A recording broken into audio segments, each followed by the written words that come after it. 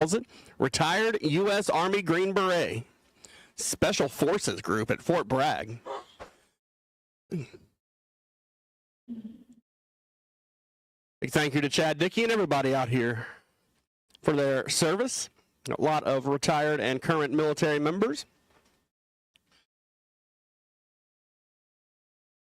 And here we go, Scott Cowell's left side, Chad Dickey right side. It's time to get them dialed in. So be up on the wheel and be ready to go. No wind today. So we'll see how that affects the ETs on the top end, as we had a gusty wind swirling around all day yesterday here at Tri-State. 1085 for Scott Cowles, and Chad Dickey well off the pace to an 1110. So adjustments to be made on this one. Roger Hayward coming up, Fairlane right side of the racetrack.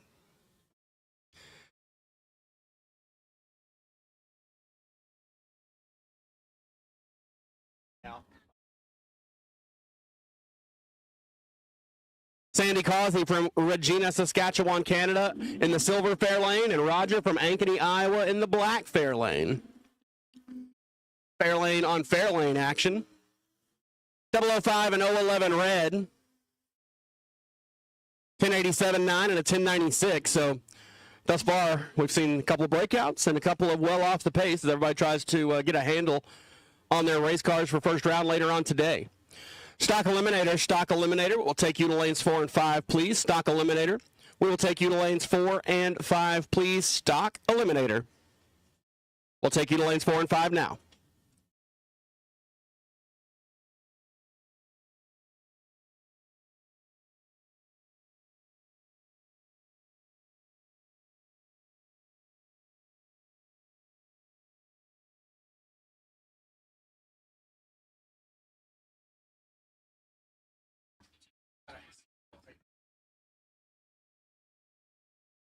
Danielle Phillips, the dental hygienist from Denmark. That's Denmark, Wisconsin. Left side, Neil Hansen on the right side from Sauk Rapids, Minnesota. The 67 Chevelle, Hansen 008 up front. See if we get close to that 1090 here. Hey, how about Neil Hansen 008 dead one? He's locked in and ready to go. Danielle Phillips 30 and 9 under. You need to get that one slowed down just a bit. As we'll bring up the next two, a couple of Novas.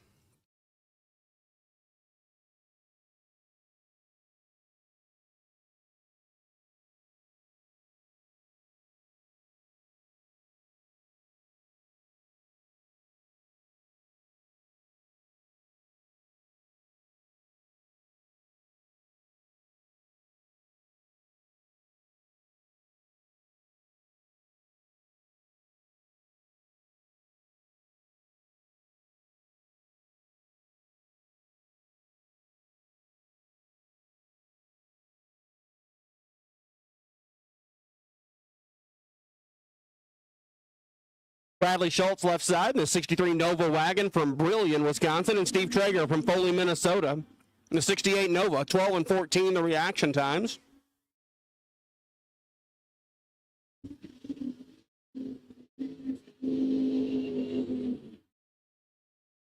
And a 10th separate them down there. 1086 for Bradley, a little quick. 1096 for Traeger, a little off the pace.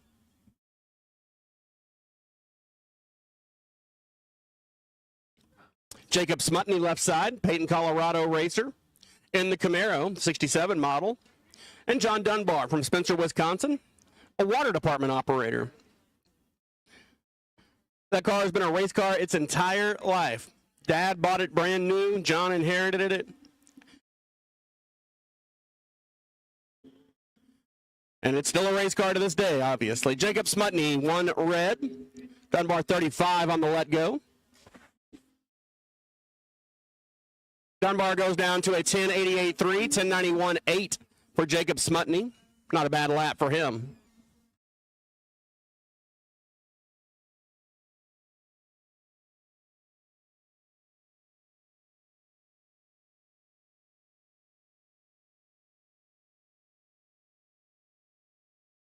Stock Eliminator, once again, Stock Eliminator will take you to lanes 4 and 5. Please, Stock Eliminator.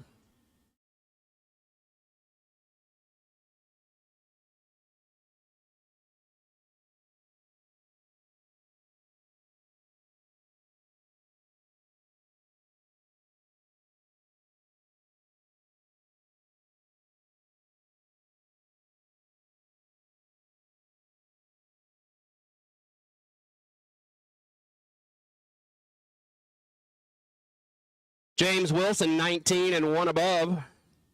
The Nova from Milan, Illinois, and Michael Chitty goes 1093, 008 up front in his Camaro. Here's Scott LaRue, left side. From Redland, Iowa, the 81 Camaro. Good-looking little second gen. And Robert Lay from LaBelle, Missouri, in the 99 Mustang. 008, 012, the reaction times.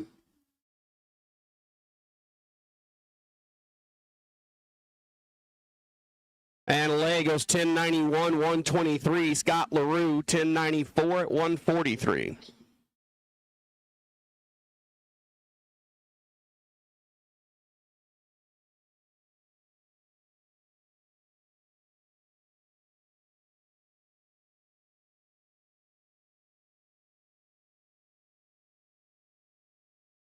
Donnie Durenberger in the Go Lithium Nova, Minnesota-based racer. Bishop's Performance Team. Left side, Craig Schultz, another Minnesota-based 15 out front.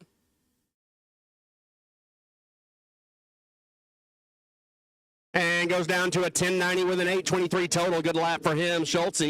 31 and 200ths under the number. John Hellman coming up Nova right side. Left side, the late model machine, late model Nova of Alan Bush.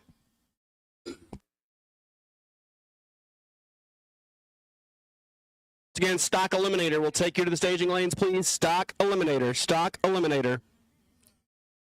Allen out of Erie, Illinois. Hellman from Rice, Minnesota. Alan Bush, 2024 JEGS All-Star winner in Super Street for Division III. Multi-time D3 champion. And John Hellman, the Garage B family racing entry in the Brick Shop Dino. 001 red light start for Hellman. Gets rid of that heartbreaker before elimination start.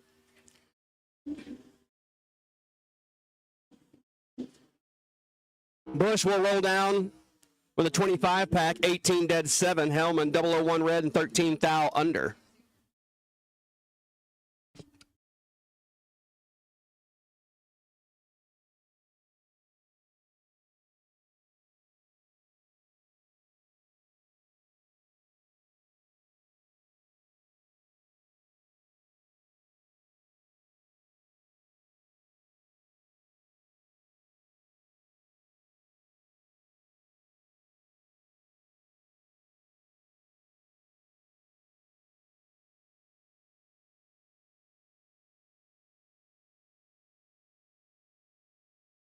Vince LaRue left side, Redland, Iowa, the 70 Nova, and Terry Barton from Lincoln, Nebraska.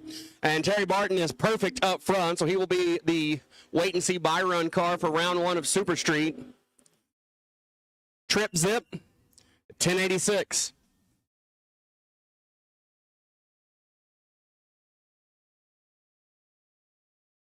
LaRue goes 15 and 17 thou above to be 32 total. Barton trip zip and 3 under. Terry Robinson, left side. The Arkansas-based Nova. And Jerry Jones in the G-body on the right side of the racetrack.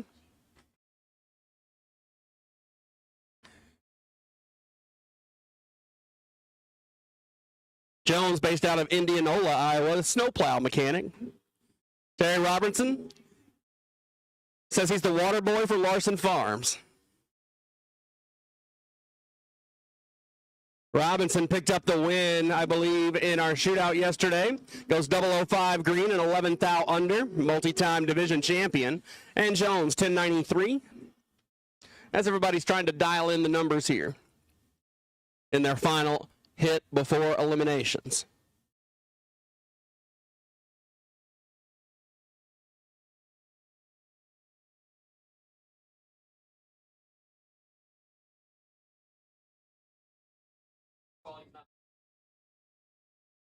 Jay Holmes from Waterloo, Iowa, the 68 Camaro. Jay bought that car in 1971 as a junior in high school. That's cool. And Mark Warner from Waukesha, Wisconsin, the 1993 Mustang, a hatchback, the Fox body. Warner going to go 1096, Holmes 1092 in that hot rod he's owned for many a year.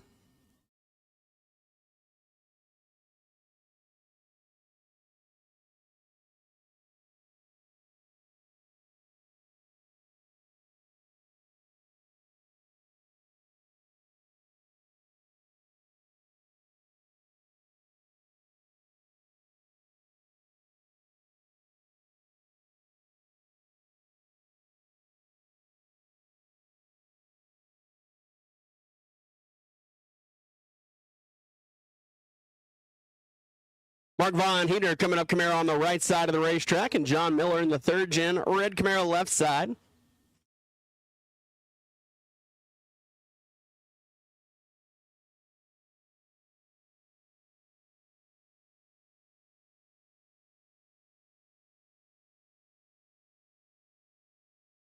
Von Heater, an Ainsworth, Nebraska farmer, and John Miller, retired racer from Waterloo. Von Heater 007 on the let go.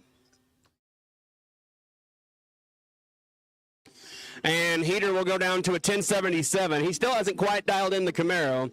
It's been slow, it's been fast. We're closing in on it though. That's 1077, his closest, but I think he'd rather be on the quick side than the slow side. He can always back up. John Miller goes 1090, dead on with an 8 to be 31 total.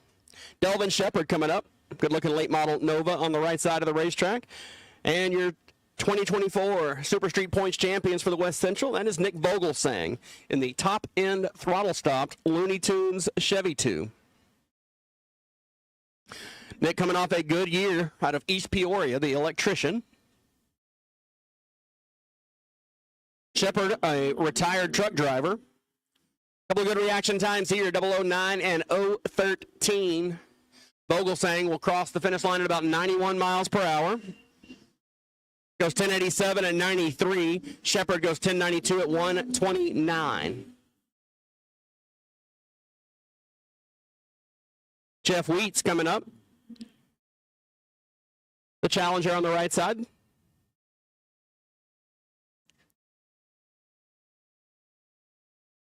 And Ryan Locke, 69 Camaro, your number one qualifier in Super Street. My apologies. That is a Barracuda, not a Challenger. Ryan Locke, the accountant from Indianapolis. 18 and 19 as they throw hands and leave. Locke going to go 1092.7. Wheat's going to go 1092.5. Difference in the race, 003 on the time trial there. They get some side-by-side racing action. Ed Holmgren. And I love the color on that hot rod. It just stands out to me every time. The early model Nova, 63, I believe. And on the right side, the Chevelle. Early model Chevelle. The right way trailer side of the racetrack. That is Chuck Lewinsky, 65 model from Prior Lake, Minnesota. Ed Holmgren, the 62 from Oak Park, Minnesota. And Lewinsky met the tree, goes 37 red. Holmgren was your all-star representative for D5 last year's 25 green. And he'll stop the clocks 1093.8. Lewinsky met the tree but goes dead 3, so just get that reaction time cleaned up. He'll be ready to rock and roll. Once again, stock eliminator. You should be in lanes 4 and 5. Please, stock eliminator. Just about finished up with Super Street, and we will move on to final qualifying for stock.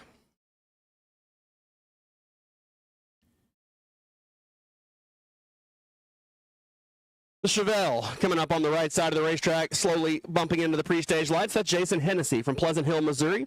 Occupation, a Seahorse cowboy. Dan Smith, foreman from Buffalo, Minnesota in the 67 Camaro. Dan turns it 2,000 red. Hennessy going to go 1088.1. Lieutenant Colonel Dan Smith goes 1086.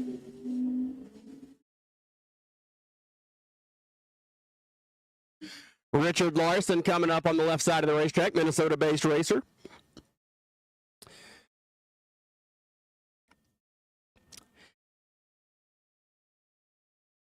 It's in the C4 Corvette. And Greg Pickens, the 4th Gen F-Body.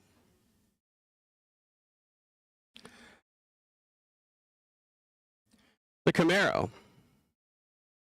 Pickens out of Omaha, Nebraska. The president of Digital Dot Systems, and Richard Larson from Starbuck. Larson 009 red. Pickens 26 on the green side. 1090 for Pickens, 1090 with a 4 for Larson. Both of those drivers got the cars dialed in. Now they just focus on the reaction times and be ready to go. Speaking of reaction times and runs down the racetrack, Valerie Chitty has been on the tree thus far this weekend. She had a great weekend at the National Open, trying to bring home the win in Super Street here at her home track. In the late model Camaro on the right side. Another 4th Gen F-Body coming up on the left. Quick performance lane, that's Roger Van Ersveld from Brooklyn, the corn and soybean grower, easy for me to say. Corn and soybean farmer, let's say it like that.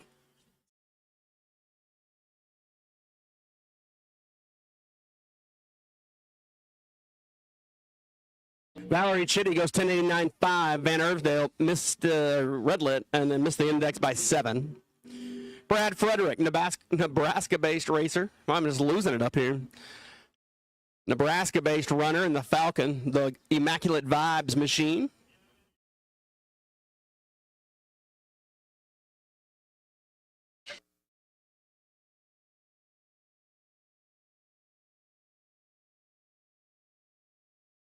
Frederick took 2024 off, back to get after it here in 2025 in the West Central. Good to see Brad back at the racetrack.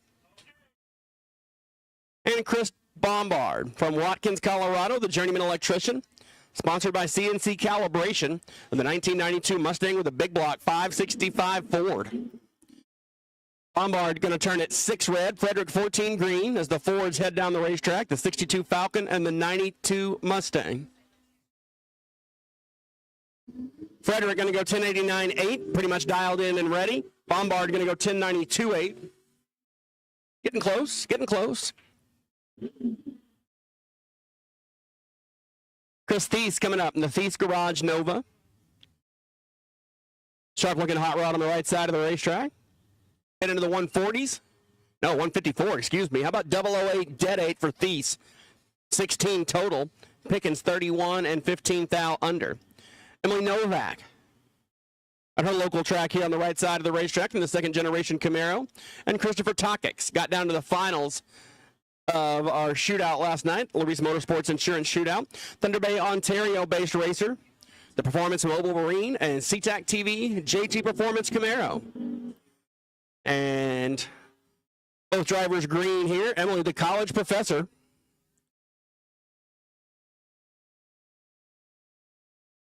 Takix aborts the run late. Emily going to go 1091.3 as Takix will coast across the finish line after 1,000 foot. Garrett Chitty, left side. Another Iowa-based racer in the Camaro. And Troy Liberta, Minnesota-based runner in the Corvette. As we are down to our final 2 pair. You know, when you see Wade Samuel, you're getting close to the end. Lights flicker back and forth as both drivers bump in at the same time. Shallow. 14 and 25 the reaction times. Doesn't throw anybody off too much. Throttle stops are off. Chitty now coming from behind. Chitty will stop the clocks 1094. Troy goes 1091, throws a 32 pack up. And our final pair here to finish out time trials in Super Street today and for the event will be Wade Samuel, the Littleton, Colorado-based Chevelle, the video editor, and our resident Viking.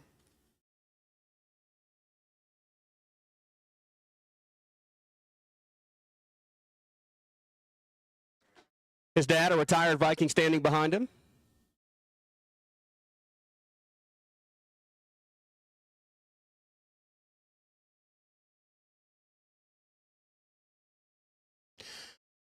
Ricky Hill on the right side from Gretna, Nebraska, the 69 Camaro. Former divisional winner here in Super Gas back about 13 years ago. Wade Samuel, the Shift Point Media and On-Track Performance, Chevelle. As Super Street will now head back to the trailers and turn their attention towards first round of eliminations. Ricky Hill going to go 1095 and Wade Samuel 1087. Going to do a little bit of touch up on the starting line here and get ready to go with Stock Eliminator. Super Comp, be on standby. Super Comp, you are on standby.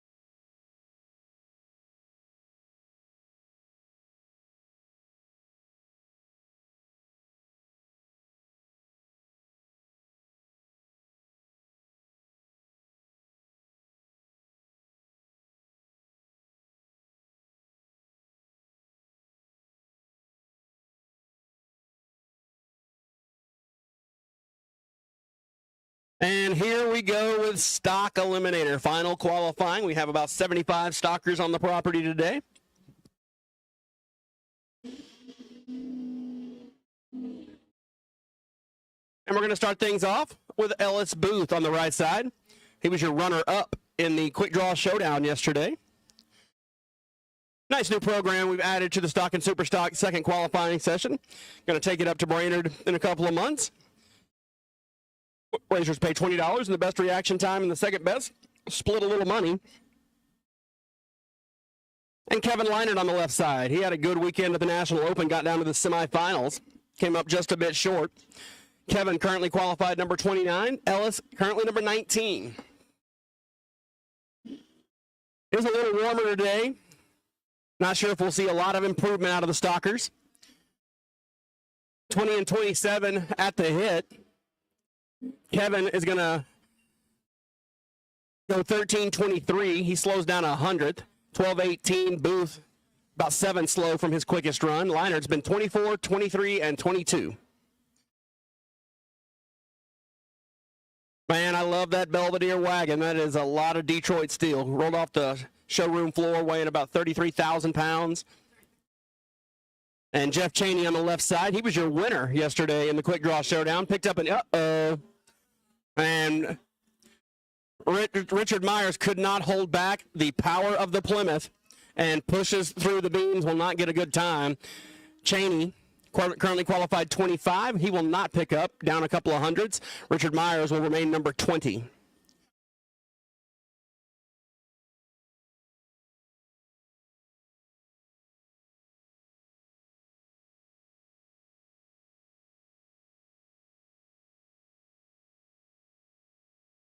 So, tough break for Richard Myers. Good news, it was only a qualifier. So while I'm sure he's sad about not getting a lick at the racetrack, he is happy that it wasn't first round. Next up, Denny Nelson, the Mustang on the right side of the racetrack. The early model Mustang, we'll say. And on the left side, the Cobra Jet Varsity Ford machine of Corey Hopkins. As the Fords line up here in the third pair in stock. Corey Hopkins out of North Branch, Minnesota. 330 cubic inches, currently qualified number 30 at an 857, and Denny Nelson, currently qualified at 46. Out of Stacy, Minnesota.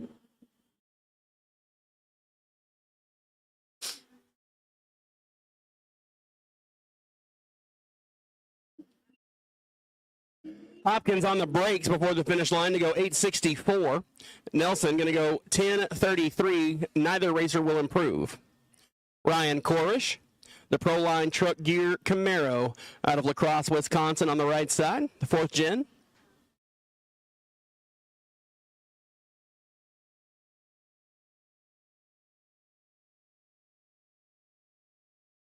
Korish currently qualified at a 1039, 95 under. That's good enough for number 7, Ellis Booth, the 76 Pinto wagon.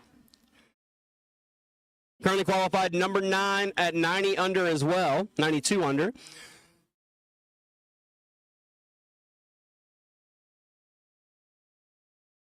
Korish will stop the clocks 10:46, no improvement there. Ellis, 15:53, he will not improve either, so they will stay 7 and 9 respectively. Like I said, guys, it's a little warmer. Air's not as good today. We're not going to see much improvement, if it any, for the vast majority of these stockers today. This is more about a time trial, finding your place on the tree, and getting ready for rounds 1 and 2 coming up. Dale Findell and Daryl Boreski up next. The 442 Olds on the left side. Daryl Boreski from Elgin, Illinois. 3-time NHRA National Event Champion. And Dale Findell was out here at the National Open and went up a ton of rounds last week. Boreski currently qualified 63rd, and he will not improve, couple of hundred slow. Findell currently qualified 14 and will remain there as he's about 200 slow from his best effort.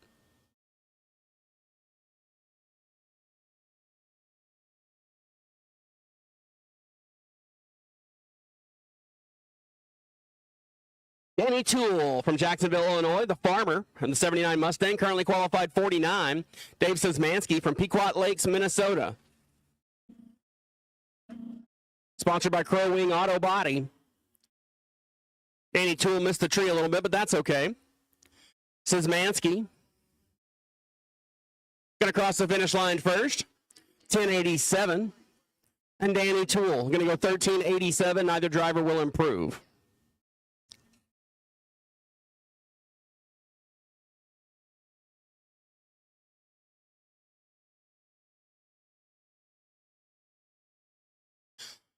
Lynn Smith, coming up right side, the E-Stock Automatic Pontiac GTO 2004 model. You don't see too many late model GTO race cars. We've got 2 in stock today. 1 E-Stock Automatic and 1 E-Stick. On the left side, the Nova of Eric Shepard from Patterson, Minnesota. Eric currently qualified 22 in the C-Stick Nova, and Lynn Smith currently qualified 37. As the lights come down here, 47 and 49 up front.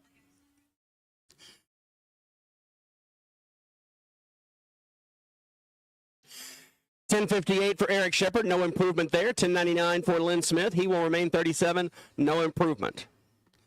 J.R. Haddad. Canada-based racer. On the right side of the racetrack, in the late model Camaro, the B-Stock automatic entry, former D5 champion, and Tim Freese from Menasha, Wisconsin, the 79 Aspen. He's currently qualified 26. Haddad is currently qualified number 2, 103 under the index. So we'll see if the number 2 qualifier improves. It's tough sledding out there today. 10:25, that's a few hundredths off. 12:02, Freeze, 1 slow from his best effort this weekend, so no improvement for either driver.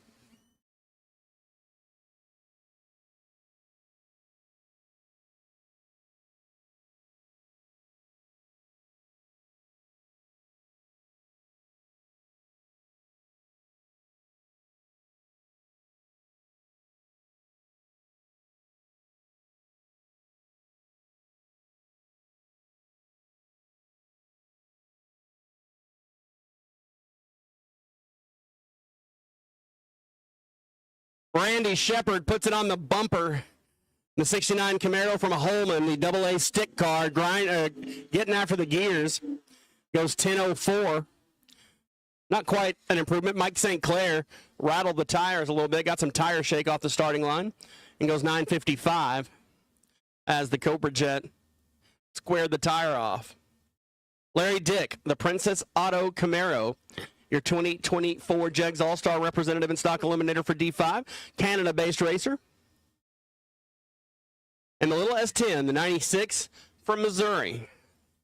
On the left side of the racetrack, that is Jamie Greening, the M-Stick S10. Larry Dick in the factory stock B machine. Larry currently qualified 57, and Jamie Greening currently qualified number 5 in the M-Stick machine. In the little 6-cylinder pick-em-up truck that could, 262 cubic inches of fury. Larry Dick will go down to a 9:18, and that will move Larry well up the qualifying list, as he's now 81 under, 1190. No improvement for Greening. He will stay 5. Larry Dick will move well up the order into the top half of the field. Bob Gibson left side. The Nova.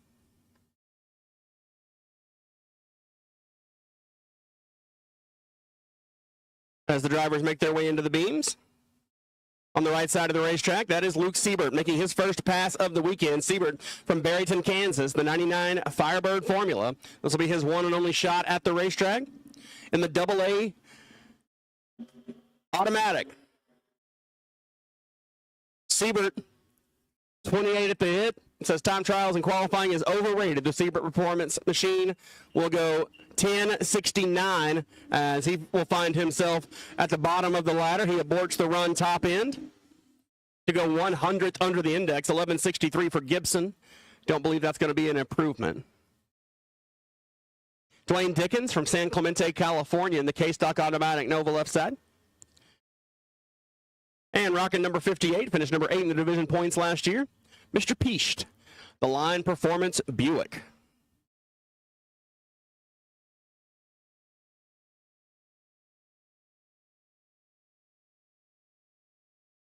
Jamie Piest, the tooling engineer from Oakdale, Minnesota, currently qualified 31. Dwayne Dickens, the patent agent from San Clemente, currently qualified number 12. Dwayne might get the long distance award, I think. San Clemente is not close to Earlville, Iowa. How about 006 for Piest? Got the tree dialed in. Let's see how he does on the top end. He's going to get to the finish line first. Best pass 11:02, goes 11:07 here. 11:82 for Dwayne Dickens. He will remain number 12 and will get no improvement. Bruce Castle, the Castle Cougar. Supercom, report to lane 7 and 8, please. Supercom, lane 7 and 8 will take you for your final session, please. Supercom, lane 7 and 8 for your final session. Supercom.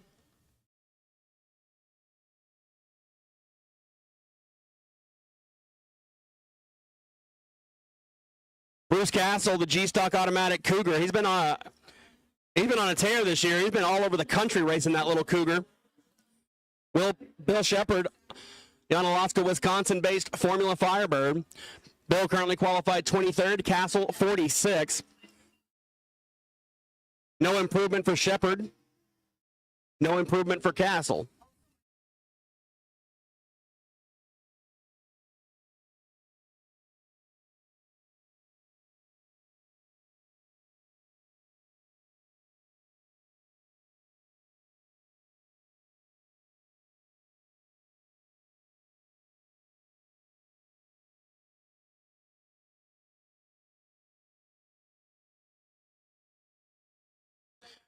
Next pair is going to be Drew Whalen in the B-Stock Automatic entry. This might be his first pass down the racetrack.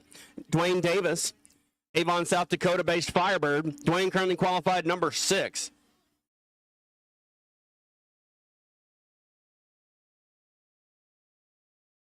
Wheels up, Whalen 13 on the tree, Dwayne Davis 29.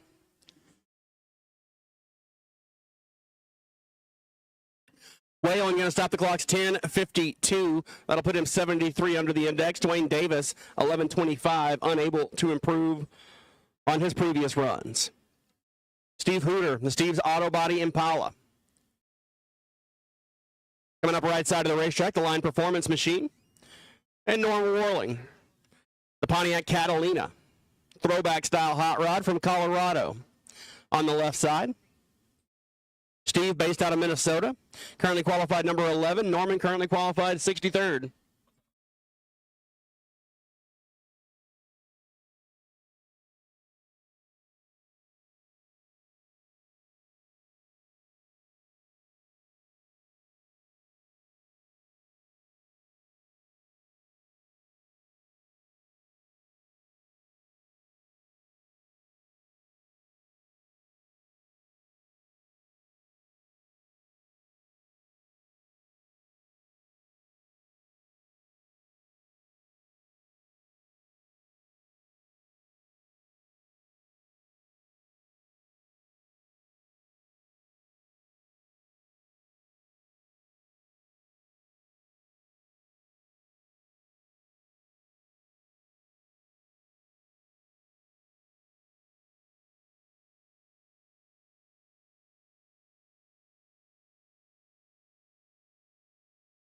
Paul Marola out of Papillion, Nebraska.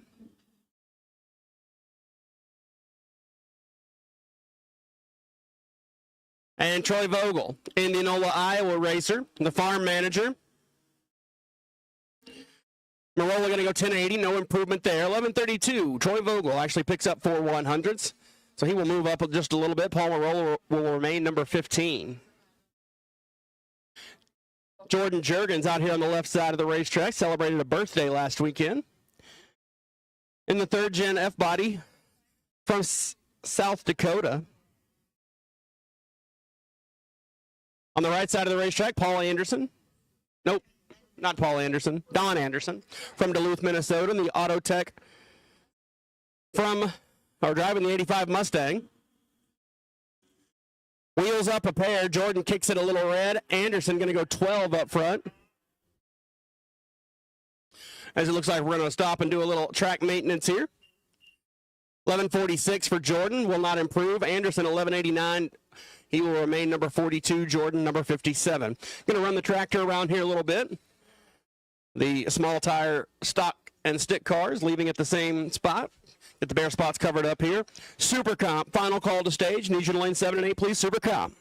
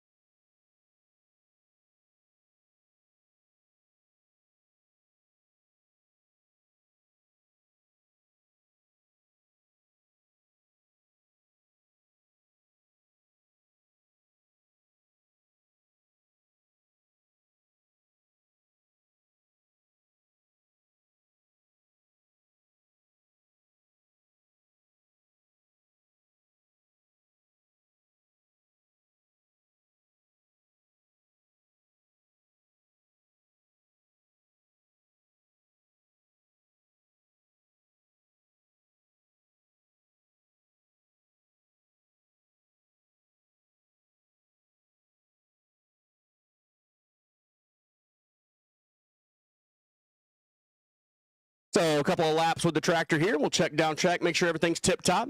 Super Comp, need you to lanes for your final session, please. Will not call you again, Super Comp. This is your final call to stage, Super Comp.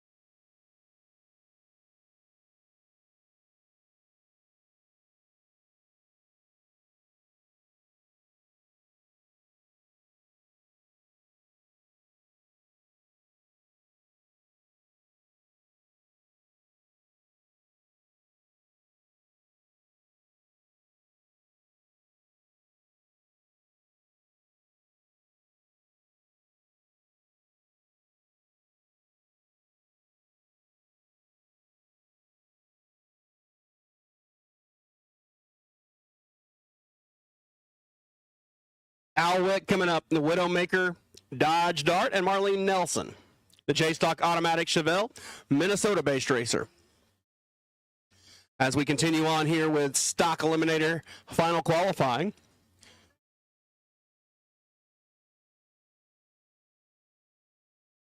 Alan Wick currently qualified 63rd, Marlene 47th.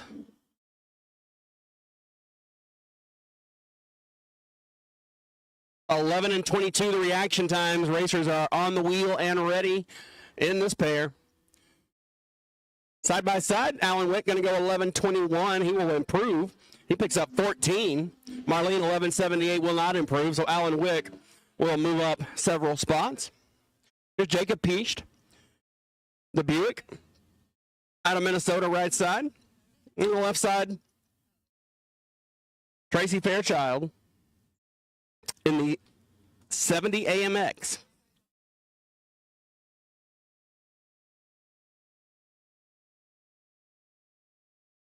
The F-Stock AMX.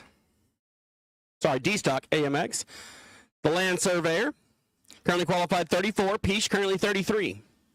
81.7 under the index and 81.0 under the index. We'll see if there's any change there. Fairchild 001, best reaction time we've seen thus far this round of Stock Eliminator. AMX best hit of the weekend at 10.74. And he lets off the throttle at the top end, will not improve. 11 flat. Jacob actually picks up 3 100s and will move up a couple of spots. Paul Anderson coming up in the Malibu, the K-Stock Automatic entry. It's for sale. You want to go Stock Eliminator racing? Go down there and see Paul Anderson. For sale. The 1980 Malibu.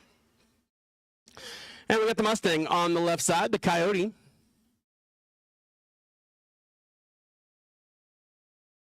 Late model Mustang of Nathan Botten from Plainfield, Illinois. 2014 model, 302 cubic inches. He's currently qualified 37.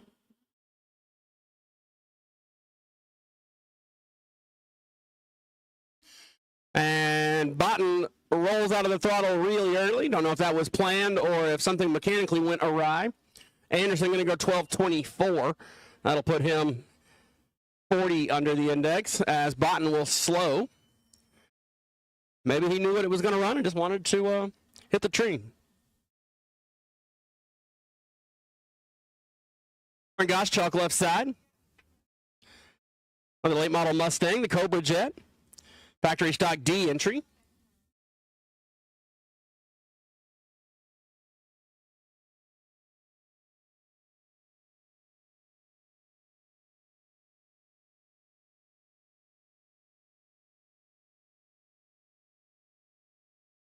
Make sure Nathan gets off the racetrack and does. So Lauren Goschalk.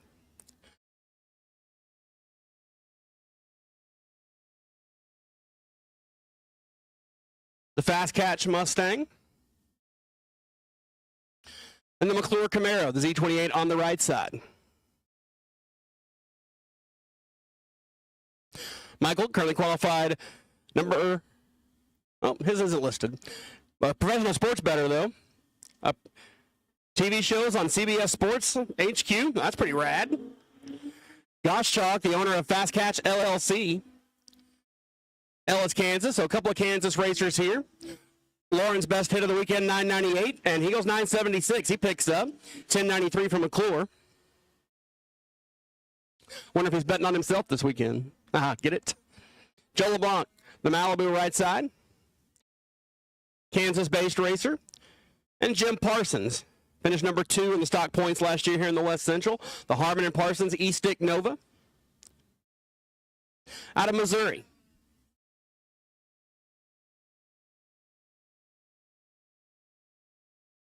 Jim, the retired engineer, bought this car brand new in December of 1965. How cool is that? Joe LeBlanc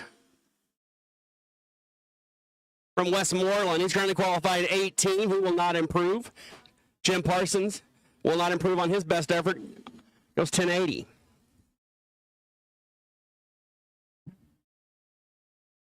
Coming up on the backside of stock Eliminator.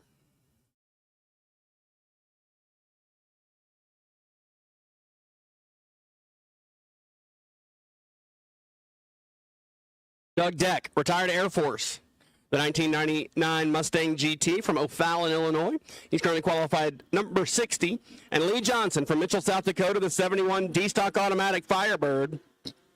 Came into this session, qualified 3rd, 1 second under the index. A hundo.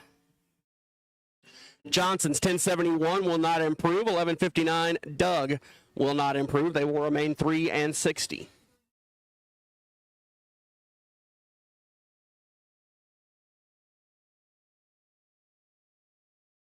The Chorus machine, the Proline Automotive Camaro coming up left side, the Copo. And looks like we might have some problems back here. As we'll have to... And we'll have to push the Mustang back on the left side. Tough break for the F-Stock G machine.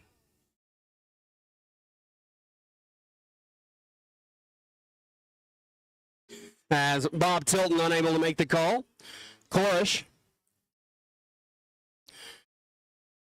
The H-Stock Automatic Camaro goes 1016.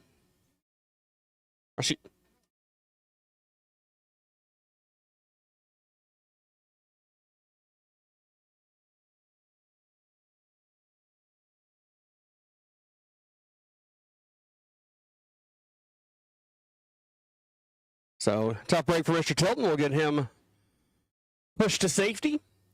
We continue on our last 10 or 12 pair.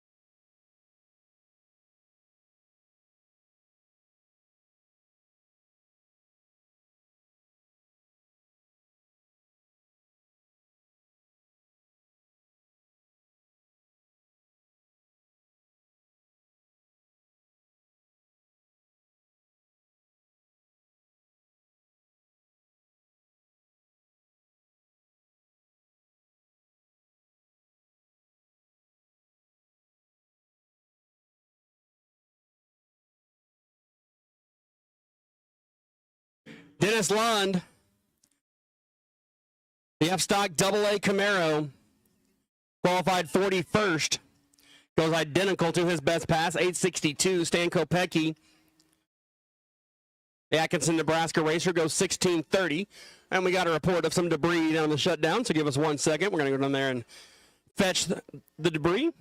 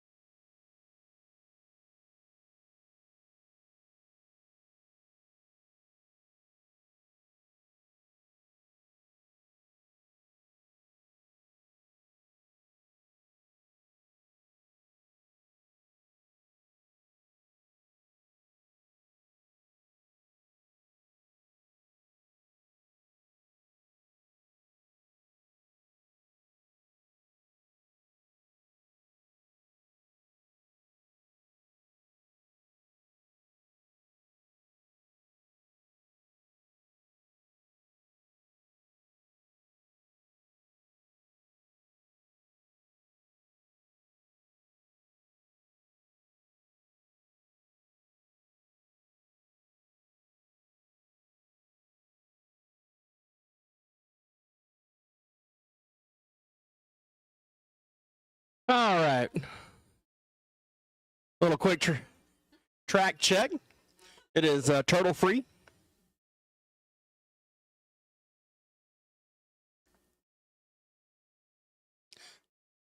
Tri-State Raceway's got a turtle crossing sign in production.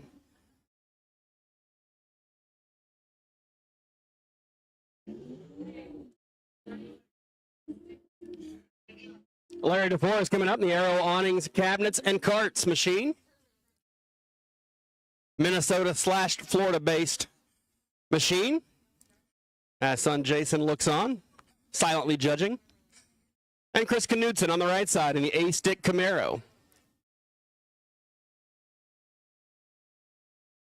Got the old school and new school muscle cars.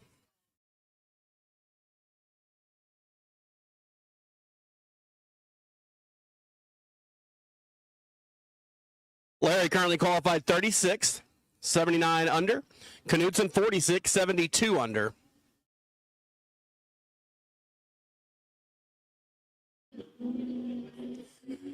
Chris Knudsen pulls second gear, wheels up. Larry DeForest going to stop the clocks. 9:69 will not improve. 10:26, no improvement for Knudsen. They will stay 46 and 36. Scott Dugdale coming up, the Line Performance Malibu, the I-Stick car.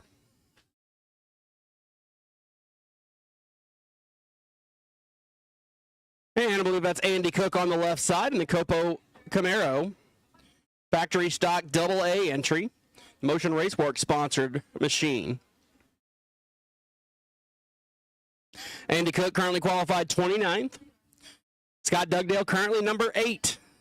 The X-Ray service engineer from Stacy, Minnesota. Andy Cook puts it on the wheelie bars.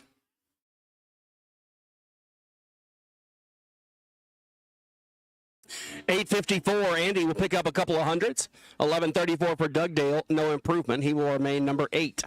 Sophia Dikema, the Plum Crazy Mopar, on the right side of the racetrack, and Dan's Rust, late model Challenger, on the left side. So old and new school Mopar muscle. Pretty cool to see these cars lined up. The 70 Challenger and the 19 Challenger. Almost 50 years of separates the birthday of these cars. Russ currently qualified 17. Sophia currently 42. 10-14, no improvement for Dan. 11-12, no improvement for Sophia. They're both a few hundred slow. And they will remain 17 and 42. David Bears in the Hurst Olds left side. The Hurst Olds in the D stock automatic class. And the AA stock automatic of Ron Feist, the Ford Fairlane, and the Line Performance machine. Sharp looking hot rod. Feist from Brooklyn Park, Minnesota. David Bears out of Nunnally, Tennessee. Wheels up a pair. Feist's best effort so far this weekend, a 987. And goes 992. 1088 for Bears. He will not improve. Rochelle T. Bear in the Malibu on the left side. The K-Stock automatic entry out of Kansas.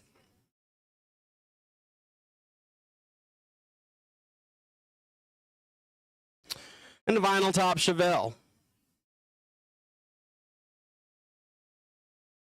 1970 model of Brian Heath from Bluegrass, Iowa, the A-Stock automatic. Brian currently 56, Rochelle currently 47. Love the way that Chevelle leaves, puts it on the wheelie bar. Heath will stop the clocks, 10:26, he will improve. A nice pickup for Heath, 11:96, Rochelle, a couple of hundreds off her best run of the weekend. There's the other 04 GTO, the E-Stick entry of James Tolston Jr., Nebraska-based Pontiac. Left side of the racetrack, TJ Dekema, Harley-Davidson, Mason City, Iowa, Plymouth. D-stock automatic.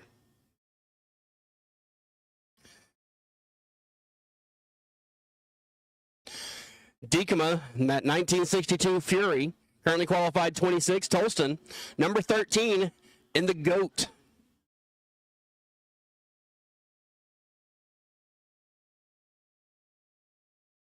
They'll go wheels up. Tolston knocks the bottom out of the trees. 007, TJ 28. A couple of good reaction times.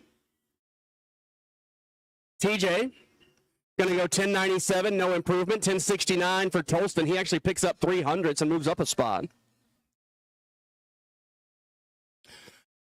Another rad hot rod here in stock eliminator. Johnny Dekema in the A-Stick Corvette, 1965 model. The double A-Stick Corvette, excuse me.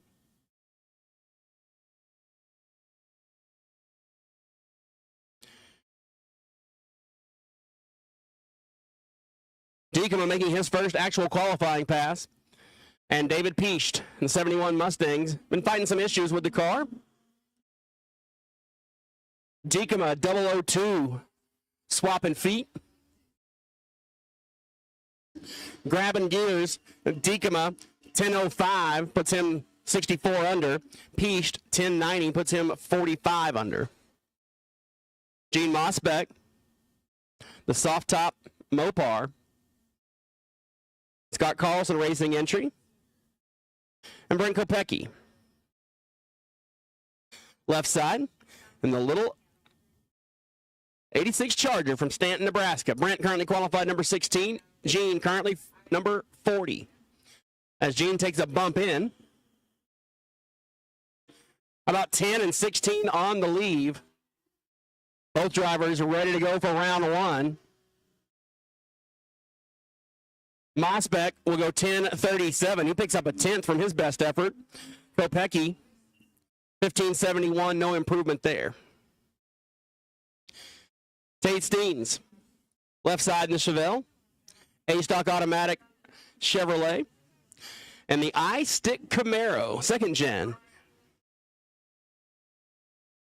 Makes his way to the beams on the right side of the racetrack. That is Randy Ray Wells from Warsaw, Missouri, the oil field supervisor. The 1980 Camaro. This is your number one qualifier, the I-Stick car, 106 under. We got wheels up a pair. Randy kicks it 12 red.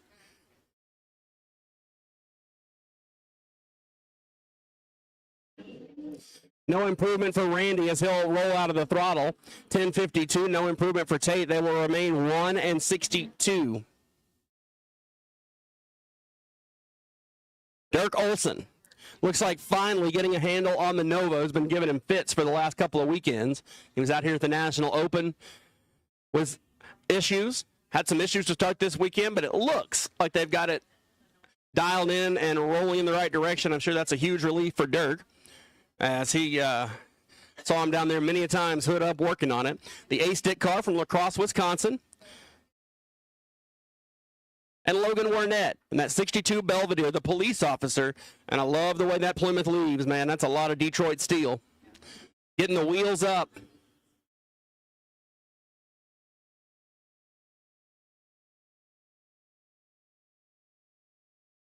Olson looks like maybe making his best pass of the weekend so far. Yeah, he is. 10:09. That'll move him well up the qualifying list. Logan Warnett, 11:16, unable to improve on his best efforts. As we're down to the last couple of pair.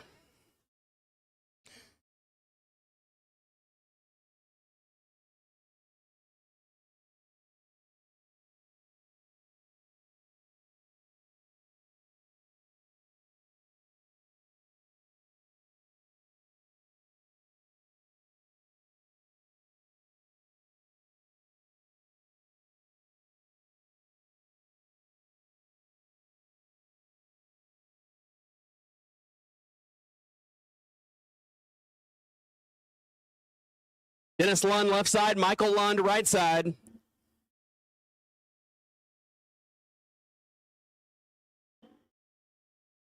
Michael Lund Went through a 104-car field on Sunday at the National Open to get the win in the combo category last Sunday evening.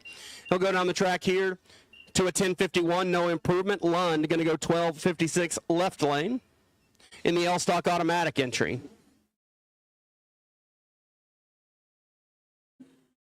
Trista Fenner coming up in the B-Stick Nova. It's another car that just always catches my eye when it rolls up here. The themed paint job and the wheels up launch. On the right side, the 4th gen F-Body Camaro B-Stock automatic. Got the B-Stick Nova left side, the B-Stock automatic Camaro right side.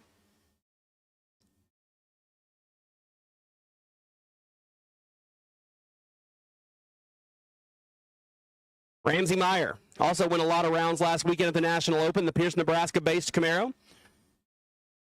Former dirt track racer, 3-time IMCA national champion. Trista turns it 1 red, Ramsey 19 green.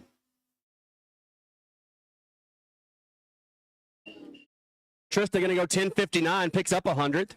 10:64 identical for Ramsey Meyer. Ramsey's been down the track 3 times, gone 10:64.7, 10:64.6, 10:64.0. I'm going to say Ramsey's got a pretty consistent race car. And this will be our final qualifier in Stock Eliminator. This is your points champion from a year ago in the West Central. That is Tim Mosbeck making his first hit from Andover, Minnesota. The 1971 Demon. Going to put himself on the qualifying list.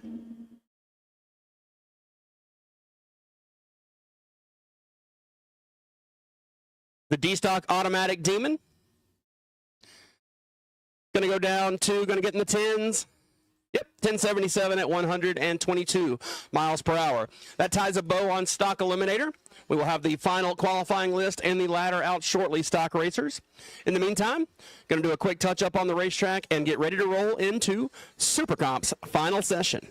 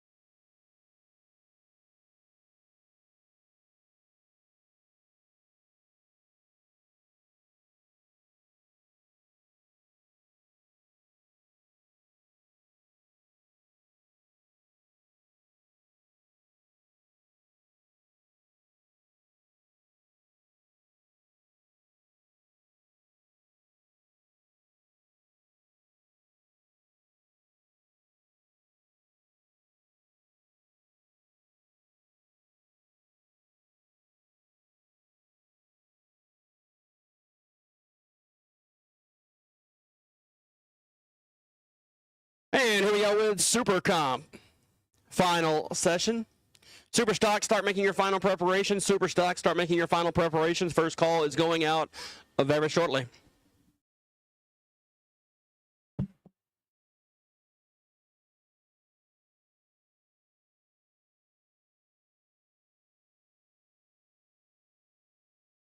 Tim Hallberg and Jenny Wilson. Wilson turns at 25 red. Hallberg 16 on the let go. And Hallberg will go down dead on the index with a 4, 20 total. That's a good lap. Jenny's been struggling to find the 898, goes 911.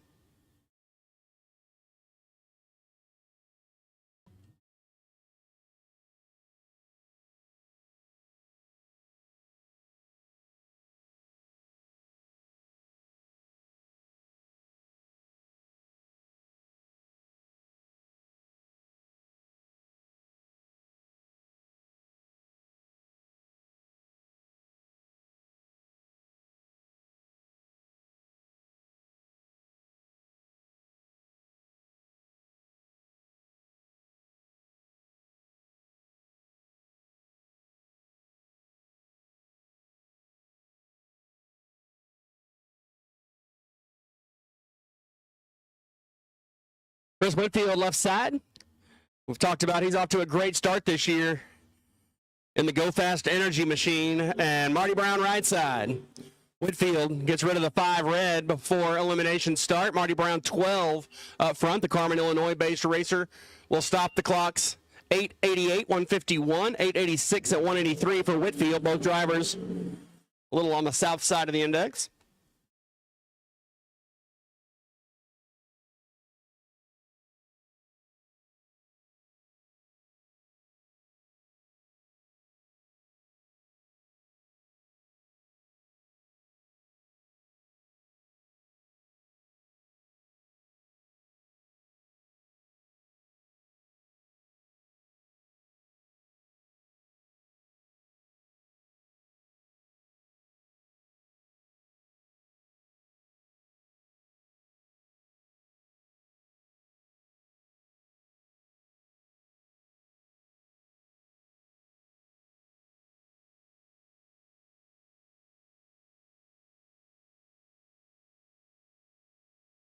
Uh-oh. Problems abound as Prescott Dean's trans brake didn't hold. He got no time. Rory was a little bit confused by everything. Turns at 242 red, but he gets a good time. 888 at 182. Tough break for Mr. Speedy as Prescott rolled the tree.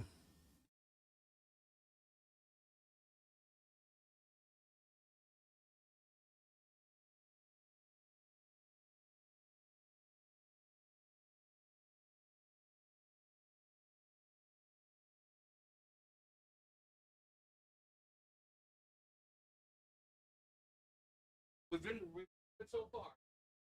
How that would go. Let's finish that one or break. Yeah. If it doesn't work now, we know it's for spinning. I'm not saying no.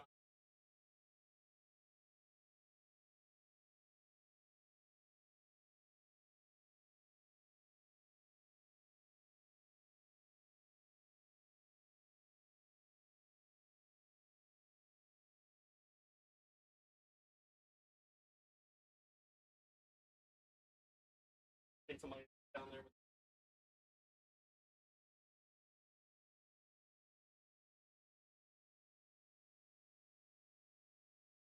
Kenneth Griffiths left side, Charles Bray right side. Bray turns it red.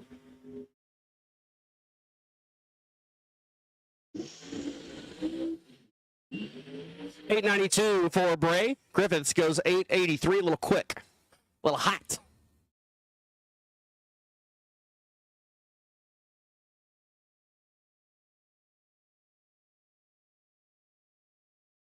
Attention in the pits, racers. Attention in the pits. Super Stock, lanes 2 and 3. We will take you to the lanes now, please. Super Stock will take you to lanes 2 and 3, please. Super Stock. We will take you to lanes 2 and 3. Super Stock.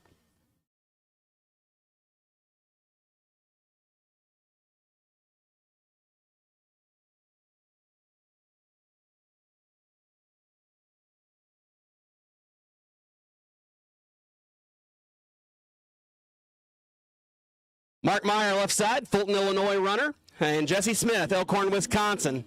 His occupation, president. I don't know if that's president of Wisconsin, president of, I don't know. I wish they'd start calling me president. 888 for Jesse, 892 for Mark Meyer. El Capitan. Cal Belden. Warming up the tires on the right side. Tim Walker, the Colorado-based shorty dragster on the left side.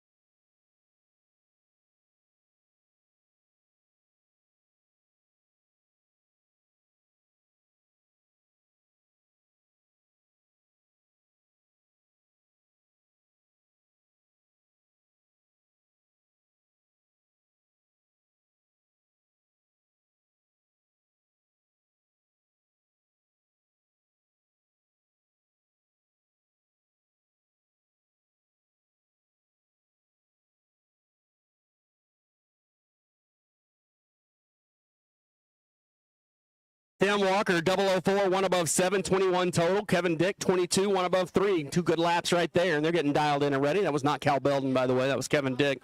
My apologies, looking at the wrong screen.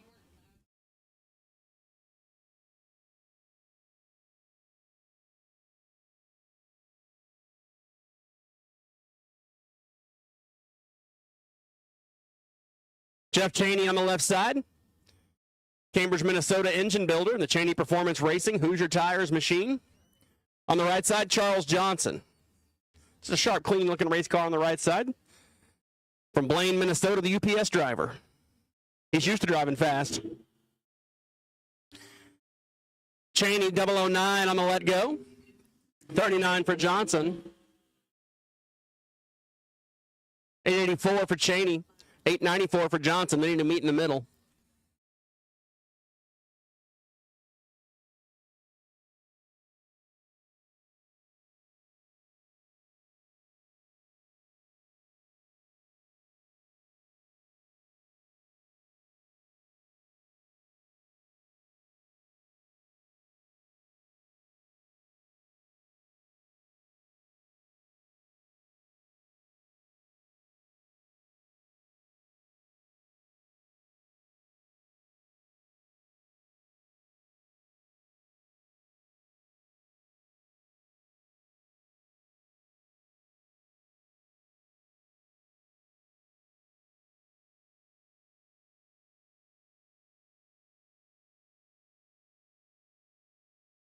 Scott Bombard and Chelsea Moore. Chelsea going to go down to an 887 as Johnson aborts the run. He was lined up way to the inside of the racetrack on the launch, and don't think the car was super happy the whole way down, and he rolls out of the throttle. Bombard on the right side. You can see it. See the marks. It was about a foot from being on the white on the starting line, and it shook the tires pretty hard before it went on the throttle stop. Just upset down the racetrack, we'll say.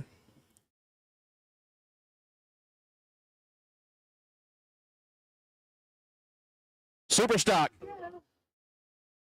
Super stock, come on down.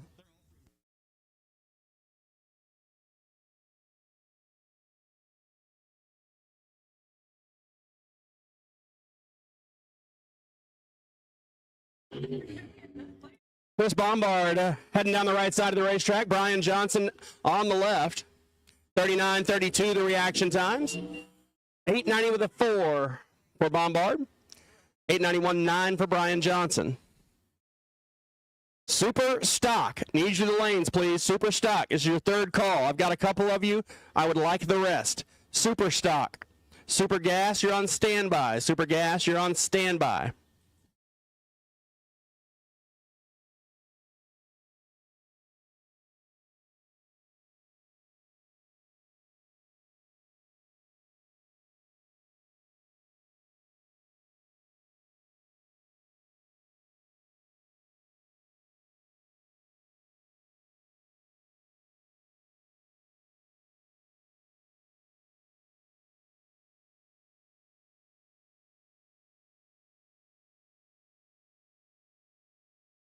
Super Comp racers, if you could please move your golf carts out of lane 3, please. Super Comp, please move your golf carts out of lane 3. We are staging cars there. A couple of great Super Comp racers here, and they've both been on a roll. Tony Pontillo and Jordan Pratt.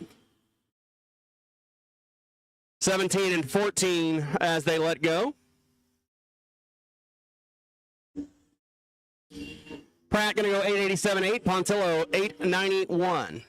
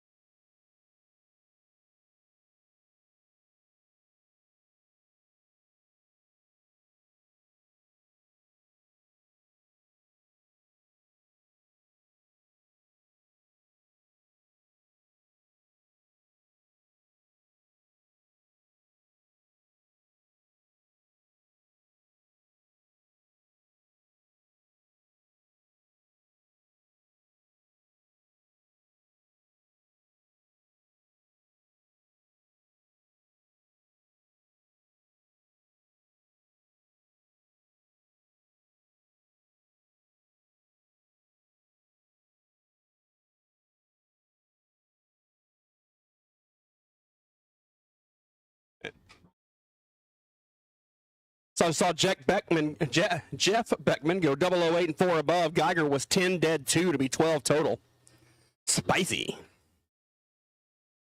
Rick Milanazzo, the drag stat machine, your 2024 D5 Super Comp Jegs All-Star representative and champion.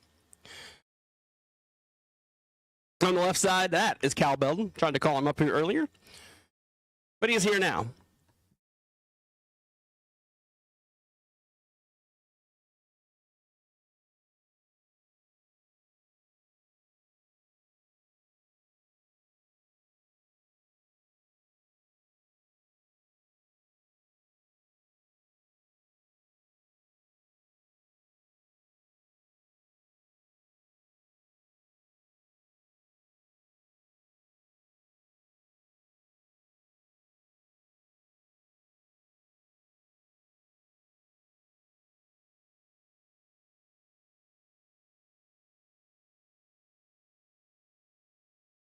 Double 001 red for Cal. Milanazzo missed it a bit.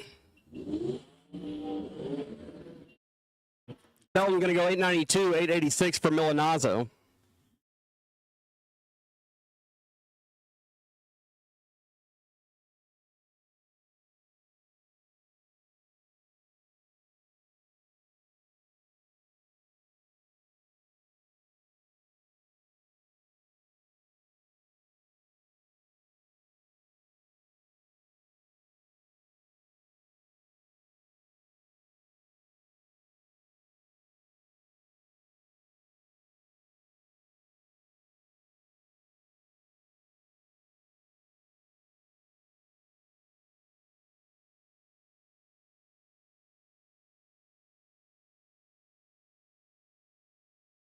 Carla Pontillo and Travis Nygaard. Carla misses a little bit. Nygaard 17.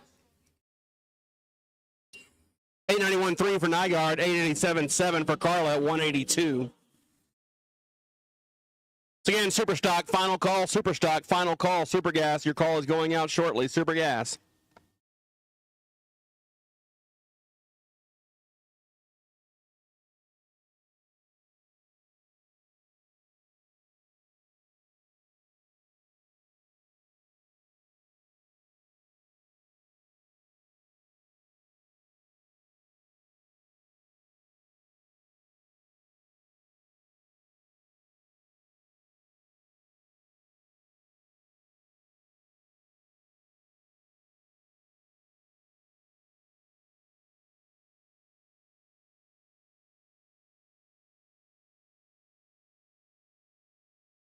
Chris Mitchell, 892.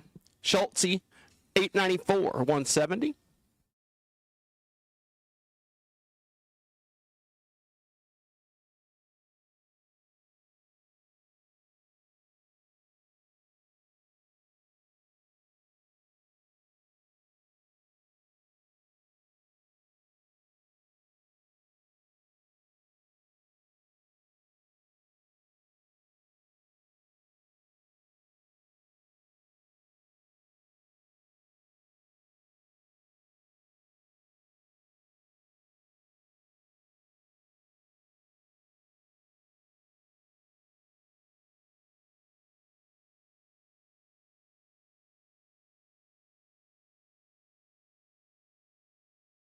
Corbin Kairola and Mike Thielen.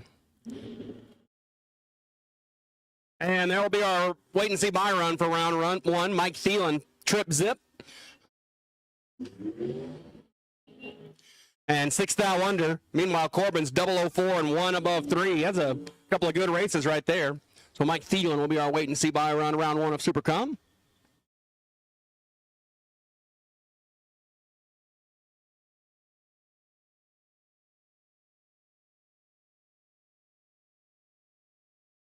John Medlin coming up, right side of the racetrack, in the Driscoll-powered machine.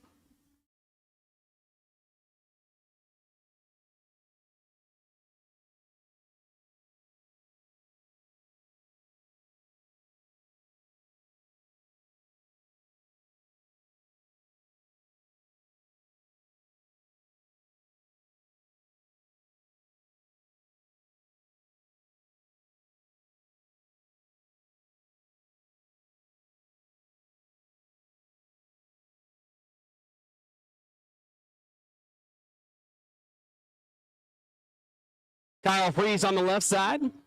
Blair, Nebraska runner, John Medlin. Right side, 21:22 reaction times. They'll go side by side, 887 for Medlin, 891 for Freese.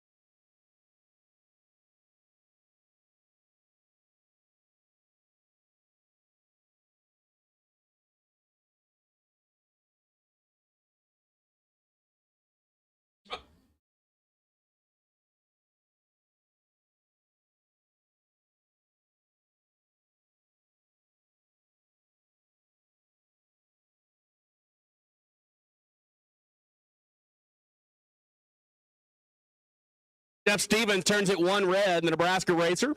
We'll stop the clocks down in the top end, 891. Phil Unruh, 22 green, and 888.9.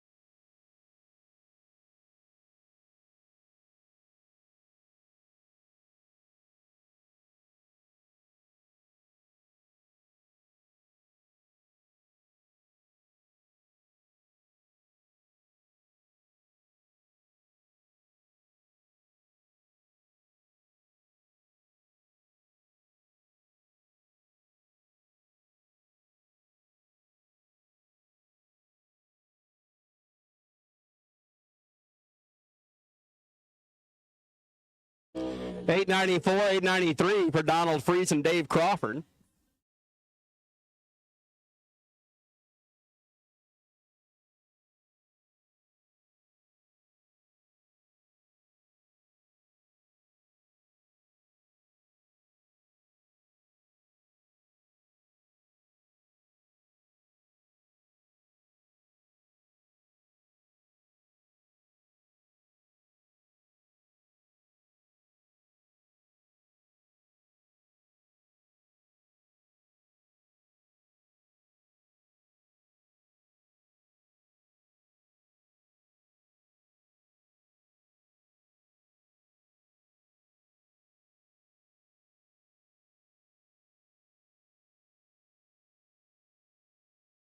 Tyler Selden left side, Jeremy Lurkey right side, the rep for Dragster, Foggett, Autometer, Larice Motorsports Insurance, Redline Oil.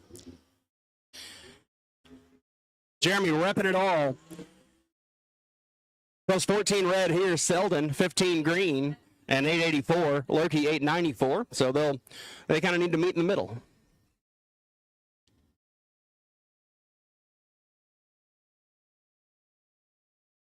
Our final two pair of Super Comp.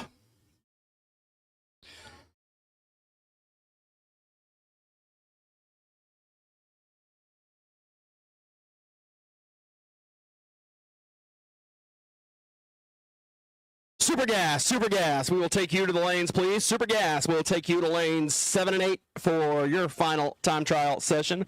Super Gas, we will take you to the lanes, please, for your final time trial session. Super Gas, come on down. You are the next contestants.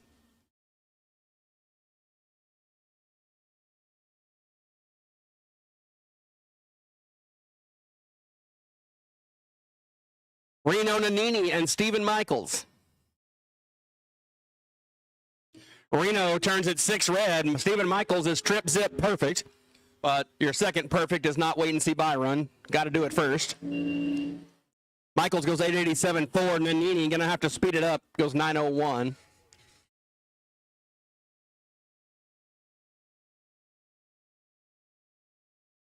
Once again, Super Gas. We will take you to the lanes, please. Super Gas to lanes 7 and 8. Super Gas. Sportsman Motorcycles and Junior Dragsters, you're on standby. Sportsman Motorcycles and Junior Dragsters, you are on standby.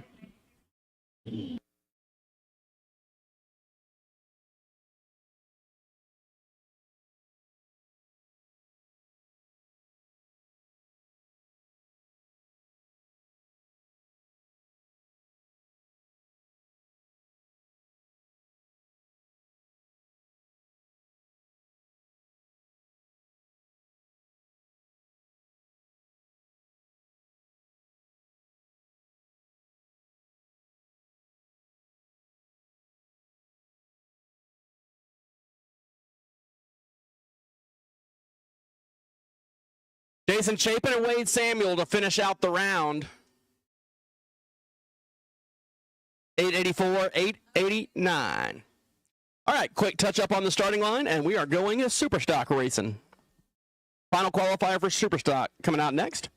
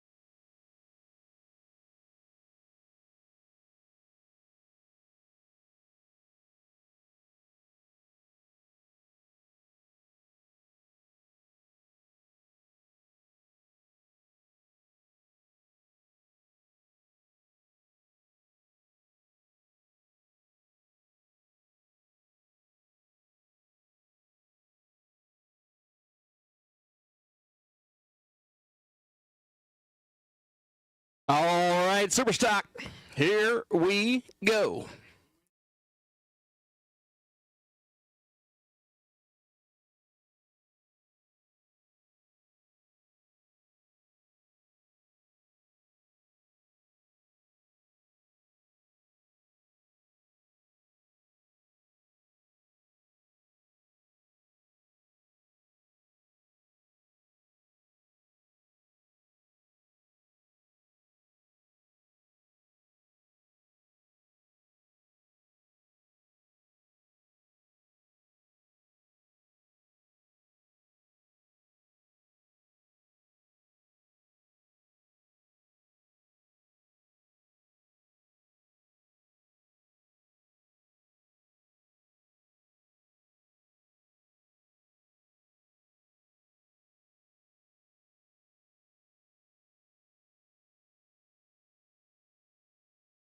Randy Hopkins coming up right side, the Cobra Jet. And the Fox Body Mustang left side. Bill Dyer on the left side.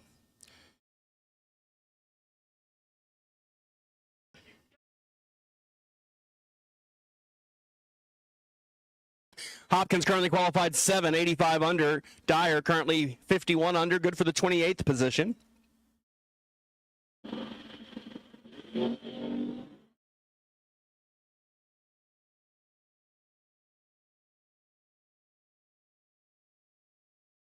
Hopkins going to go down to an 874. He will not improve as he rolls out of the throttle early. Bill Dyer, 1126. No improvement there either. Brad Covisto coming up in the GTO Line Performance sponsored machine. And the Barracuda, the GTD automatic entry on the left side, the Plymouth. On the quick performance side of the racetrack, that is Bruce Lang from Marathon, Wisconsin. Owns a trucking company.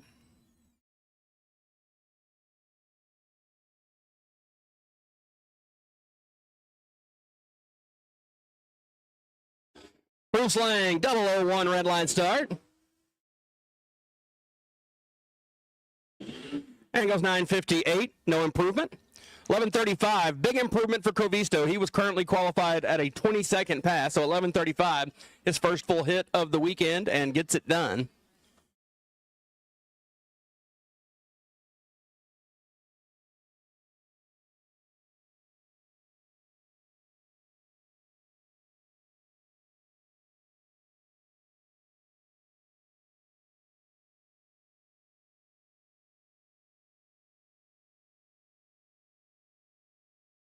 Chuck Lund left side, John Harder right side.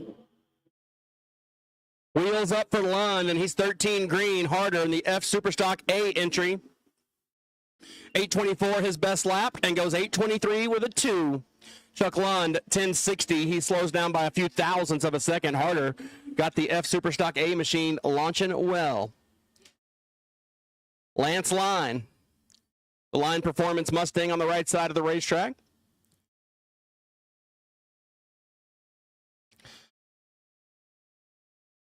Minnesota-based racer. And Jason Shepard left side, Holman, Wisconsin. The Superstock H automatic left and the Superstock H stick car right. They are currently qualified number 32 for Line, number 16 for Shepard.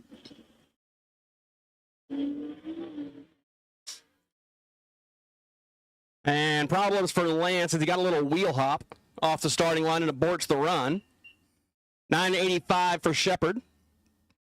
Slows by a couple of hundredths from his best effort. Lance Line launched the car well, got a little wheel hop on the right side, it looks like, or left side, excuse me, and then he aborts the run and idles across.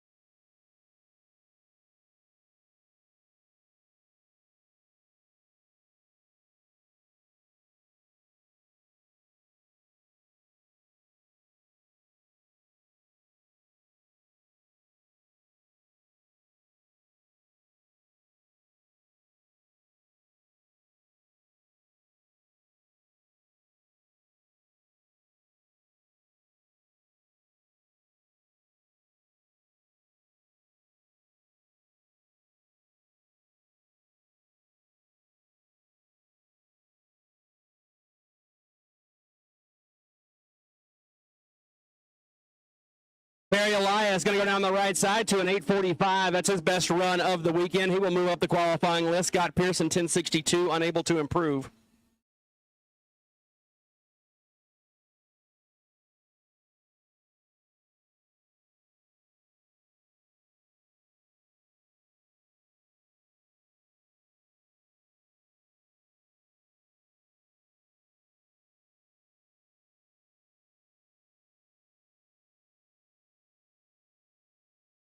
Well, the Altronics machine on the right side, Mr. Bartoli, came up with the hatch open. You get that little airflow until you get up here to race, and, starter shuts it, and we're good. Fred Bartoli. Superstock I automatic. Jay Randall, the factory Superstock D entry from Maple Grove, Minnesota. Wheels up a pair. Bartoli with the better of it up front. Randall going to get to the finish line first. Best hit of the weekend, 917, goes 918. 996 for Bartoli, no improvement. Both drivers will remain in their current positions. Again, finishing out Superstock, getting ready to roll into Super Gas. Junior Dragsters and motorcycles will be on standby. Your first call is going out soon, and then we're going to Top, Comp, and Top.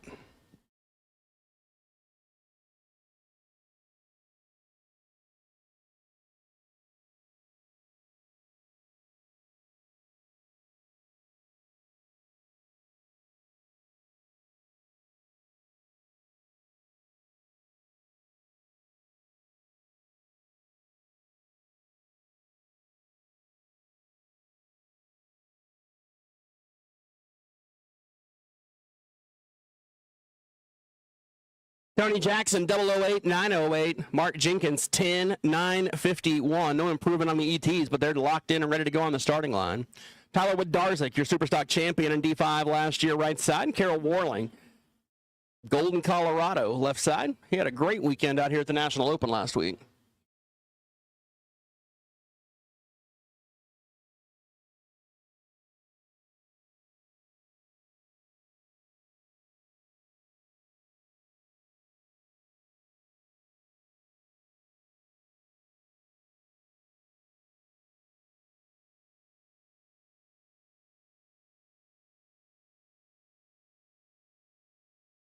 Wodarzik 13 at the hit.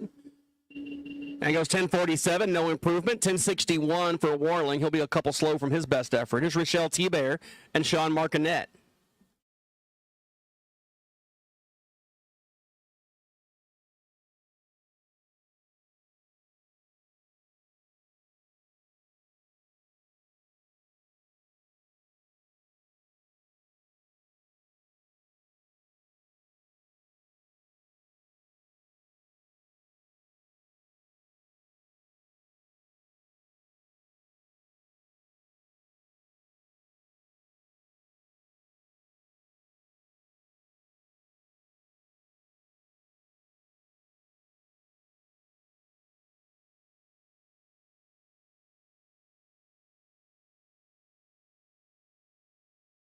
Oh, Rochelle couldn't find a gear and really revved up the engine in the Chevy 2. Martinet goes 1082. No improvement from his best effort.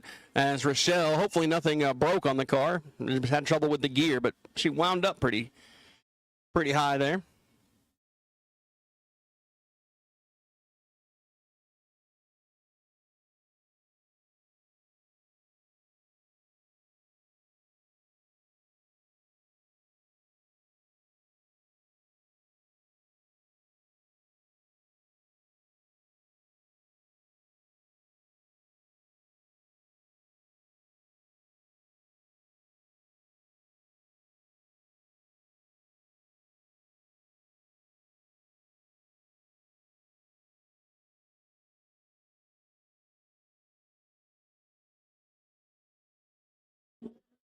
Paul Anderson left side, the Superstock H entry, and Chuck Rose, the GTK automatic Sebring.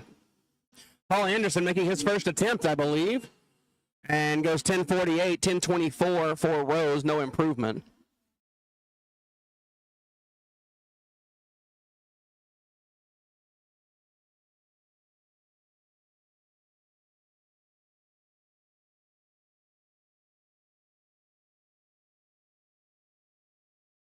Larry Verriger coming up on the right side of the racetrack in the Buick. The GS. And Nick Bredimus in the Duster left side. 24 and 31, their current qualifying positions.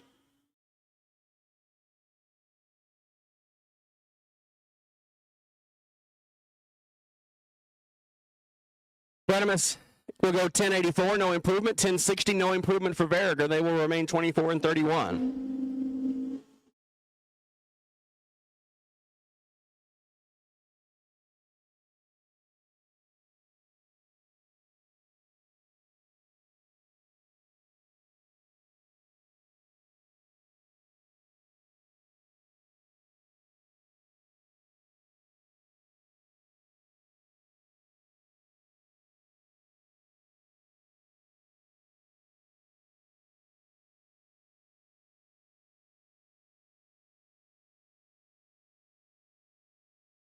Dugdale in the G-body, the line performance machine. Derek Finner in the Calais right side.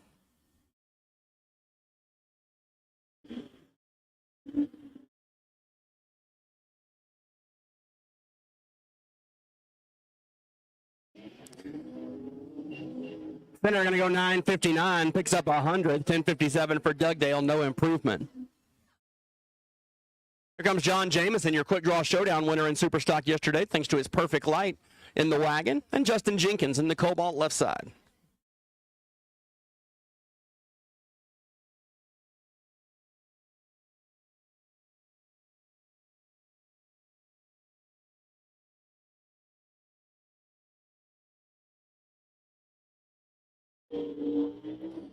And John Jamison is on the tree this weekend, 007 here, following it up from the perfect light the round before.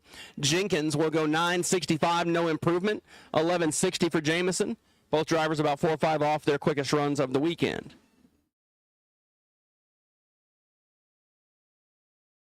Two more pair of stock or super stock eliminator, and then we're rolling into super gas.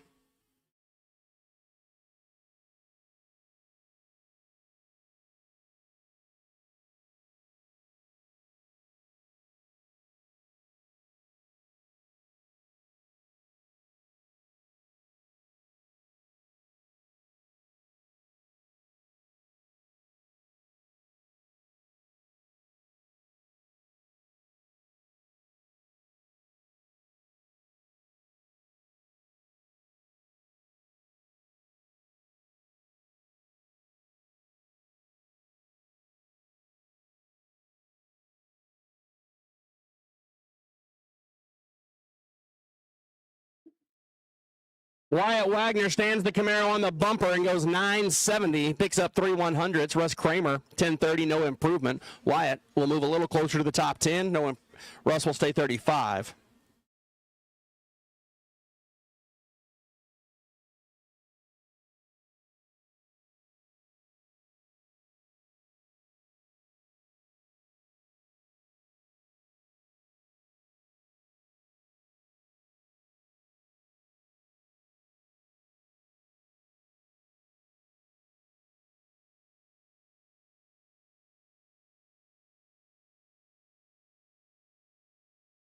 Wheels up for Graham, leaves 8th thou early. James Lund goes 068 on the tree.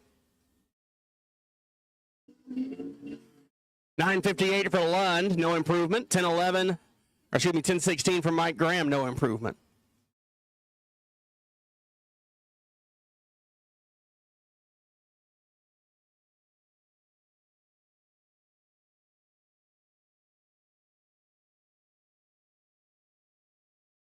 Andy Field, left side, Chippewa Falls, Wisconsin, in the 90 Camaro, and Matthew Lund, right side. Bettendorf, Iowa runner.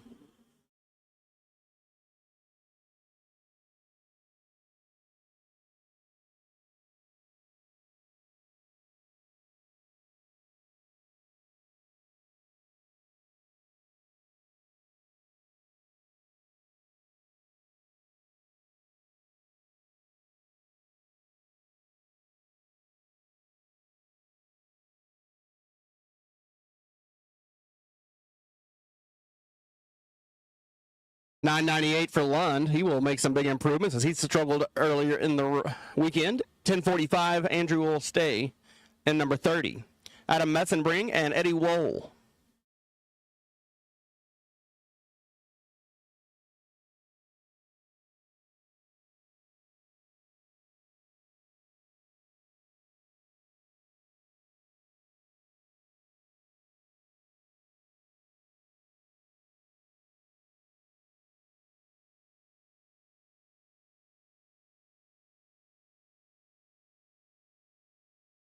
Messenbring, 18 on the hit.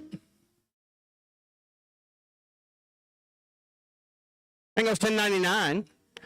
10.99 for Eddie Wohl as well. Neither driver will improve, will remain 35 and 38.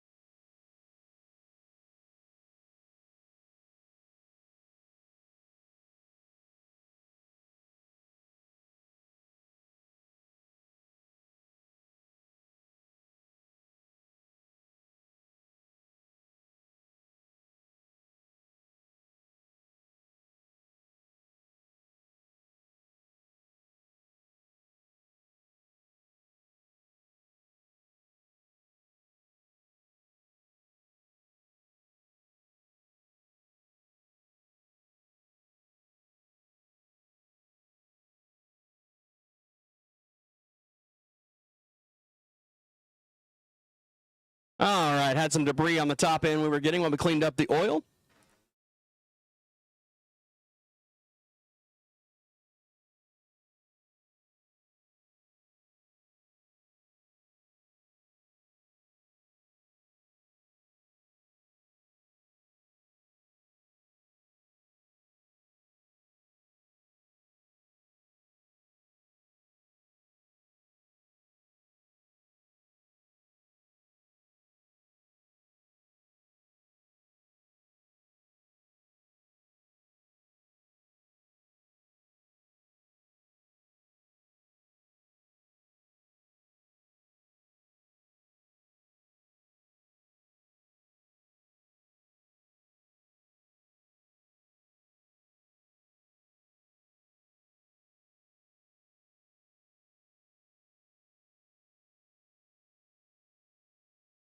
And back to racing action here. Jason DeForest and Michael Lund as DeForest puts it on the bars. How about Lund and DeForest? 001-011 on the leave.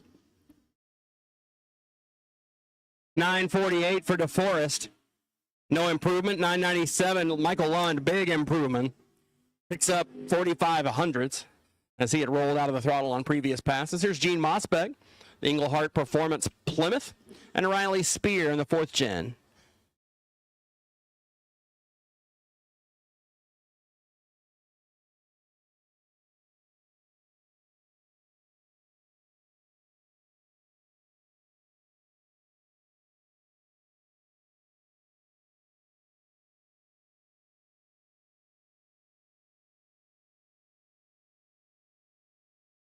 Oh, 32, 048 on the leave. Okay. 10-10 for Riley, no improvement. 10-12 for Eugene. He picks up a couple of hundreds. And our final super stalker will be Brett Spear.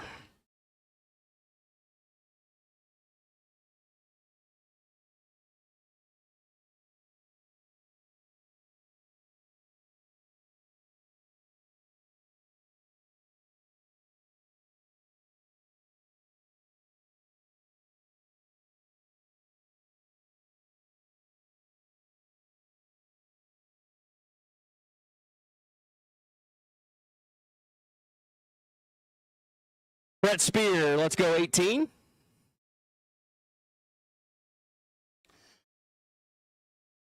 And we'll go 989, his best pass thus far this week.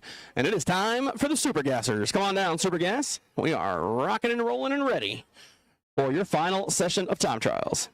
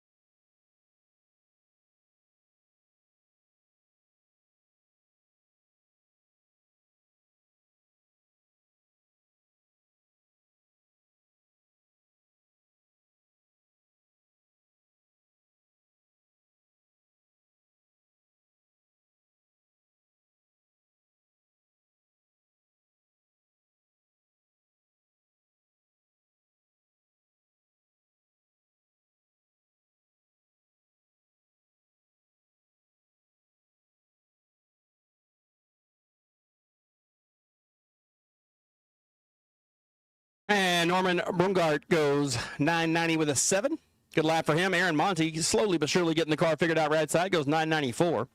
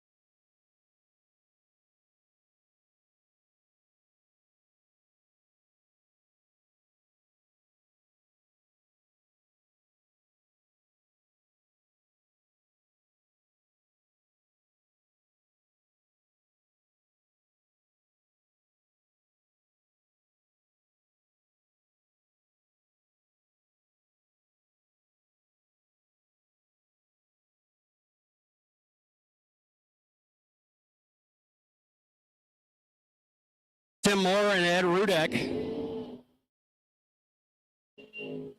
$9.89, $9.95.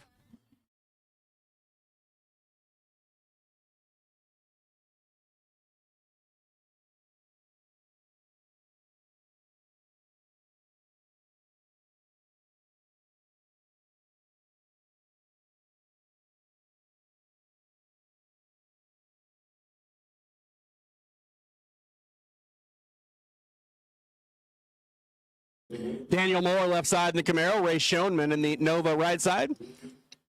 South Dakota Greeley, Colorado racers. $9.85, $9.92.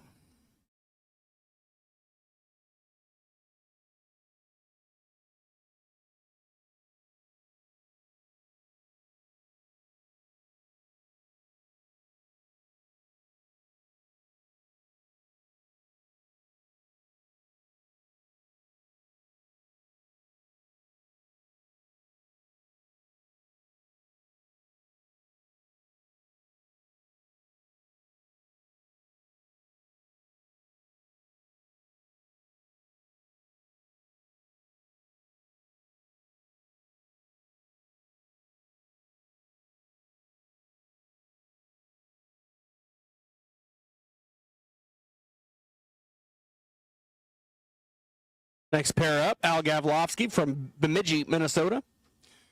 His occupation, drag racer. That's a good occupation to have. Bradley Garner, right side.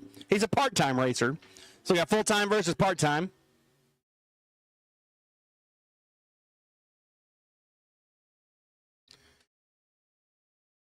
Pretty close for the full-time and part-time racers. 2,000's difference. 989.2, 989.6.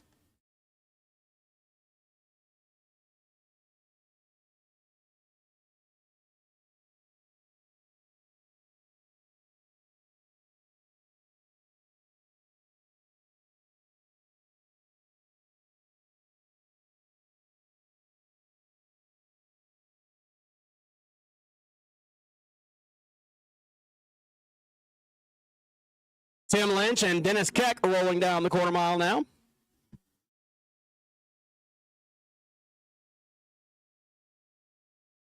$9.80 for Lynch. Going to have to slow it down some. Keck goes a thou under. 989.9.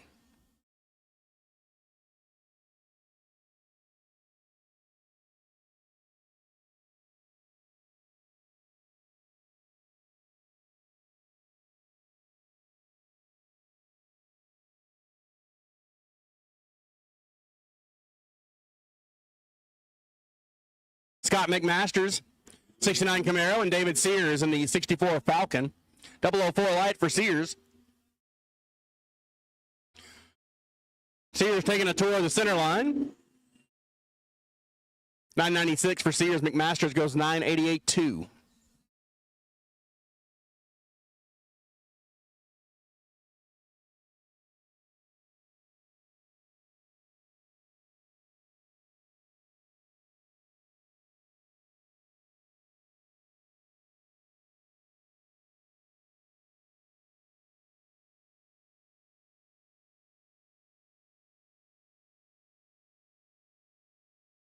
Mark Price and Jeff Crooks.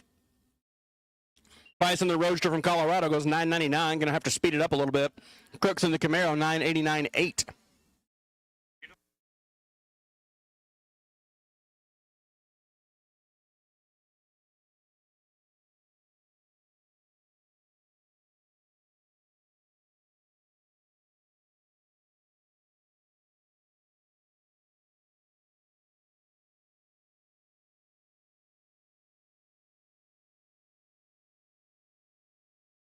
Keith Kuhn in the Thunderbird on the right side of the racetrack, Nebraska-based racer.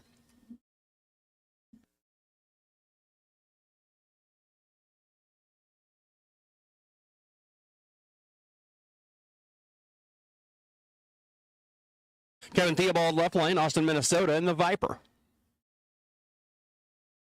So two cars you don't see all that often in Supergas, the Thunderbird and the Viper. Keith lead 14th hour early, Theobald 005 green.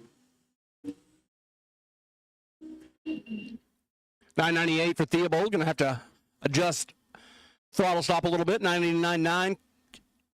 He's only got to adjust the delay box.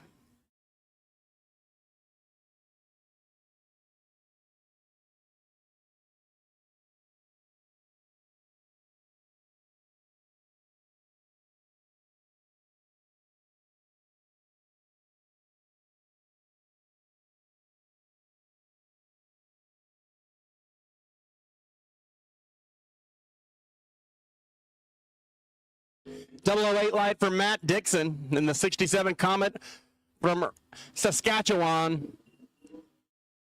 996. Hooper goes 996 as well in the Monza.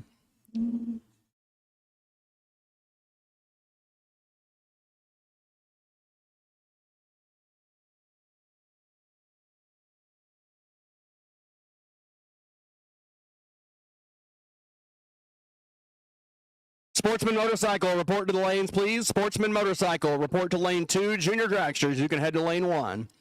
Sportsman Motorcycles to lane 2. Junior Dragsters to lane 1. We will take you to the lanes now. Sportsman Motorcycle and Junior Dragsters. Here's Jeff Kinney left side. Tom Carlson on the right.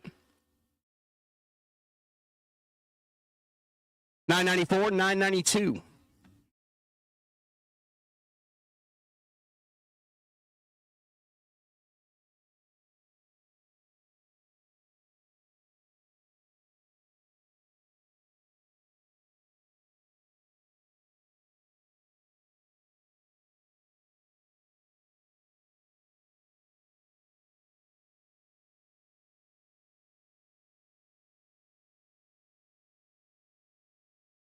Chris Whitfield left side, and Supergas Roadster out of Colorado. And the Monza on the right side of the racetrack, Division 3 runner. That is Tim Teary from Palmyra, Wisconsin. Whitfield, 008. Tim goes 002 red.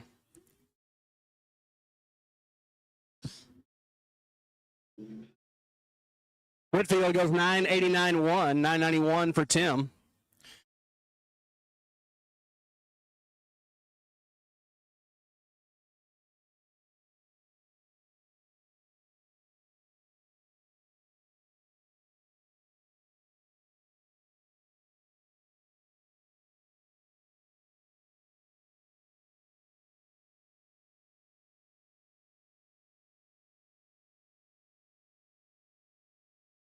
Danny Toole left side, Greg Meninga right side. Greg out of Monaga, Minnesota. Danny out of Jacksonville, Illinois. Camaro going to stop the clocks 983 a little quick. Danny Toole 995.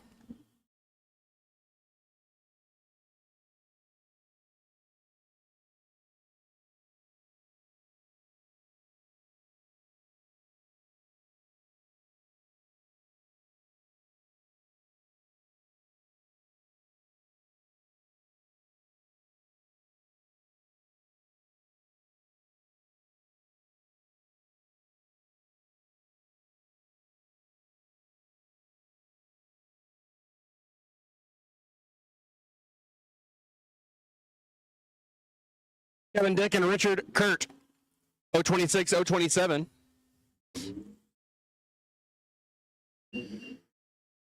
$988.7 for Kevin. Homie Dog going to go $989.6.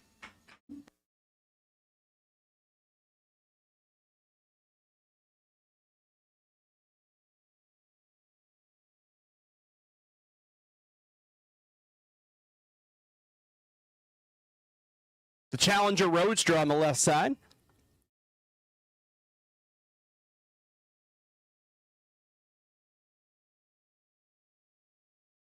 Deacon Kalish from Wakanda, Illinois.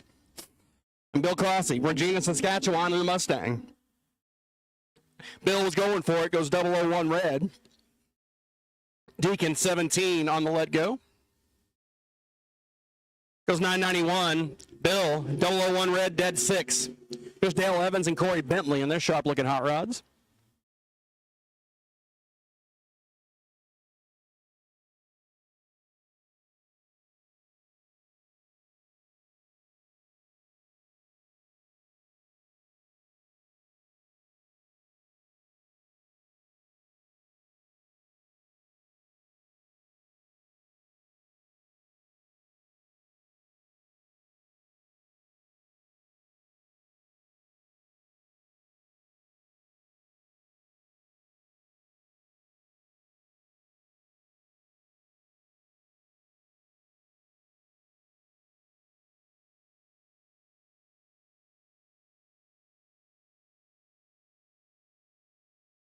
Dale Evans going to take his Corvette Roadster down to a 992. Bentley going to take the Chevy 2 down to a 986.8. As we are finishing up Super Gas, Sportsman Motorcycle and Junior Dragsters, you should be heading this direction. Sportsman Motorcycles and Junior Dragsters, you should be heading this direction for your next qualifying session. Fine Line Madcap Top Dragster, you are on standby. Fine Line Madcap Top Dragster, you are on standby.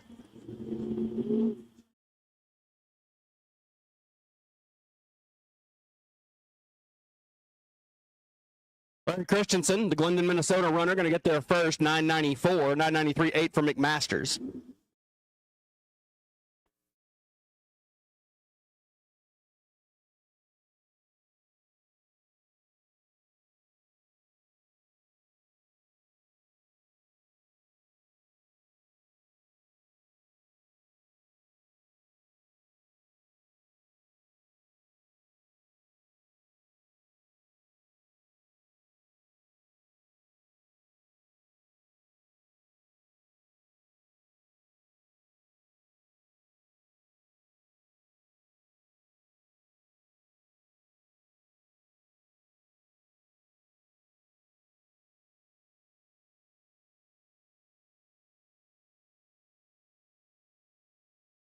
Robbie Shaford goes 988, 996 left side.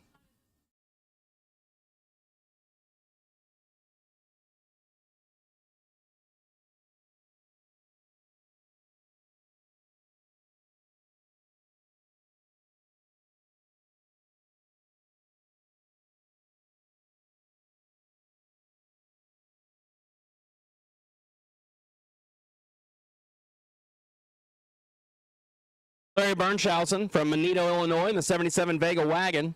As a former Vega wagon owner, I'm always a fan. And Roger Sauter from Sidney, Nebraska, in the Barracuda.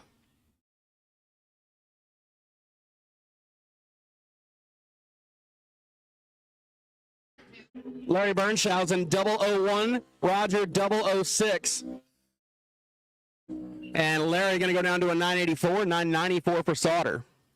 Next up, it'll be Trevor Larson in the Wright Trailers Corvette and Jordan Juergens, the first choice Vega.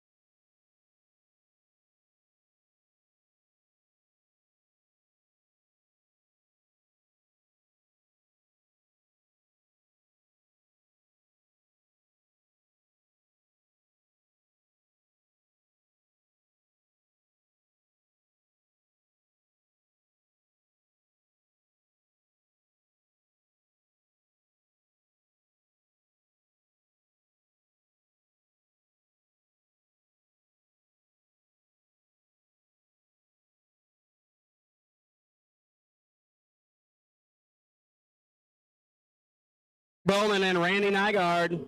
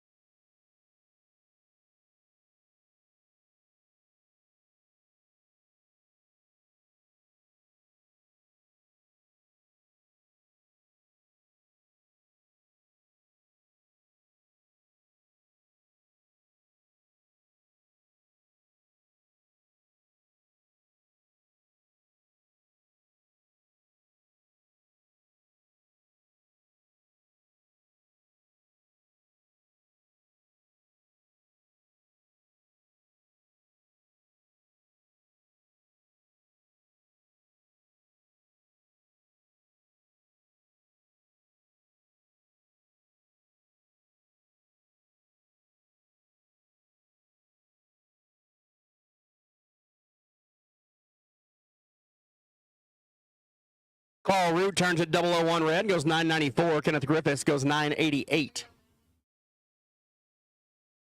Here's Phil Unruh coming up on the left side. Special Metals Machine, and Jesse Smith from Elkhorn, Wisconsin. The Corvette Roadsters. Oh, sorry, a Camaro Roadster and a Corvette Roadster.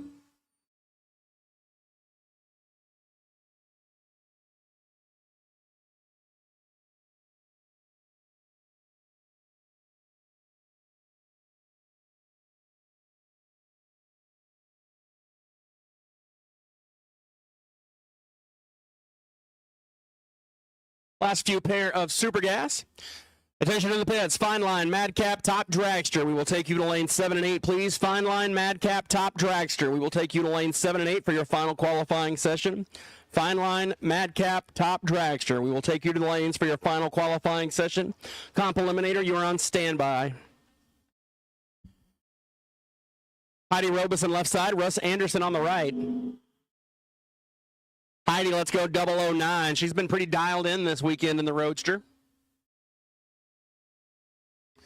And go straight down Broadway to a 989.0, 994 for Russ Anderson in the 66 Mustang.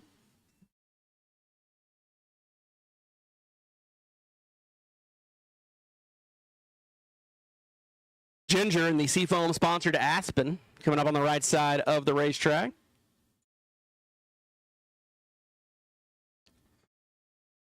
And the Chevy Twice on the left side.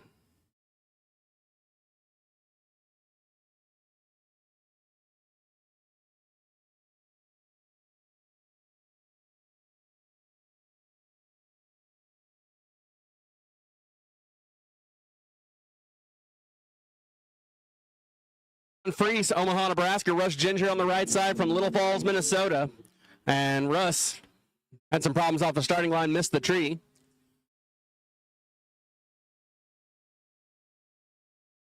Freeze goes 992, as does Ginger.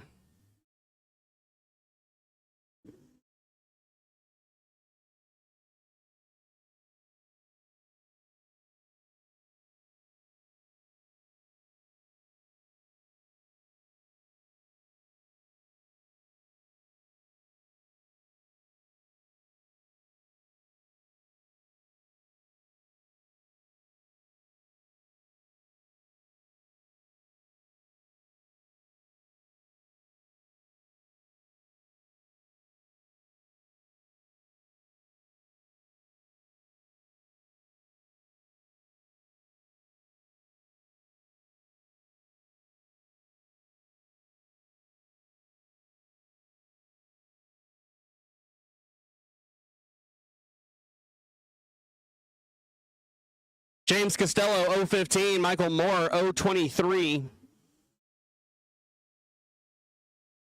Costello going to go down to a 10 flat. Going to have to pick it up a little for first round. 890 or 996 for Moore. Here's Dan Gilgosh.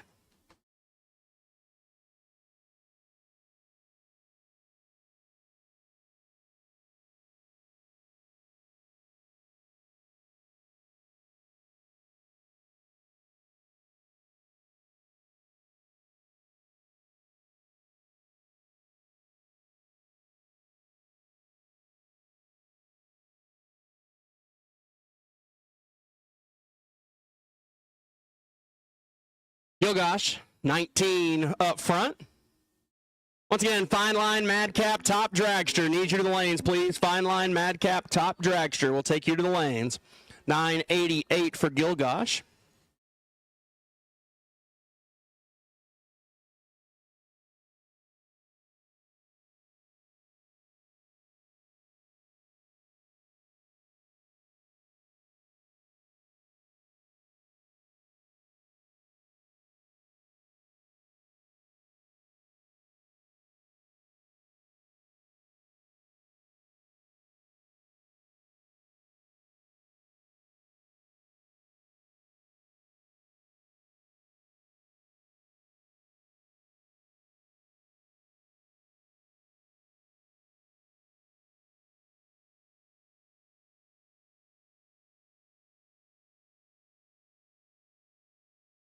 .10:01, 137 for Mr. Heald.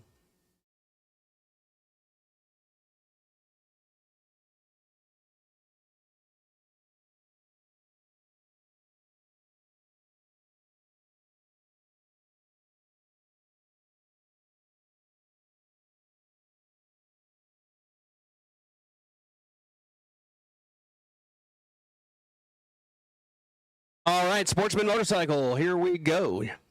Third qualifying session for the bikes.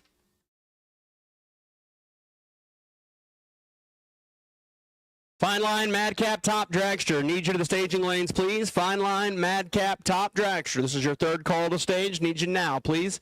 Fine Line, Madcap, Top Dragster. Junior Dragsters, you should be getting suited up and be in the lanes ready to go. You will follow the motorcycles. Junior Dragsters will be followed by Top Dragster, Competition Eliminator. You're on standby. And then Top Sportsman, Circus Motorsports Top Sportsman will finish out the round. And we will get ready to move into eliminations for the majority of our classes.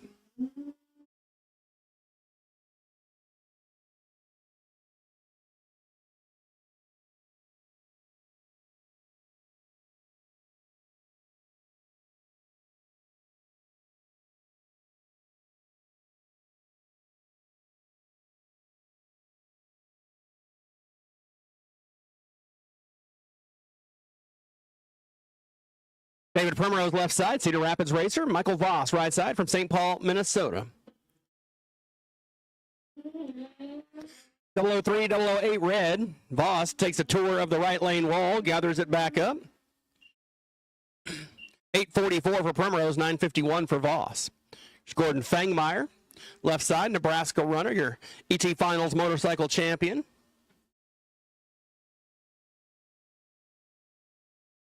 Left side of the racetrack.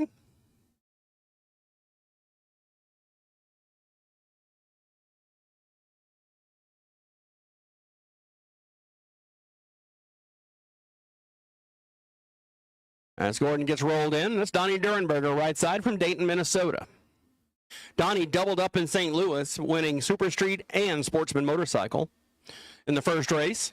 I think that's the first time that's ever been done in those two classes. Fangmeyer, 035, Durenberger, 018. A little more friendly conditions today for the motorcycles at the 30-mile-an-hour wind. Fangmeyer goes 852, Durenberger 1014, 125. Here's your ET Motorcycle World Champion, Jimmy Paulson, Minnesota-based racer. And the left side, the Evel Knievel-themed machine, Sean Schnothorst.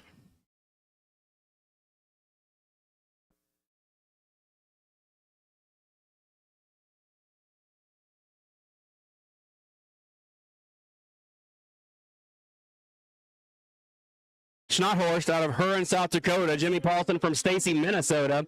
And your world champions, 003 at the hit on the Busa. And he'll go down to a 905, 993 for Sean.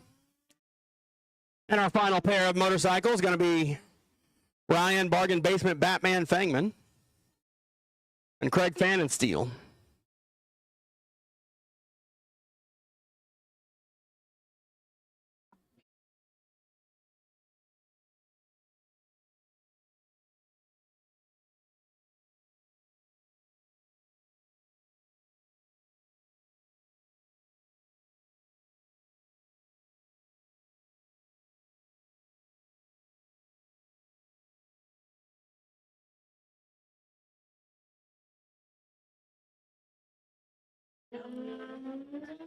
.005 red for Fannensteel, 035 red for Fangmann. 892 and a 960.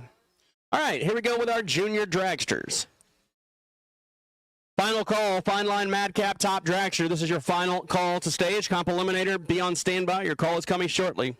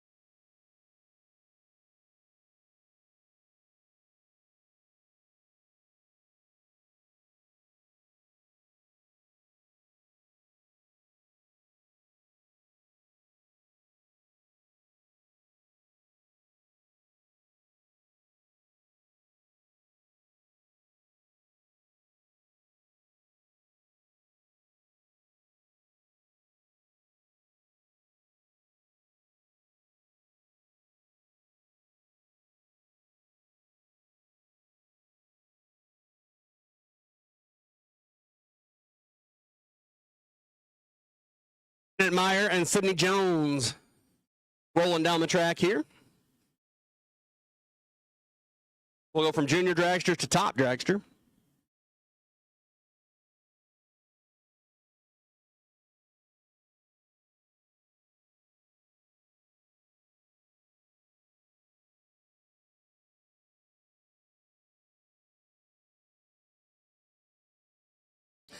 Sava goes 798. Landon Cook goes 888.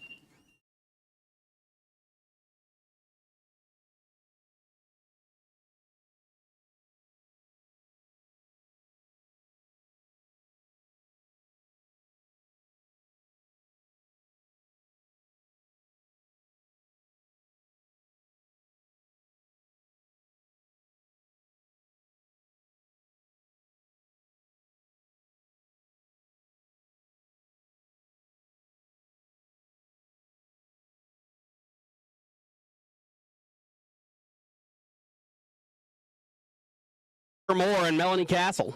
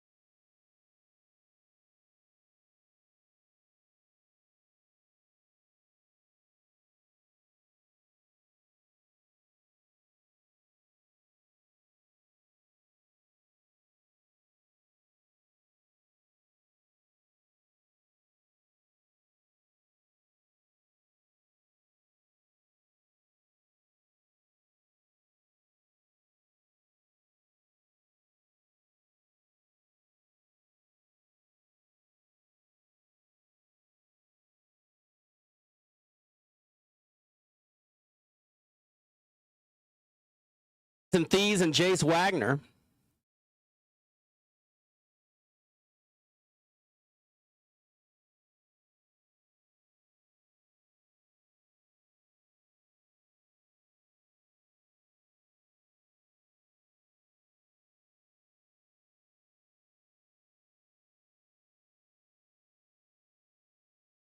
$805 and $866 for Thies and Wagner.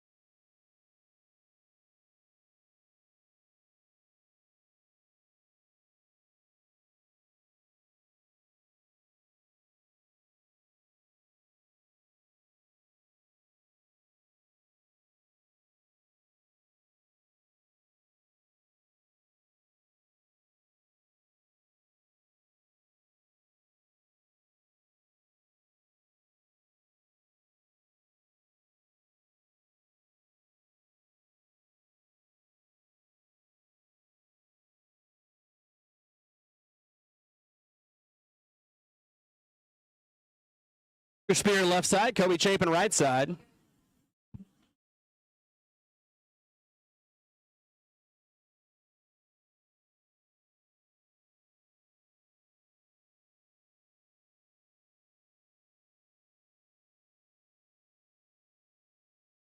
$12.15 for Crew, $8.84 for Kobe.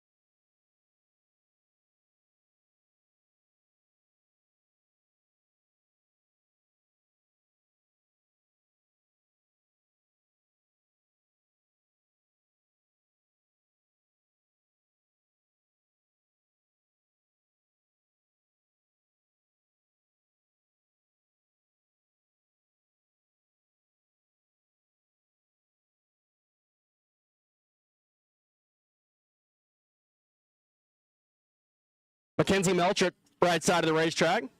Eliza over on the left side. Elisa.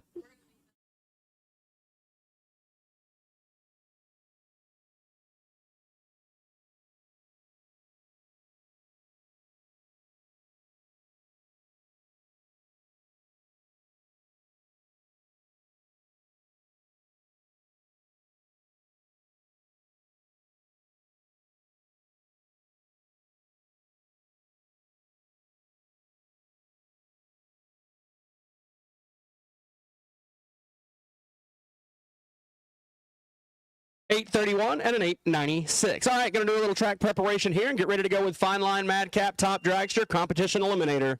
We will take you to lanes 4 and 5. Competition Eliminator. We will take you to lanes 4 and 5 for your final qualifying session, please. Competition Eliminator. We'll take you to the lanes for your final qualifying session. Comp Eliminator.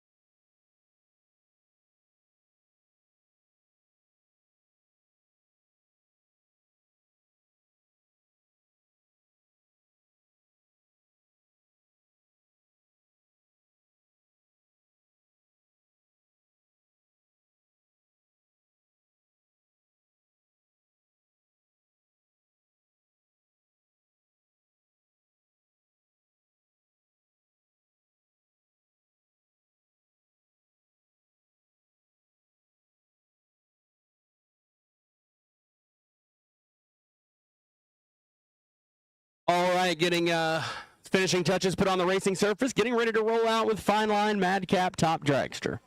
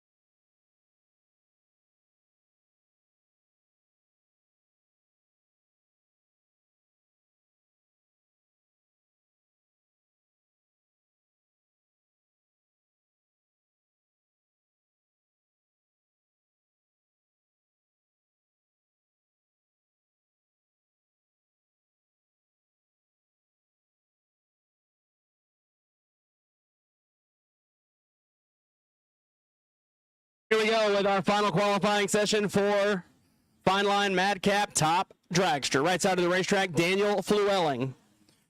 The Sign Design Machine, blown car, out of Minnesota.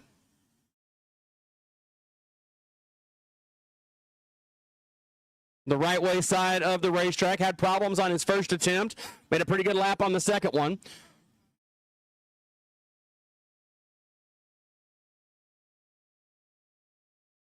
Left side of the racetrack, we've got Prescott Dean.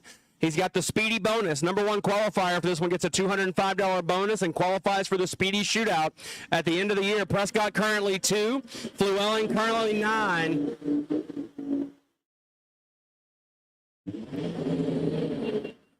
Prescott Dean, 6:17, 2:23, will not improve. Daniel Flewelling, 6:37.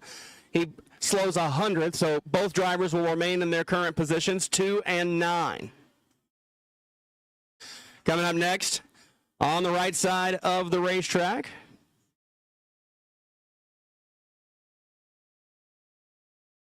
on the left side of the racetrack. Oh, I don't have either driver's information yet. Give me a half second until they pre-stage.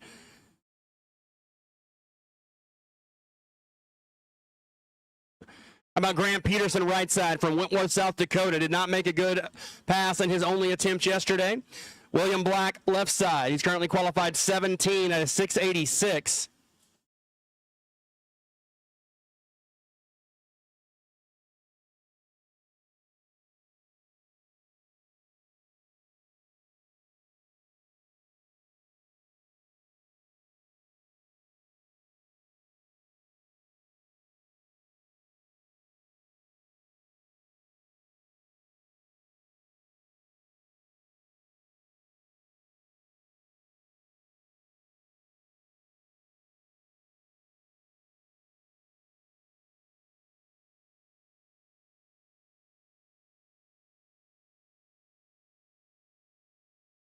Problems for Grant Peterson. Couldn't get the trans brake to hold. William Black going to go 690. He will not improve. Grant Peterson unable to stage the car.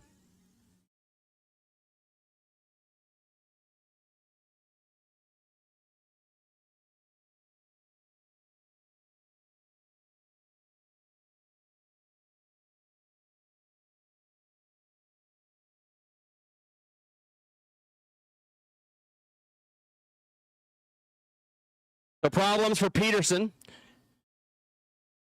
Black going to go 690, 198, just shy of 200. Peterson is on the qualifying list. He did get a 707 run in yesterday, so he will be eligible for round 1. Unfortunately, he's yet to make a good pass down the racetrack this weekend, so he'll be going in a bit blind. But he's got a shot. Comp Eliminator. Start heading to lanes 4 and 5, please. Top Sportsman, you're on standby. Circus Motorsports Top Sportsman, you're on standby.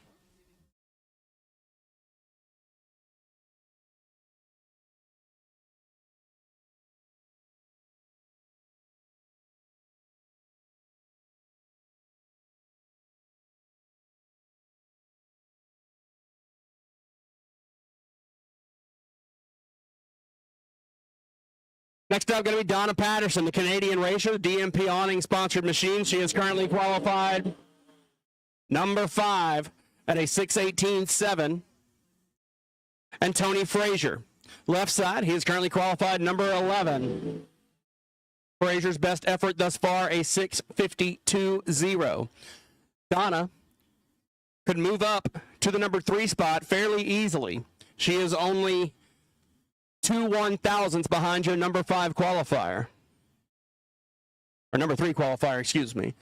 So Donna, if she does picks up even the tiniest bit, can leapfrog John Medlin and Matt Kraft for the time being.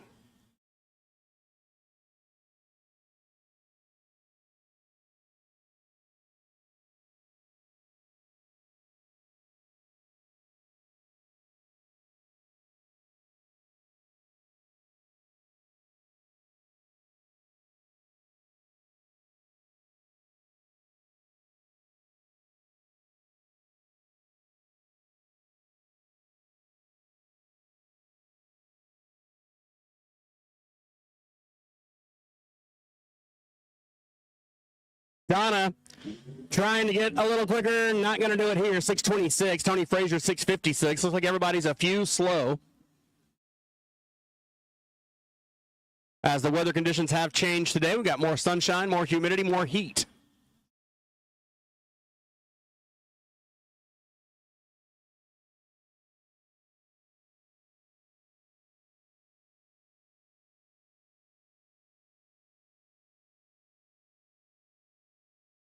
That is Nick Gilbertson on the left side of the racetrack.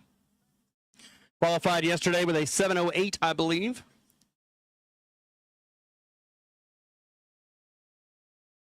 As he'll bring the front engine dragster into the beams, the Minnesota-based racer.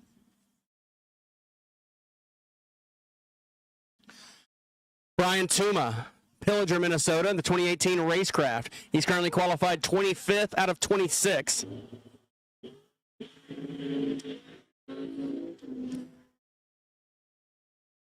Gilbertson going to get to the top end. 7:10, no improvement. 7:21.1. Tuma will pick up 9 thousandths, but will remain in the number 25 position. Ronald Rang coming up right side of the racetrack. He is currently qualified 14th at a 660 at only 161 miles an hour. And car just lost fire on the left side. That is Kerry Shonley. We'll see if he can get it refired. Shonley currently qualified 16.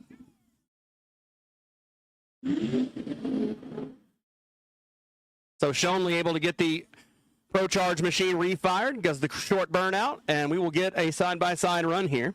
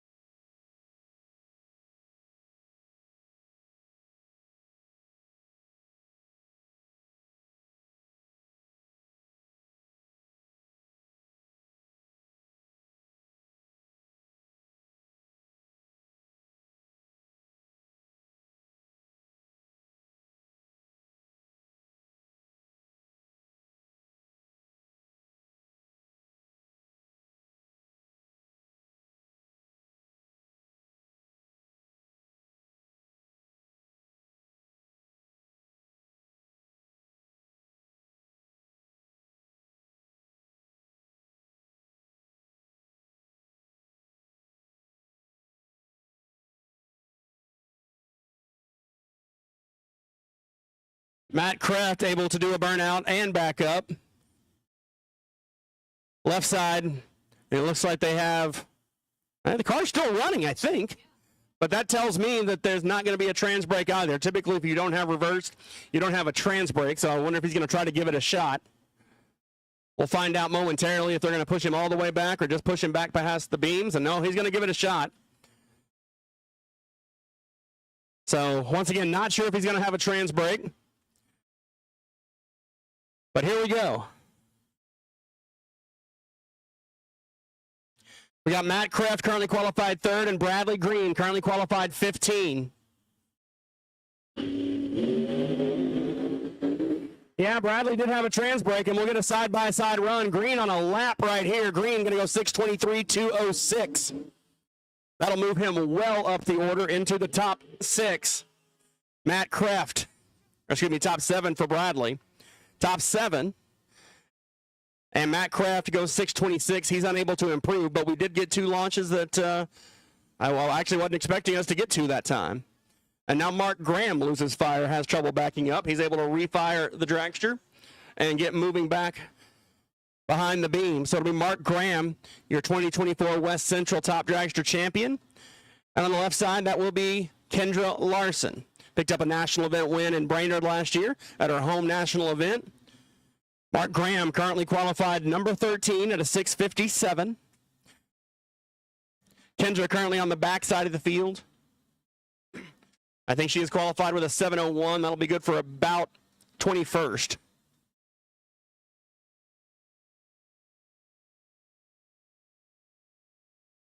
Sorry, 7:01. She's 18th. Mark Graham right. Kendra Larson left.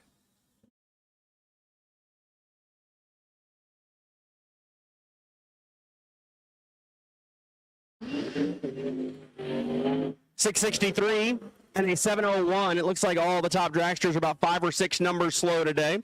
Neither will improve. Graham will remain 13. Kendra will remain 18. And we'll bring the next two. Right side of the racetrack, Michael Nimitz. Qualified number 6 currently at a 6:23. I believe that is a new setup, new dragster. They were out here doing some shakedown runs last week. And on the left side,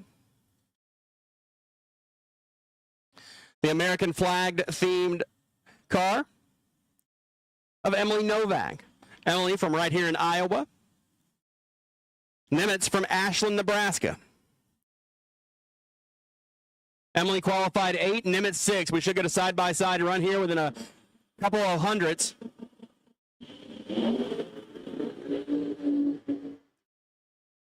Nimitz car runs a lot of mile per hour. He goes 6:33 at 2:20. He will not improve. Emily, 6:33 at 2:26. They run within a few thousandths once again and will remain in their positions of 6 and 8 respectively. Trevor Jelinski right side. Jelinski on the back side of the field in the front engine machine. And Les Feist. He is currently your speedy top qualifier representative, and I'm not sure if there's anybody out there that can outrun him. Never say never. John Medlin still has a chance. But it looks like the other top 7 have already ran this round, and nobody else is really close. So Les Feist left side. He's got a 6:16 on the dial-in board. We'll see how close he gets. Feist on a pretty good lap in the heat. 6:14, 2:24, 7:14 for Jelinski. Both drivers about 300ths off their quickest effort of the weekend. Les Feist will remain number 1. Jelinski will remain number 24. Trevor Larson, the right trailer's dragster, coming up left side. He's qualified in the 20th position. And on the right side, Lloyd McClure. Lloyd battled some problems yesterday, but he is qualified number 11, currently with a 6:37 at 2:09. McClure probably has a little bit left in it. The big block nitrous-assisted machine. Trevor running an all-motor setup on the left side. Circus Motorsports Top Sportsman. Circus Motorsports Top Sportsman, we will take you to the lanes, please. Circus Motorsports Top Sportsman, we will take you to the lanes for your final qualifying session. Circus Motorsports Top Sportsman, we will take you to the lanes for your final qualifying session. Lloyd McClure from Ottawa, Kansas. Trevor from Starbuck, Minnesota. 7 and 8, please. Top Sportsman to lanes 7 and 8 for your final qualifying session. McClure on a pretty good pass here. Let's see if he legs it out. Goes 6:45, will not improve. Larson goes 7:12.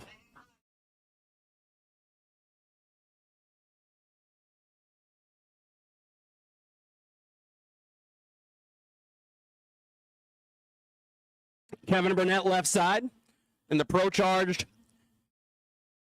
Mopar machine got the Hemi.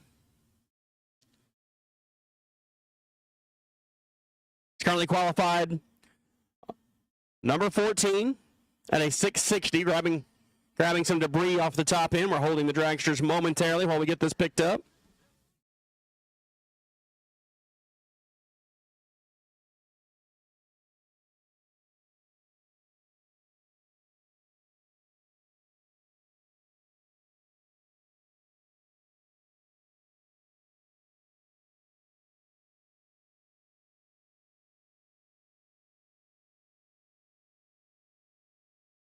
All right, top end is clear, and we will refire the pair on the starting line.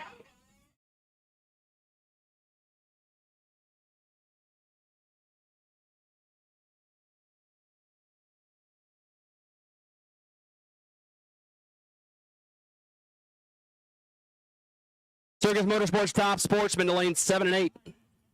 Final qualifier, come on down. Burnett and Meyer. Dustin Meyer, right lane. Burnett on a pretty good pass here. 663, 202, no improvement there. 706, no improvement for Meyer.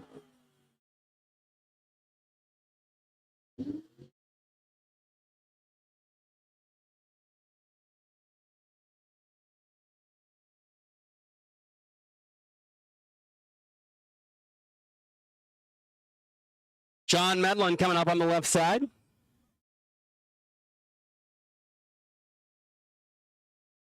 Medlin currently qualified number 4. If there's anybody with a shot to take over the top spot from Les Feist, it would be right here, right now. But that's going to be a tall order with conditions a little bit worse than they were yesterday as far as weather.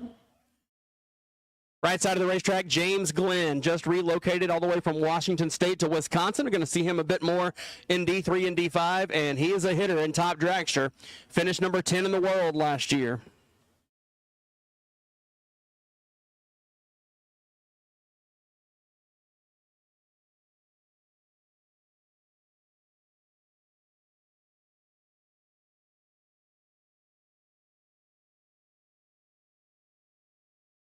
And John Medlin with problems. The car, no power at the hit. Glenn going to go down 18 and 746, no improvement. And John Medlin will coast down the racetrack as he got ready to launch. And the car said, I'm good. And this will be our final qualifier right here.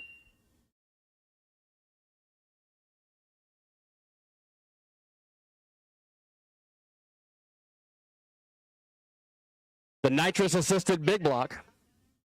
Nice moving.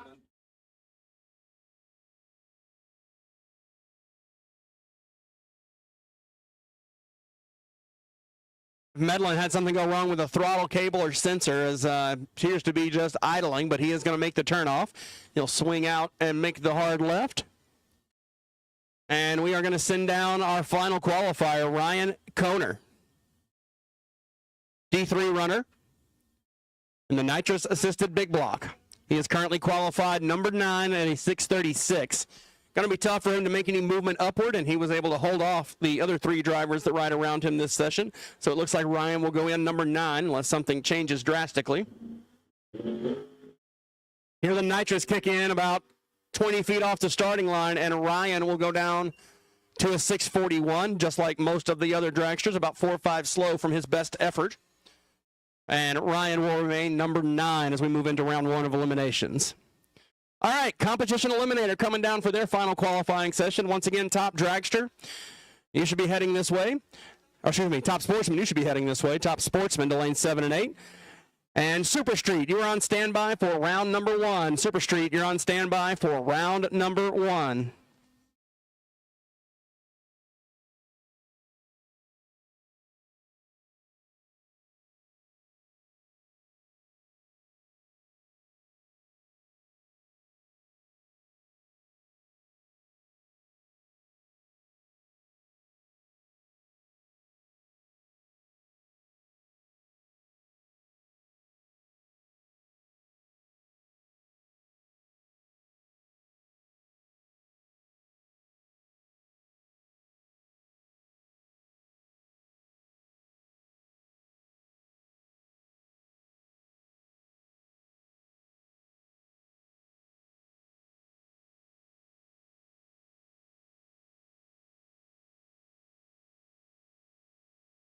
Here we go, the Comp Eliminator final session. Going to be Michael Foster on the left side.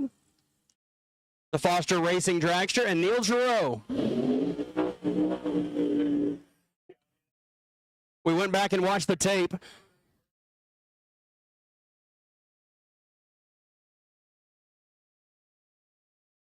This is Neil Giroux. After reviewing the tape, Neil Giroux might have been involved in the turtle incident. He's a person of interest. Not saying he's a suspect, but we're saying we want to talk to him. Fortunately for Neil, everything appears to be fine with the car. Unfortunately for the turtle, not so much.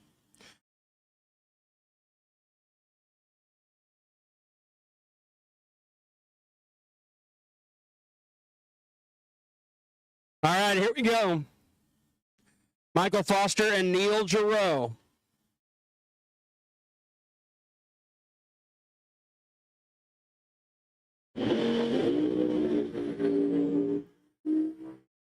Neil Giroux making his best pass of the weekend thus far.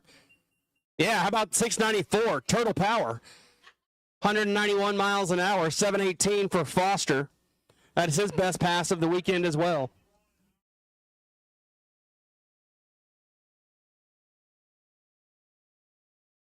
So,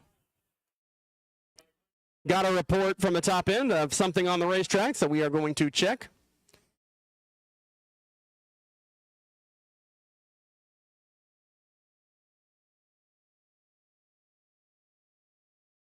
All right, got a report of some missing fiberglass from one of the top end race cars, so we're going to make sure that it's not laying on the racetrack.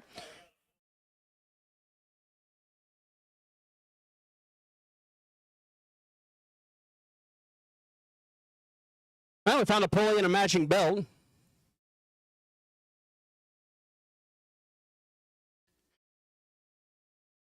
So Foster's 718 puts him 41 under the index.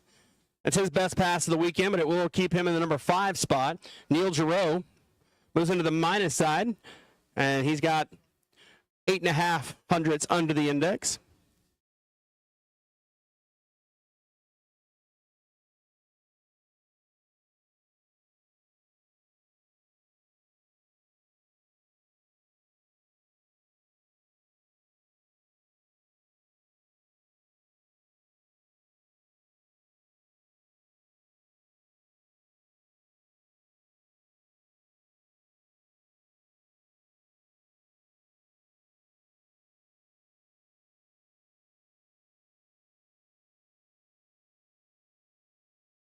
All right, so we're picking up some pieces. Someone had a garage sale.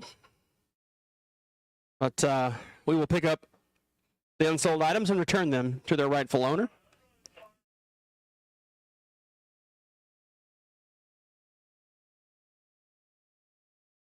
All right, track says they will be clear by the time we fire the next pair, so here we go.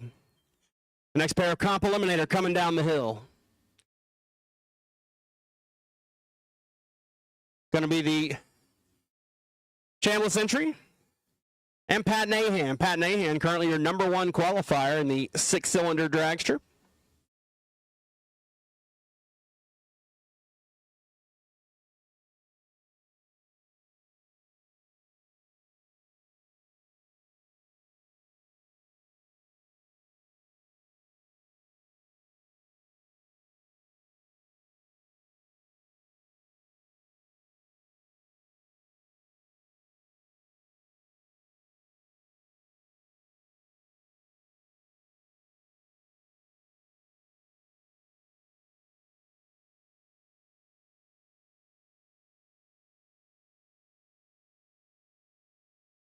Oh, it was.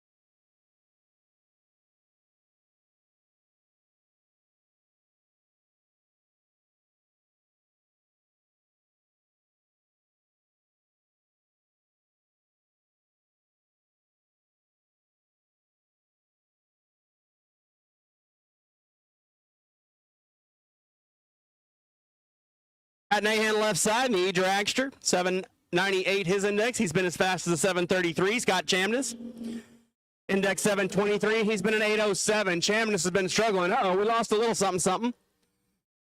Nah, he's still going. Unimportant. 679. Chamness, 200 miles per hour. And he will move down into the top 5. Nahan, 742, unable to compete with his quickest time of the weekend, but makes a good solid lap and is ready for round 1.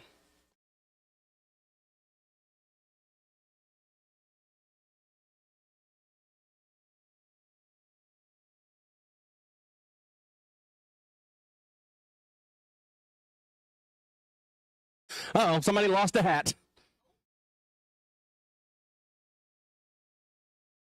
Good news is there was no head in it.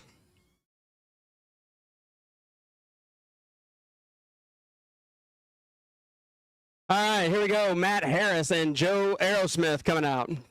Joe rolled in late yesterday, has not been down the track yet. Matt Harris currently qualified number 2 in the E-Altered. Matt made his fastest pass ever yesterday.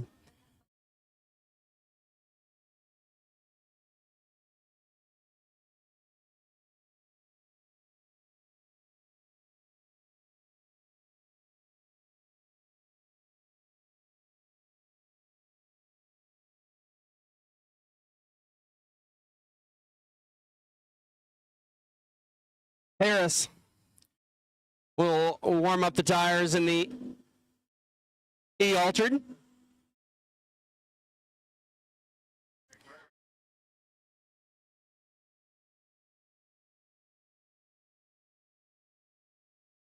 And left side, Joey Aerosmith.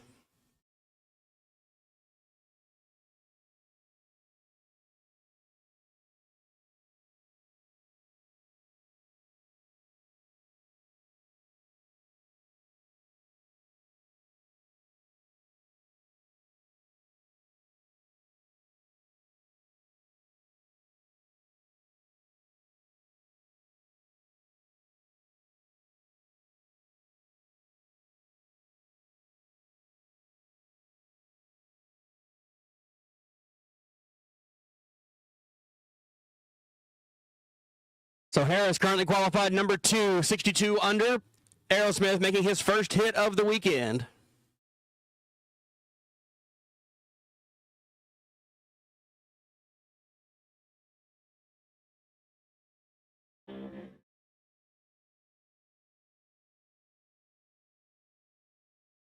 Harris going to go down to a 772, no improvement, 884 for Aerosmith. Not his fastest pass in the GTO, but we'll get him on the qualifying list and on the ladder for round 1. Now we're going to bring up Christine Harris-Samuel and Mr. Camplain, the Camplain Machine C Dragster Automatic. And Christine Harris-Samuel coming up in the H-Altered.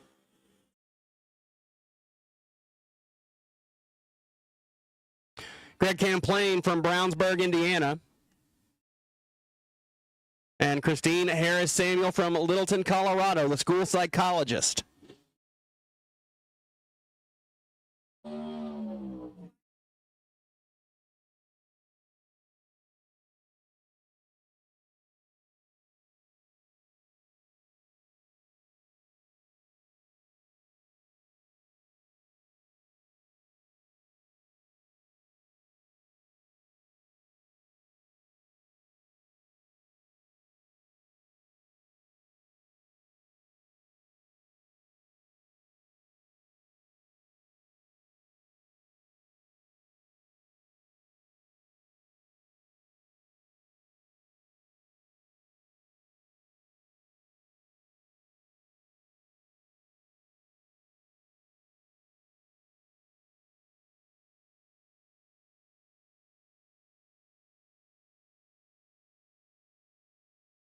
Greg Camplain, Christine Harris-Samuel.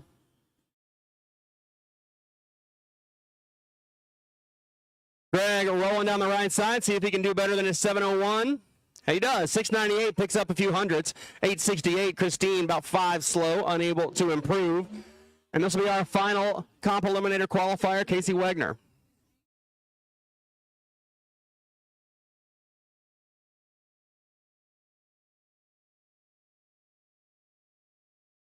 Motorsports top Sportsman is rolling down the hill.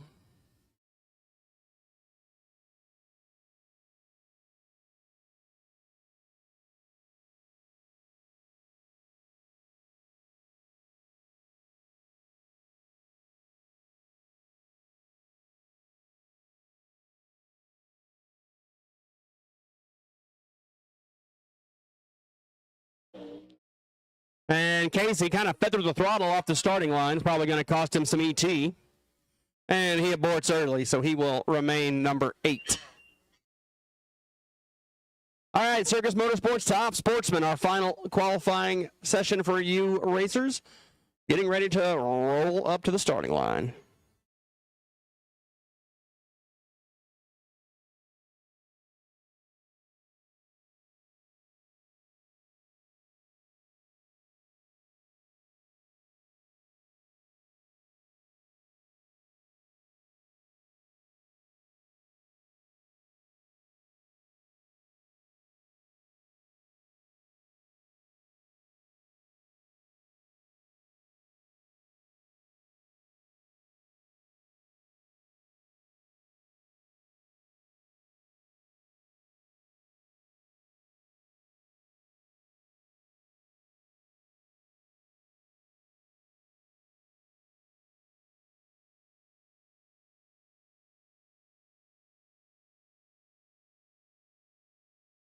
Finishing in the pits, round 1, Super Street will take you to lane 7 and 8, please. Round 1, Super Street will take you to lane 7 and 8. Super Street, round number 1 will take you to the staging lanes, please.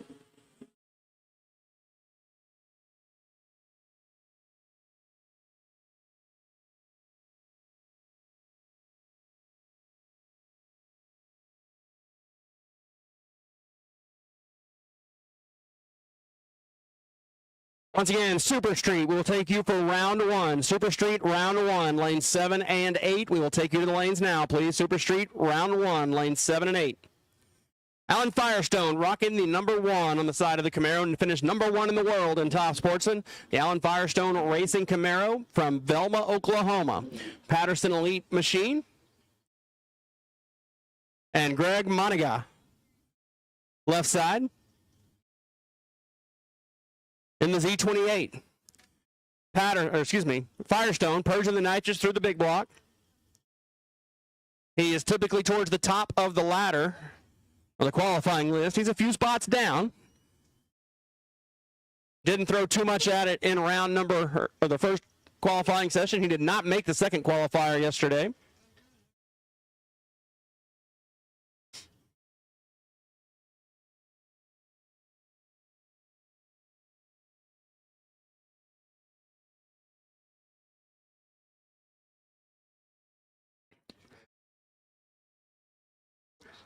So Monica qualified 16, Firestone 5.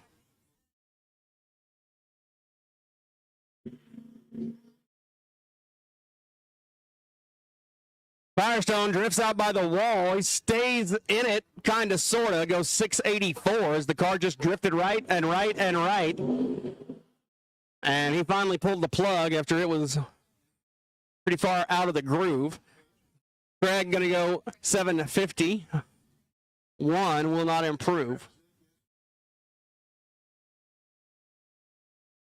Rob Messavere, left side, the Chevelle out of Canada.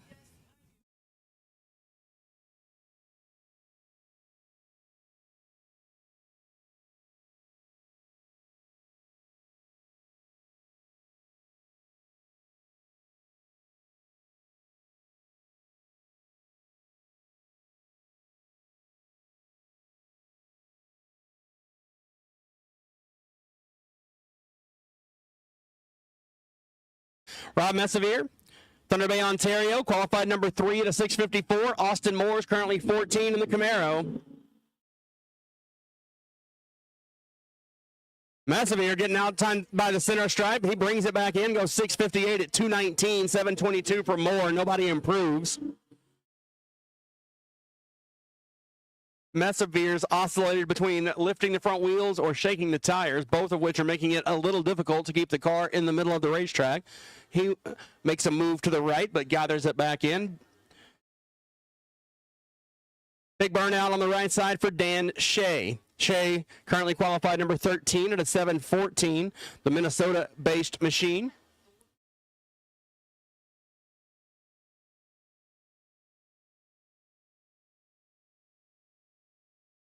Michael Chitty on the left side on his home turf here at Tri-State Raceway. He's currently qualified number 8 at a 671 at 206.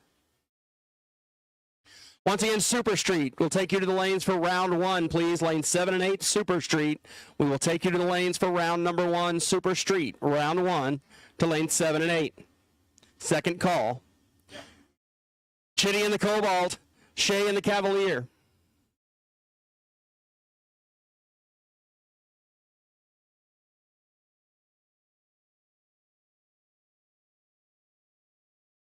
Chitty going to stop the clock, 677, 203. No improvement for him. Dan Shea, 723. No improvement there either, so they will remain 8 and 13 respectively. Bob Patterson, the great Canadian Camaro, right side. He is currently qualified number 4. Tom backing up his machine, left side, Josh Van Deventer. Nope, not Josh Van Deventer, excuse me. That's Cale Davis. Cale Davis in the Mustang, left side. I got my Mustangs mixed up. Once again, I need Super Street, round one to the staging lanes. Super Street, round one to the staging lanes. Stock, left side, you're on standby. First 3 pair. Stock, you're on standby.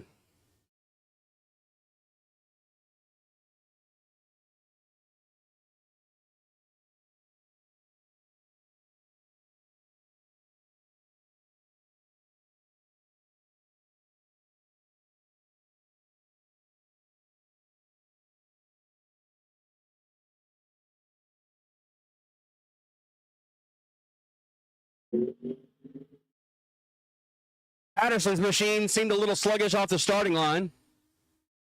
And a little sluggish on the top end as well, 725. Cale Davis, 757, no improvement there, as they will remain 4 and 17.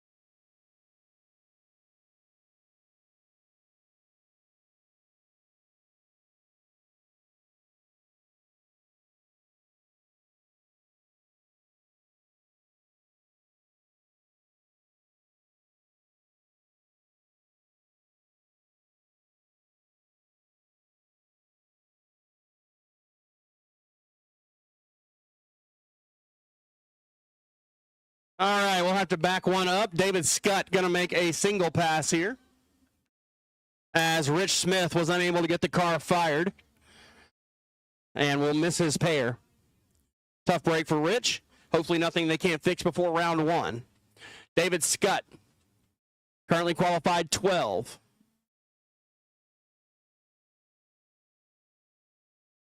And he will go right down Broadway, looking to improve on a 711. And we'll go 715.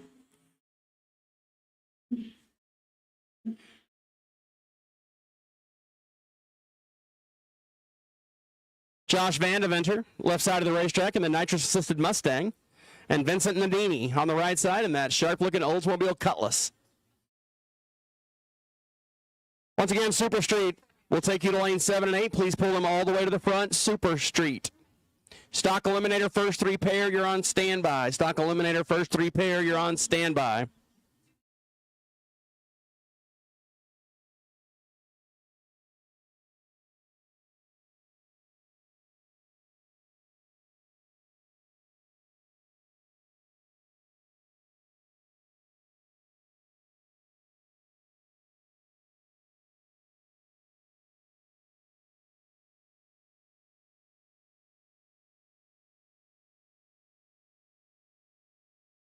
All right, Stock Eliminator, first 3 pair weren't marked, so left side of the ladder, be on standby. Stock Eliminator, left side of the ladder, be on standby.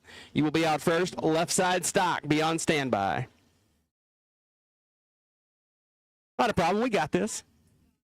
Vincent Nannini and Josh Van Deventer, the Oldsmobile and the Mustang.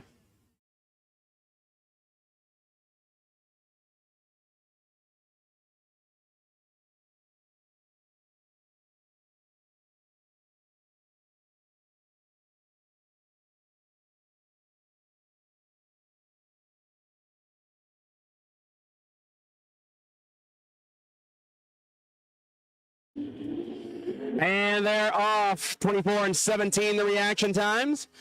Van Deventer going to drive around the Nini, maybe. 707 and a 708. Neither driver will make a move. And now we'll bring up the orange machines. Left side of the racetrack, that is Steve Yeager, currently qualified number 7. And I believe that's John Stelt on the right side.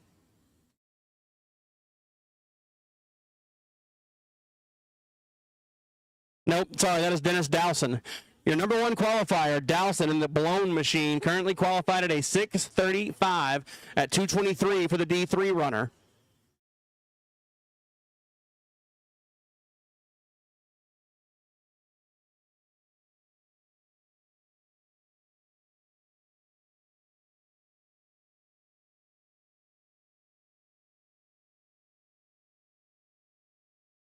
Let's see if Dowson can improve. We haven't seen, I don't think, maybe but one car improve today in Top Sportsman, as the weather conditions are just not as favorable as they were yesterday. It's warmer and more humid.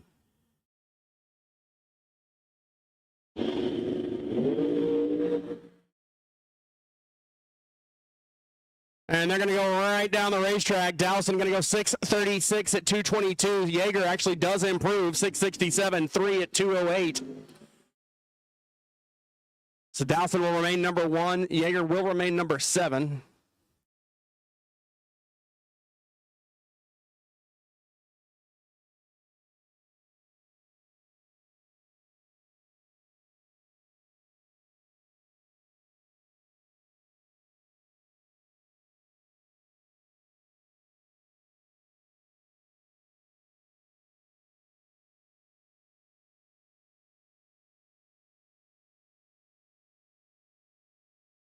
Saw John Gosh did not make this session, and he lost a window yesterday.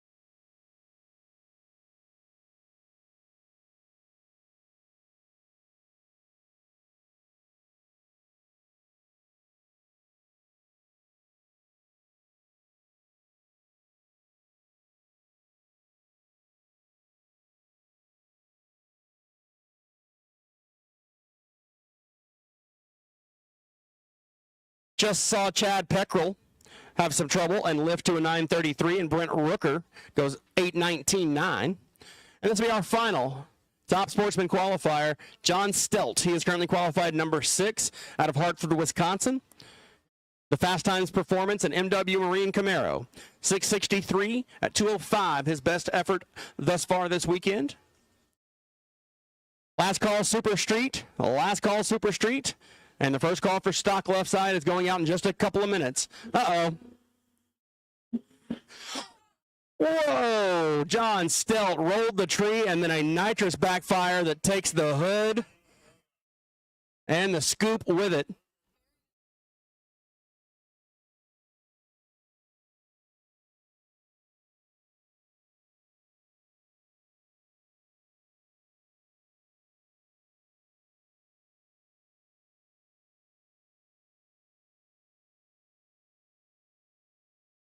Door opening down there, a very large backfire for Stelt. Double checking to make sure racer is okay.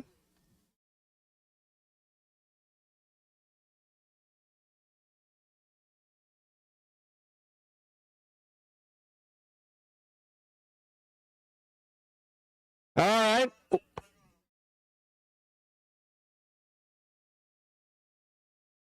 All right.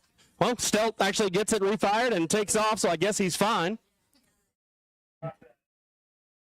Hey, Barry, you good down there?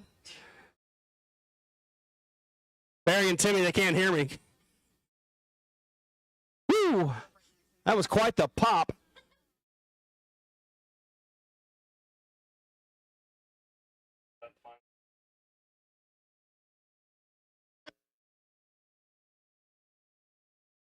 Wow. So as Stout went to stage the car, he went to set the trans brake, and it rolled through. And I'm thinking maybe it threw the timing off on the nitrous and flooded the engine with a little extra nitrous oxide. And when he engaged the throttle, it looked like, yeah, we had a little nitrous backfire through the top, and the scoop went with it. Some of the sheet metal around the scoop and intake. So we're going to get everything cleaned up here. Like I said, good thing John is A-OK. The car is a little wounded, but the driver is fine, able to drive the car off the racetrack. And they will be able to roll it back in the trailer and get her fixed up for the next one. All right, I'm going to take a brief pause for the cause here while we get everything tidied up on the racetrack and do a little track preparation, getting ready to go with round one of Super Street. We will be doing our national anthem and invocation before we get started. And stock left side, be on standby. Stock left side, be on standby.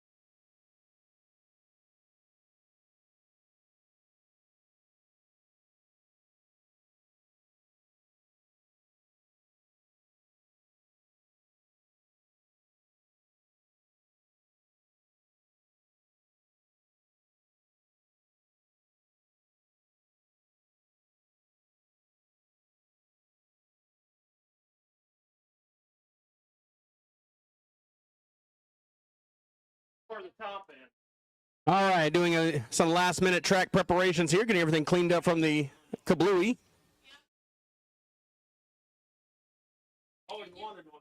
Stock eliminator left side. Stock eliminator left side. First round, you can start heading to the staging lanes for pairing, please. Stock eliminator left side of the ladder. Start heading to the lanes for pairing.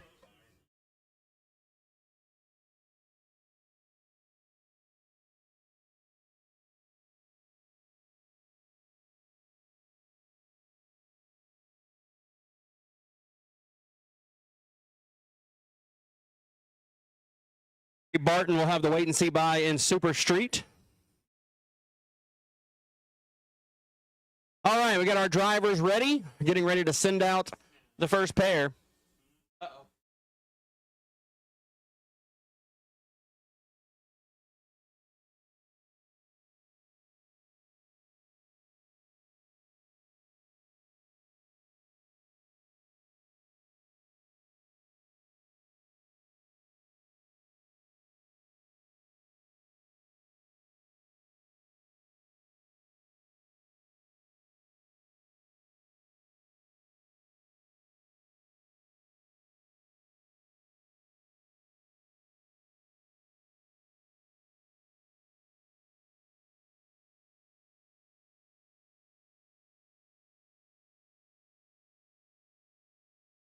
Racers, before we start eliminations and send down Super Street, I want to thank everybody for coming out this weekend and look forward to some great racing. I'm going to hand the microphone over to our friend Craig with Racers for Christ for our invocation. So if you could remove your hats. Thank you, Nick. Let's pray. Dear God, what a blessing it is to be out here as we kick off round number 1 of eliminations. God, we're reminded of the freedoms that we have in this country, Lord, afforded to us by those men and women that are both deployed and that have served in the past. And we're just so thankful for our military. God, for this great racetrack here, the facility, all those that run this place, we're so grateful for them, Lord. What a great place it is to spend the weekend, God, for Nick and his crew, Lord, for the safety folks and the first responders, God, that put themselves in the line of fire for us, Lord, to take good care of us, God. We're just so thankful for them and the sponsors that make this all possible. And God, as we kick off these Super Street cars, Lord, to go down the track, Lord, we just remember the freedoms that we have in you and in your love and this great sacrifice you made through your Son, Jesus Christ. And we give this day to you, Lord, ask for your protection, your care over all of us. In Jesus Christ's name we pray. Amen.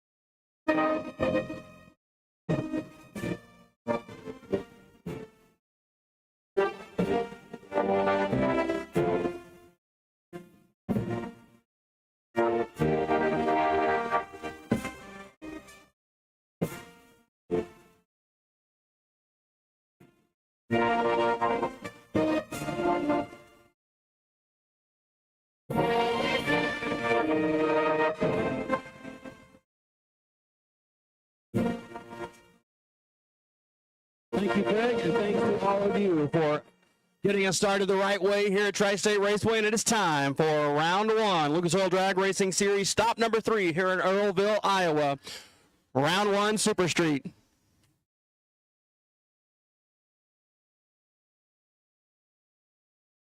And here we go. 2 go down, 1 come back. This is what it's all about.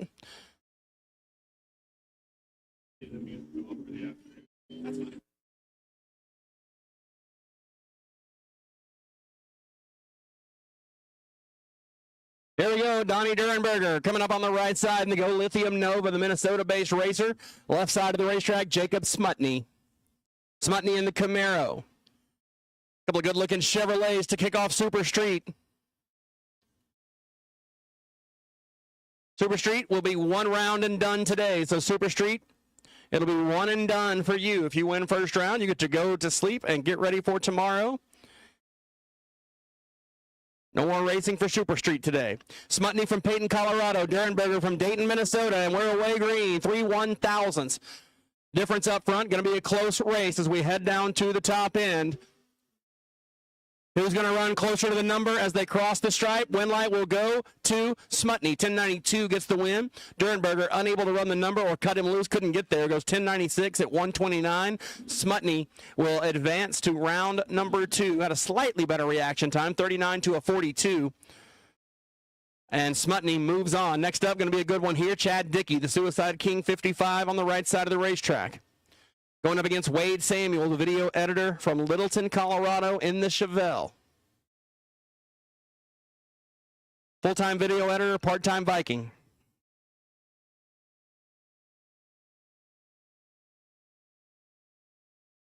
Chad Dickey from Wadena, Minnesota.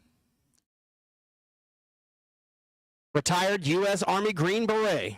Thank you for your service. And we're away. 2 more very close reaction times. Just a couple of thousand separate them here. Wade Samuel trying to get the win in the Shift Point Media on-track performance Chevelle. Chad Dickey saying not so fast in the win line. Both drivers well off the pace. Samuel goes 10.98, takes 69 to get the win. Runner-up time Dickey 11.05. He could not run the number, as we are seeing some drastically different weather conditions today.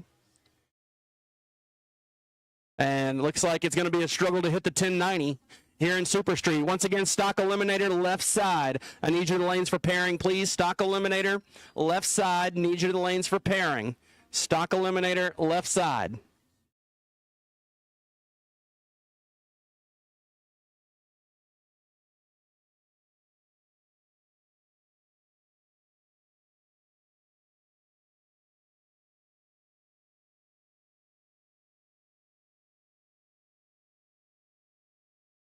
Liberta from Foley, Minnesota, in the 73 Corvette, Office Furniture Solutions machine, and Danielle Phillips, the B&B Racing Engines Camaro. Got a 009 light off the hit. We're going to see if that's going to be good enough for a win. Right now, the goal is just to get close to 1090. It's been a struggle for the first couple of pair. Liberta going to go 009, 29 over to be 38 total. Runner-up time for Danielle, 34 and 7 above was not close enough, so Liberta will advance into round number 2. Danielle's weekend comes to a conclusion. Steve Traeger coming up in the Nova on the right side of the racetrack out of Foley, Minnesota, the general contractor in the Garage B Racing entry, and Christopher Takix from Thunder Bay, Ontario, the 73 Camaro. Takix went pretty deep last week and in the shootout yesterday. Traeger chasing him down and in control. And the win light, though, will go to Takix, 10.93. Runner-up time, Traeger, 18 and 10.99. Traeger with the better reaction time, but couldn't run the number. Takix missed it a little bit, was 50. But he runs closer and takes 34 to move it on to the next round. Jason Hennessy coming up in the Chevelle right side. That sharp-looking burgundy machine. And Richard Larson, the retired farmer out of Minnesota. Finished number 5 in the division points last year in Super Street. Hennessy, the Seahorse Cowboy, he says, from Pleasant Hill, Missouri. Ooh, got a 003 light here. Let's see if the better reaction time gets the win in this one. Hennessy going to be chasing as he has the horsepower to drive around and does. Hennessy 003 and 3 above 3 to be 36 total. Larson had a little room. It was 26, took 13 to break it out 3 thou. Needed to take 10 or less. Hennessy moves on to round 2 in a good drag race. Larson breaks it out by just 3 1/1000ths of a second. Once again, I need stock eliminator, left side of the ladder to the lanes for pairing. Stock eliminator, left side of the ladder. Need you to the lanes for pairing, please. Stock eliminator. Trans brake set. Chris Bombard from Watkins, Colorado in the Mustang. Neil Hansen out of Sauk Rapids, Minnesota in the Chevelle. They're side by side as they head to the stripe. Win line here, going to go to Bombard by 003. He's 37 and 5 above. Take 3. Hansen was 20 and 7 above 1 and ended up just on the wrong side of the finish line. Bombard will advance.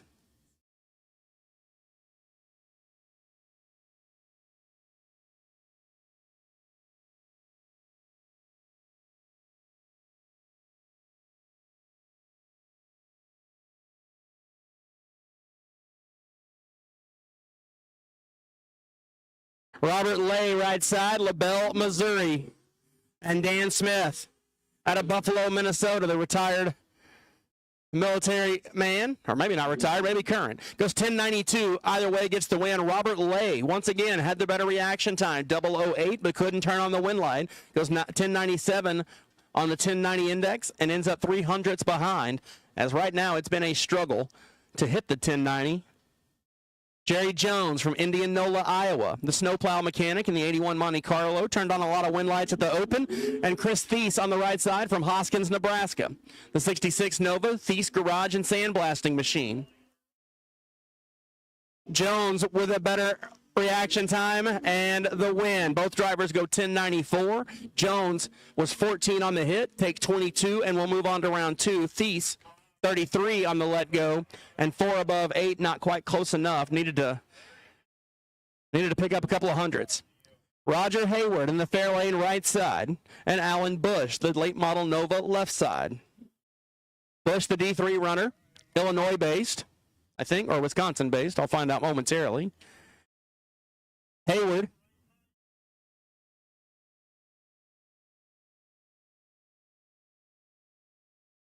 Hayward on the left side.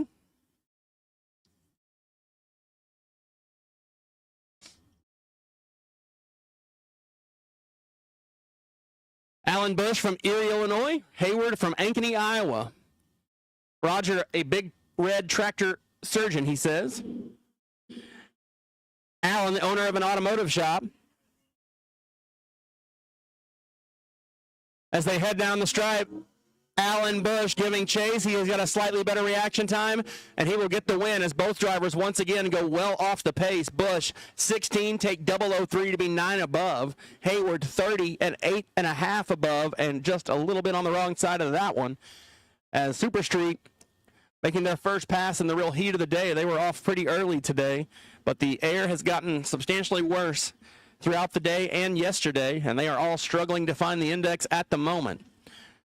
Craig Schultz resurrected the Icebox Express out of Winona, Minnesota, 68 Nova, and Emily Novak, the college professor from Fairfax, Iowa, the 1975 Camaro, good-looking hot rod. And we've got a close race here as the drivers leave and the throttle stops come off. Going to be another one of who can get to the index closer, and this one is going to be Emily. 24, 1 above 3 to be 37 total, take 39. Schultz couldn't run it and aborted on the top end, hoping she would break out. Goes 10.94.9. After the 27 reaction time, Emily left first and got there first and turns on the win light. Delvin Shepard coming up right side in the late model Nova. From Kelowna, Illinois, the retired truck driver, and Valerie Chitty. Her occupation is Blake's mom. Uh-oh. Delvin Shepard rolled in deep and got the red light start. Valerie Chitty will get the win light. She's 20 up front and 10.92 on the 10.90 index, so not a bad lap for Valerie. She's 41 total, and we'll move on. Stock Eliminator, left side. Stock Eliminator, left side. This is your final call to stage. Stock Eliminator, left side. Greg Pickens coming up right lane in the F-body, the Camaro, the 4th gen. And Garrett Chitty. Just saw wife Valerie get a win light. Going to try to do the same here. He's in the 3rd gen, another Iowa-based racer, Grimes. And Greg Pickens out of Nebraska. The president of Digital Dot Systems, Garrett Chitty, a sticker maker, he says. And the Camaros will leave side by side, about 19 1,000s, your difference off the starting line as the throttle stops come off. They're pretty much door handle to door handle at 1,000 foot, and the win going to go to Pickens, 11, take 8 to be 2 above 9, 40 total. Runner-up time, Chitty had some room, 30, and goes 1 above 8 to be 8 thousandths behind. He had to get a little closer, but he wasn't locked out. Jeff Wheats coming up in the Barracuda, the multicolored machine right side, and Terry Robinson. Robinson out of Springdale, Arkansas, a multi-time Division 5 Super Street champion. Says he's a water boy for Larson's Farms. 5 1,000ths the difference off the starting line here. We've got a close one. as it looks like the cars are starting to get a bit closer to that index as we progress through the class. Win light here going to go to Robinson, 1092. 27 up front, take 40 to get the dub. Runner out time for Wheats, 1097 as he's 7 above. Had the better reaction time, but couldn't run the number, and it cost him the race. Ryan Locke, right side of the racetrack, the 69 Camaro, Sullivan Home Loan sponsored machine, and John Dunbar. The car his dad bought brand new off the showroom floor and has been a race car its entire life. The 69 Chevelle out of Spencer, Wisconsin. Ryan Locke out of Indy. Stop comes off early for Dunbar. He will pass Locke, and Locke will chase him back down. Locke with the better of it up front. And the win light to boot. 1096 gets it done. Runner out time for Dunbar. Took 105 to break it out 73. Needed to take 32 or less and broke it out. Here's John Hellman and Sandy Causey.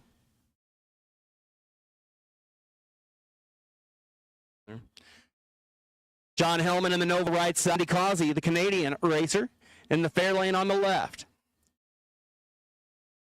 Once again, stock eliminator to left side. You should be in the lane. Stock eliminator to left side. We are pairing you now. Come on down. Stock eliminator, reminder, you will run 2 rounds of eliminations today. Causey from Regina, Saskatchewan. Hellman out of Rice, Minnesota. Oh, and a double red light start. Causey is 10 red. Hellman is 5 red. Hellman's win light comes on. And he will get a time trial. Goes 1097. Boy, Causey, 10 red and dead 7. That one's a heartbreaker, especially when your opponent's red as well. Scott LaRue coming up in the clean little second-gen Camaro left side. Iowa-based racer. And on the right side, the Sandbagger Nova of James Wilson from Milan, Illinois. He's a delivery driver, and he delivers himself a win here as Scott LaRue goes 005 red. So the big block Camaro is out in round 1.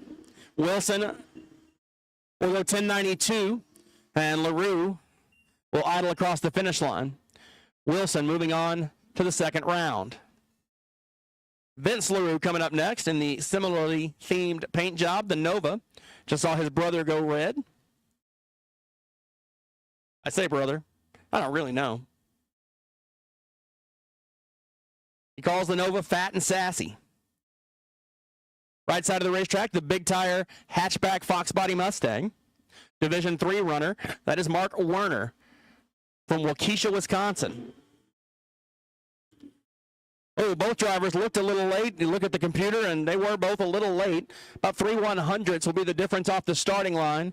Vince with the better of it as they head to the stripe, and the win light, 1097, take 21, gets it done. Runner-up time, Werner. His reaction time started with a 1 and 6 above, and that was not a recipe for a win line, unfortunately for Mark. Stock Eliminator, find your dance partner and come on down. Stock Eliminator, find your dance partner and come on down the staging lane so we can call our next group.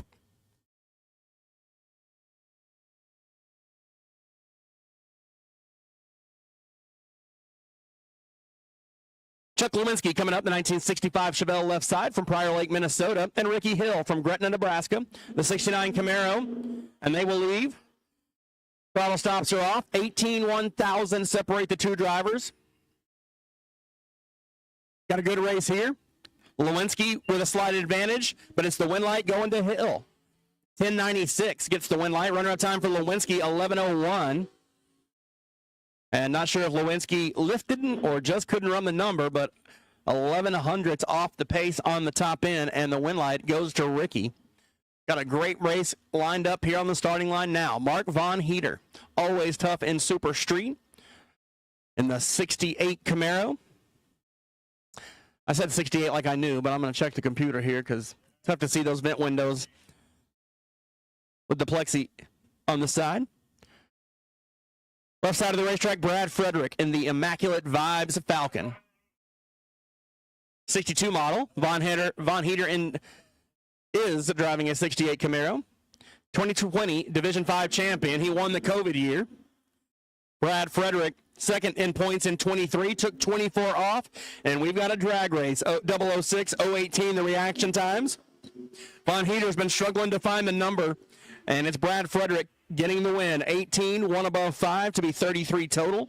Runner-up time, Von Heater was 006 at the hit, but goes 4 above, and the win light goes to the Falcon. The Holmes Braden construction machine of Jay Holmes. Bought that car in 1971, and it's been a race car. He bought it as a junior in high school. That's pretty rad. Coming up on the right side, we've got the Pontiac Firebird, the 67 of Rodney Pickens. Says here he's a popcorn salesman. Almost identical reaction times for the Firebird and the Camaro as the throttle stops come off, and they'll battle it out to the stripe. One light here going to go to Pickens. 20, 5 above, take 24. We'll move him on to round number 2. Holmes comes up a bit short. 16 on the tree, but 7 above. Wasn't quite close enough, and Pickens will move it on. That crazy paint color on the Holmgren machine here always catches my eye. Beautiful 62 Nova. Ed was your Jegs All-Stars representative for Super Street last year for the West Central. And on the left side, John Miller. Waterloo-based racer in the 1990 Trans Am. 565 cubic inch motors a pair, and the naked eye could tell you one of those cars left first. We know it, you know it, and they know it.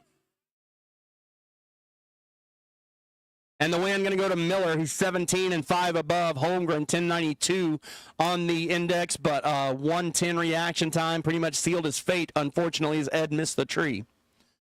Next up, we'll have your points champion in the West Central Super Street class last year. That is Nick Vogelsangs, the top-end throttle-stopped Nova Looney Tunes.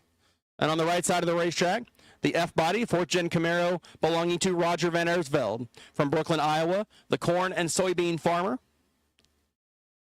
He'll be on the right side. Got a tough task in front of him. Vogelsang's been tough.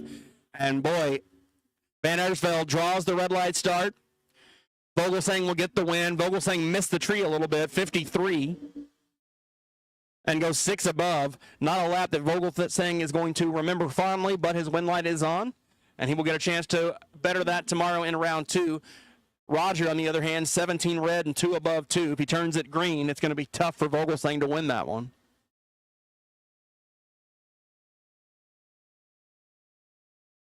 The square body 86 pickup truck of Scott Cowles on the right side of the racetrack. Sponsored by the Quilting Place. Don't see many quilting sponsorships in the drag racing world, but I'm here for it. Left side of the racetrack, the Chevy 2 wagon of Bradley Schultz from Brillion, Wisconsin. Scott says he's a stay-at-home son. Bradley, a manufacturing engineer. D3 versus D5. Wagon versus pick-em-up truck.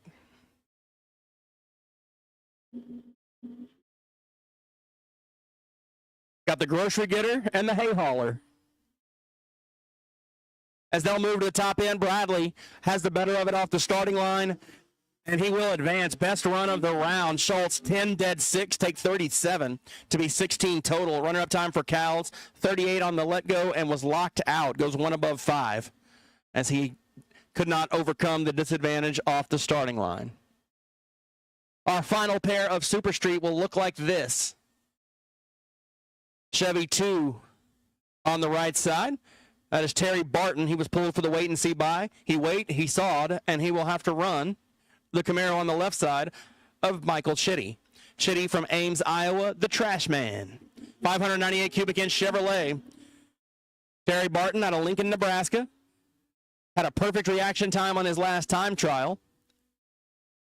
And he's got 500th in his pocket as they head down to the stripe, but he breaks it out. Ouchtown, Terry. Took 101 to break it out 5 thou. Michael Chitty, 65 on the let-go and 4 above, and he will get it done as Barton couldn't judge him. Michael coming around 30 mile per hour faster, and Barton takes a bit too much stripe, so Chitty will advance into round number 2.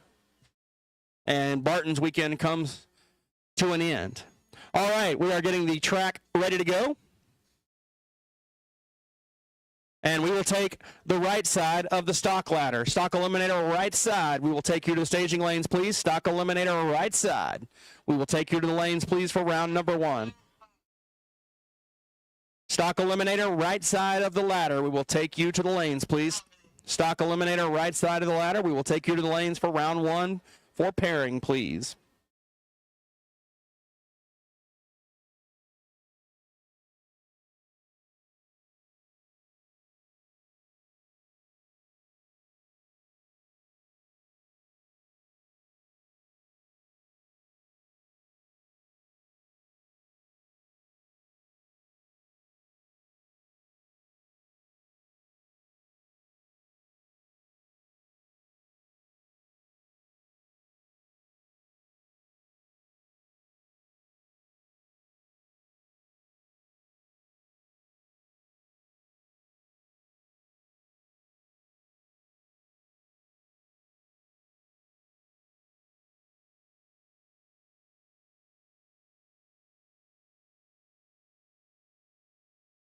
Staging lane said just bring them all of stock. We've got most of them here already. So all stock eliminator, we will take you to the lanes for pairing.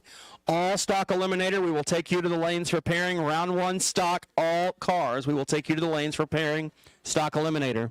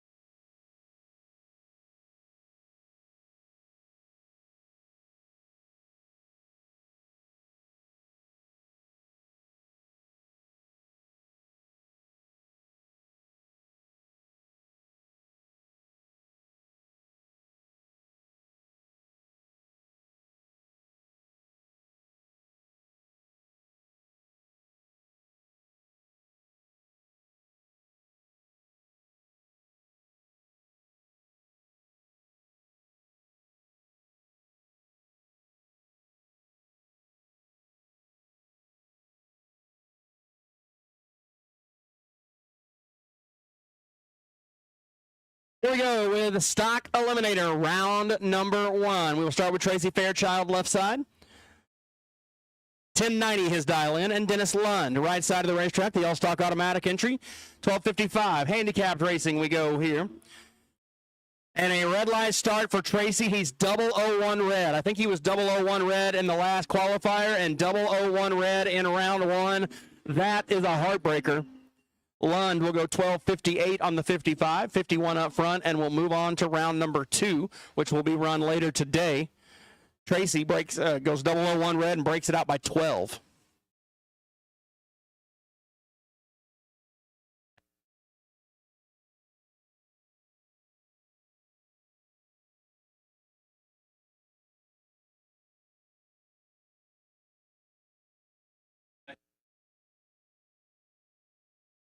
The Motion Raceworks entry on the left side of the racetrack, that is Dennis Lund. Got an 864 dialed in on the Copo. And Dwayne Davis, the H-Stock Automatic, Avon, South Dakota racer.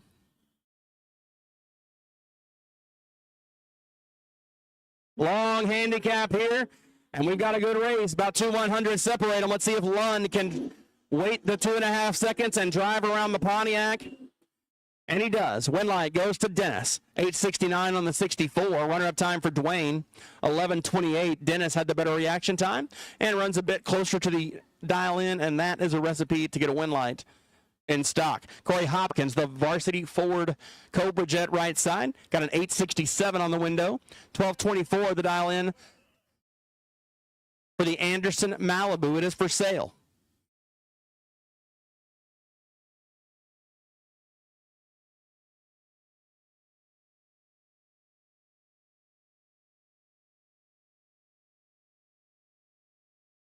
Paul Anderson leaves first. Corey Hopkins trying to chase him down. He has got a long way to go. It was a 3.5-second handicap. Hopkins to the top end on the brakes. And the win light goes to Anderson. 25, take 24 to be 6 above. Hopkins got locked out.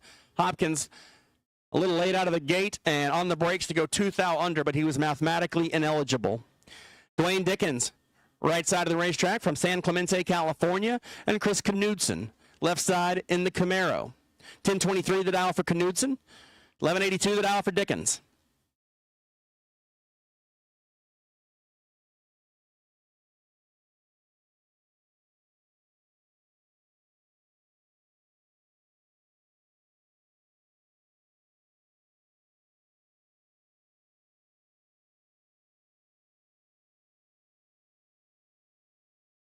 Knudsen is going to grab second gear with the wheels in the air. And a 001 red light start for Dwayne. That's the second one we've seen in 4 pair. Dickens gets the heartbreaker here. Knudsen is 17 and 4 above. Dickens was 001 red and 3 above. That would have been a heck of a drag race. Len Smith, the E-Stock Automatic Pontiac right side, 1101 dialed in. And Jim Parsons, the Harmon and Parsons E-Stick Nova. So we got the E-Stock Automatic and the E-Stick Nova. As they'll stage them up. Lynn going to leave slightly ahead. 29 thousandths the difference up front.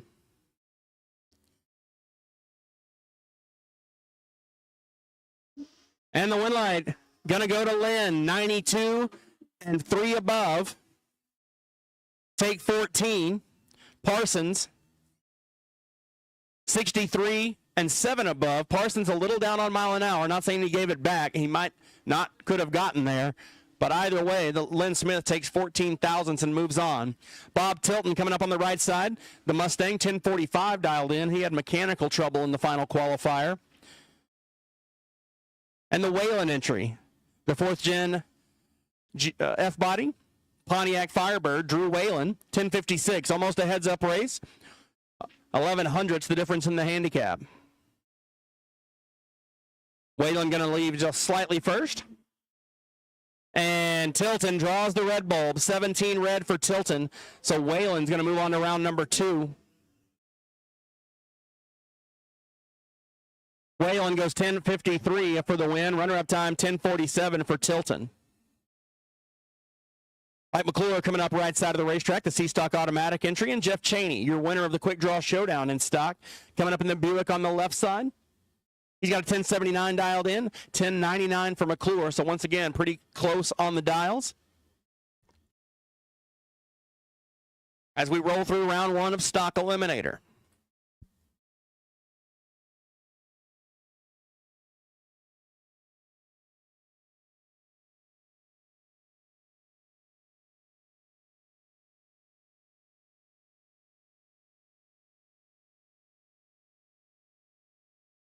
Cheney from Cambridge, Minnesota. McClure out of Topeka, Kansas. Wheels up a pair. The D-Stock Automatic entry chasing the C-Stock Automatic entry. Michael McClure, a professional sports bettor. Did he bet on himself? Well, he may have, but he didn't get the win. Win line going to go to Cheney. Had the better reaction time. Goes 6 above for the win. McClure, 96 up front and 4 above. And he got locked out. Marlene Nelson coming up in the J-Stock Automatic ride out of Minnesota. Young lady says her car is going to go 1176. And Paul Marola, the Nova out of Papillion, Nebraska, 1082 dialed in. Paul was absolutely destroying the Christmas tree last week at the National Open. Has been off to a good start here. Marlene went a lot of rounds last weekend as well. Should be a great race. And we've got a good one. Less than 200 separate them. Marlene trying to hold off the charge of the E-Stick Nova. And the win line going to go to Marola, though. He's 56. Take 005 to be 8 above. Marlene, 41. 10 above and ends up 005 behind at the stripe. Good drag race. Marola moving on by just a few thousandths. Here's Andy Cook coming up left side. The Copo Camaro. says it's going to go 856. And Al Wick, the Widowmaker Dart, 1123 dialed. Going to be a long handicap here as Alan Wick, the Economowalk, Wisconsin native, will get almost 3 seconds head start.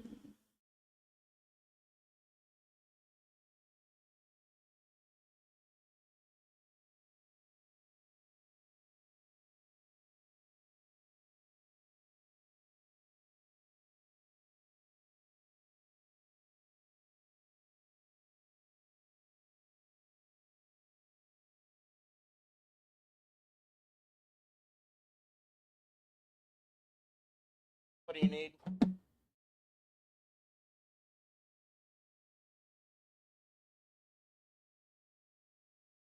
Left side or right side? Oh, we got it.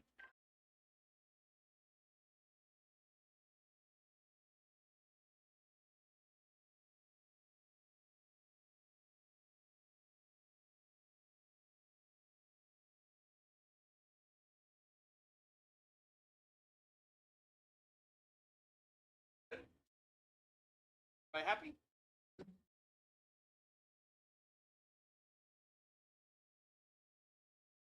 Got the dial-ins and car numbers squared away here. TJ Deek on my right side, Mason City, Iowa, the rail car mechanic. He's in the Fury, and Mike St. Clair from Arvada, Colorado, in the Cobra Jet. 915, 1082, the dial-ins, about a 3-light handicap. Wheels up for Deekema, and here comes St. Clair. Deekema way out on the center stripe. Left side of the car is completely off the racing surface. And he must have found some good traction out there because he broke it out. One light going to go to St. Clair by 004.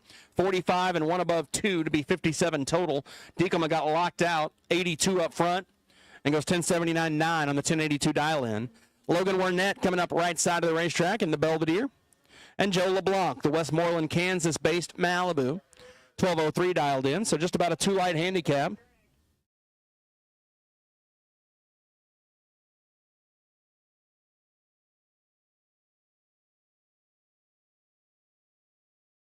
LeBlanc going to leave first, get the 2-bulb head start. Logan Warnett will launch the Belvedere into the air and try to chase him down. And LeBlanc out in front for now, but he is going to have to hustle. He's going to have to push that pedal to the metal.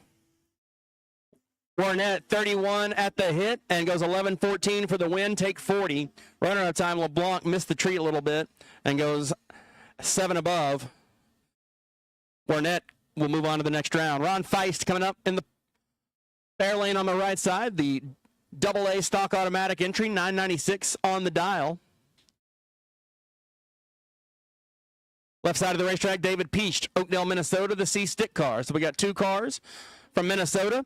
Going to be busting gears.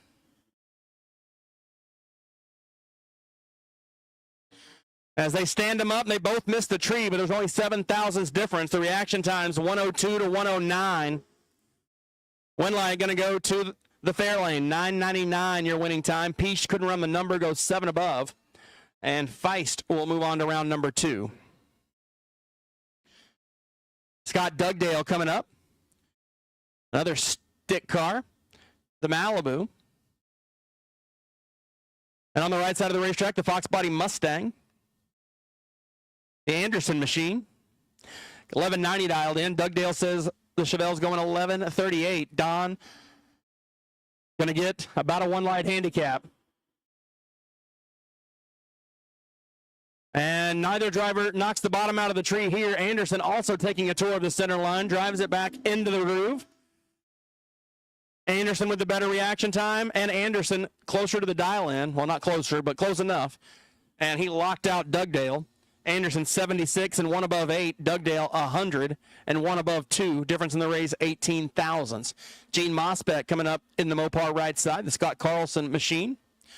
1038 on the dial, left side. That is Randy Shepard from Holman, Wisconsin, the AA stick Camaro. 10:06, what he says is going to go here.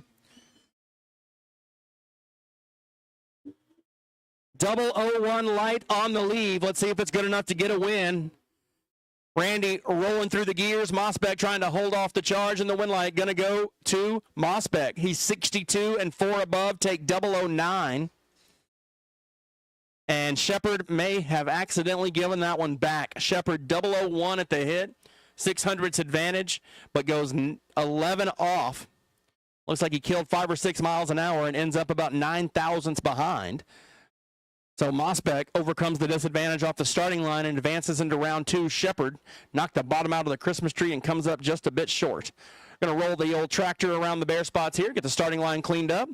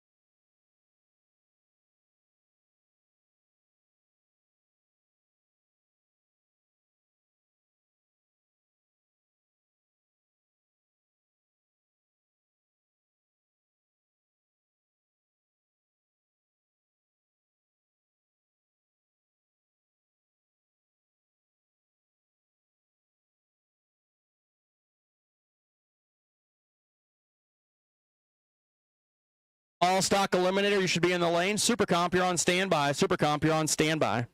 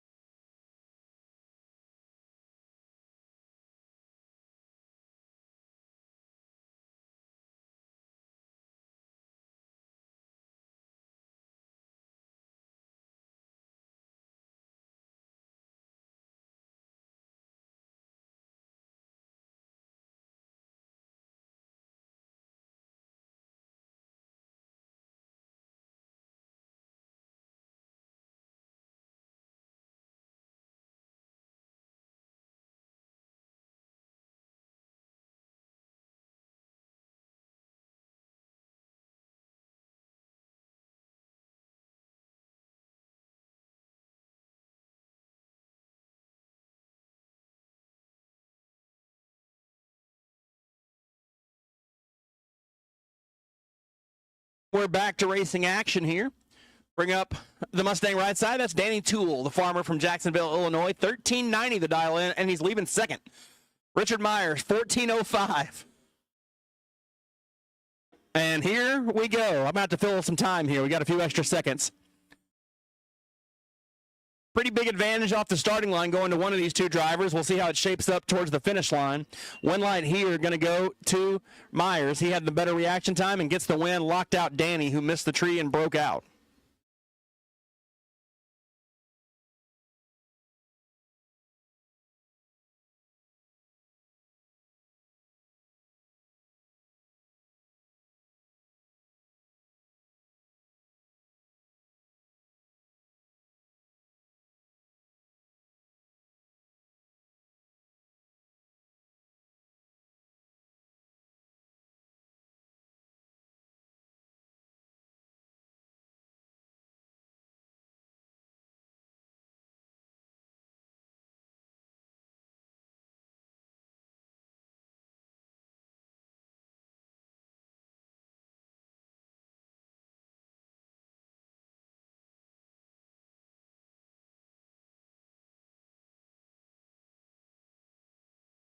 Low deck coming up next. The factory stock B machine, 920 dialed in. And look at the handicap. Stan Kopecky is going to get a north of 7-second handicap. Let's count it out. 1, 1,000, 2, 3, 4, 5, 6, 7. 13 1/1000ths. It's going to be tight. Here comes Larry. He is screaming down the quarter mile and gets the dub. 9:24 winning time. Take 42. Runner-up time for Kopecky. 16:44 on the 16:34 dial-in, as that may be one of the largest handicaps I've seen in Stock Eliminator in quite some time. Johnny Diekema coming up, the AA stick Corvette. Iowa-based racer, 10:07 dialed in. Left side of the track, the D3 runner in the Camaro, 10:47. What he says it'll go.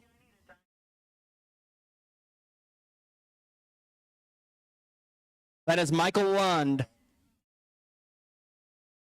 in the Firehawk. Diekema going to spot him 0.4 of a second.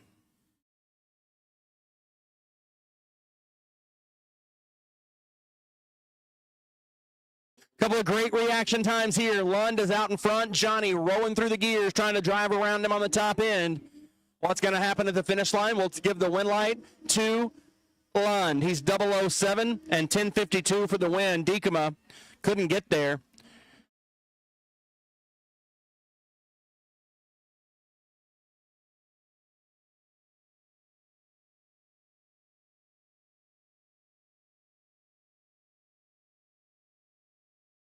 And we've got a heads-up race in stock. It is Dan's Rust and Denny Nelson. Nelson is going to have to hustle. Rust out-qualified him by almost 0.2, but you never know what's going to happen. I've seen stranger things occur. Nelson with a 10th advantage up front. Does he have enough in the Mustang? Yes, he does on a hole shot. Denny Nelson, 10:17. Gets the win as he took a 10th off of Rust on the starting line, and Dan, 10:13, could not close the gap. So Denny Nelson, the A-Stock automatic, gets the win over Dan's Rust in a great heads-up battle. Del Boreski in the 442 Olds left side, 10:29 dialed in. Tim Freese, the M-Stock automatic, going to dial a 12 flat in the Aspen.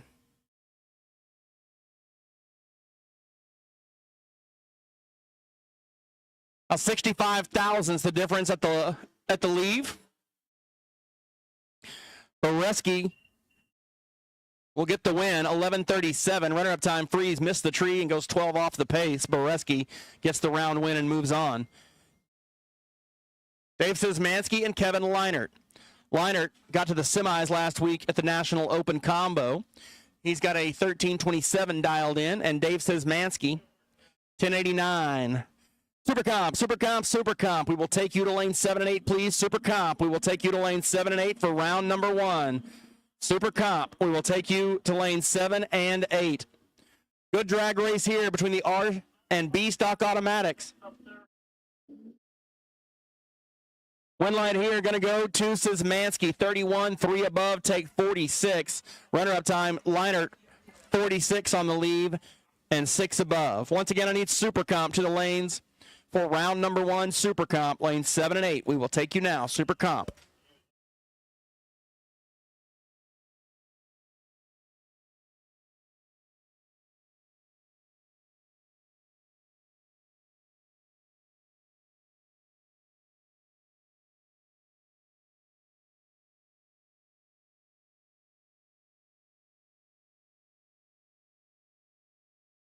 Brent Kopecky and Bruce Castle, long handicap here, 4.5 seconds, and here comes the Cougar. The XR7 machine, 11:35 dialed in. Brent, 15:80. Kopecky out in front, has the better reaction time, but he breaks it out, double breakout. Win going to go to Castle, 11:33. Tough first round for the Kopeckys as Brent breaks it out to a 15:74.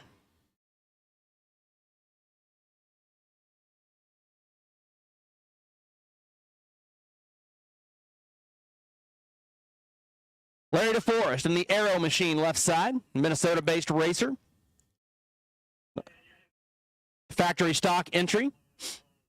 9:58 dialed in, factory stock C. And Luke Siebert. That's going to be a good drag race here. 10:46 the dial for Siebert. A couple of good racers. DeForest deliberately turning on the stage light. Here we go.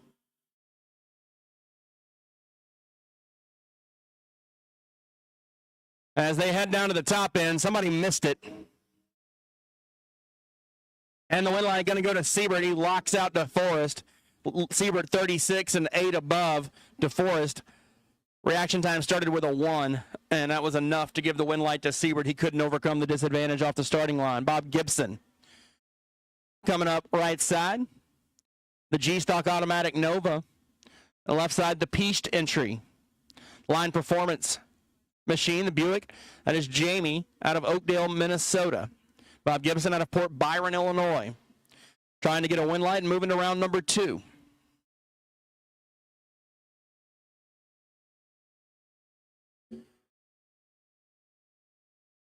About 5-1 100's the difference here. Once again, Super Comp. We will take you to the lane, Super Comp. And the win here going to go to Piest. 53 and 18 above. Gibson, 109 and 17 above.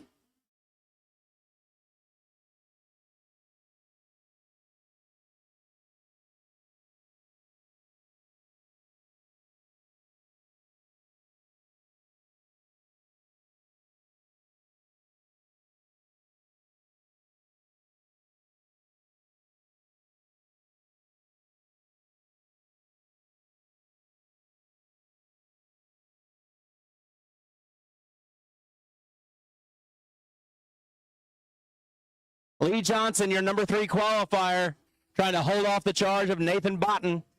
Win light here going to go to Lee, 48 and 5 above. Botten, 106 and a 10th above. And Johnson will move on.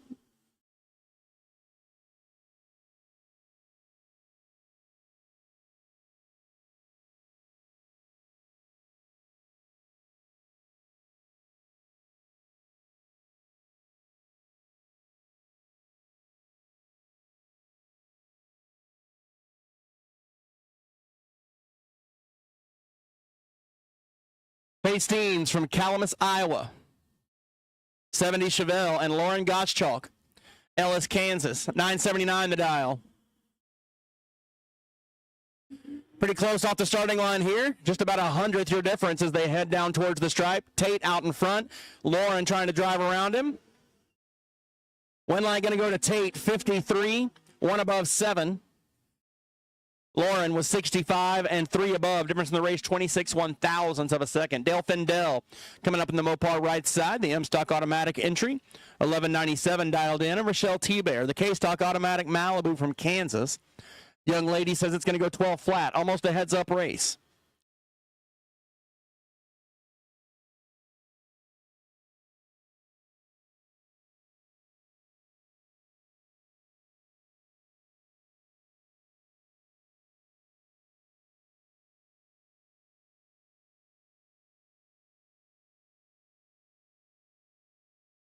And Rochelle trying to hold off the Mopar. She's gonna have to get creative down there. Let's say that. Win light gonna go to Findell, 12:08. Runner-up time Rochelle, 12:14. Dale had a 10th in his pocket off the starting line and gets the win. Ellis Booth, left side of the racetrack in the Mustang D3 Racer, 12:23 dialed in. Quick Performance side. No, that was the last race. The GTO right side. The G-Stock Automatic entry, 11:36 the dial for Troy Vogel, the farm manager. Ellis Booth's career claims. I don't know if that's like gold claims or insurance claims. Maybe he meant to write clams. And a red light start for Ellis, and Troy Vogel got a gift as Troy. His reaction time started with a 2. He'll get the win, 11:41. Ellis kicks it 20 red. Ryan Korish in the Pro Line Truck Gear Camaro right side, 10:48 dialed in, and Tim Mosbeck, your D5 champion last year in Stock Eliminator, and the Demon. He's got a 10:79 dialed.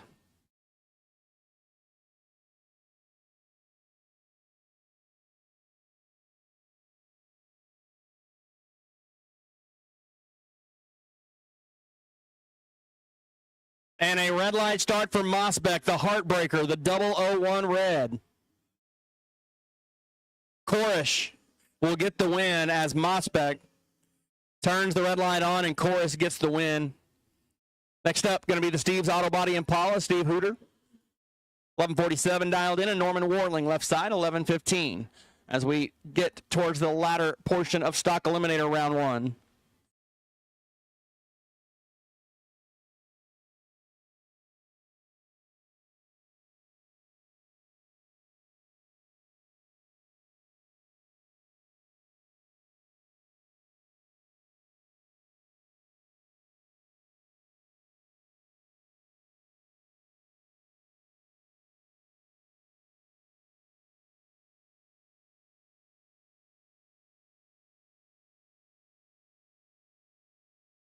Steve turns it 009 red. Warling a little late off the starting line, but his win light is on.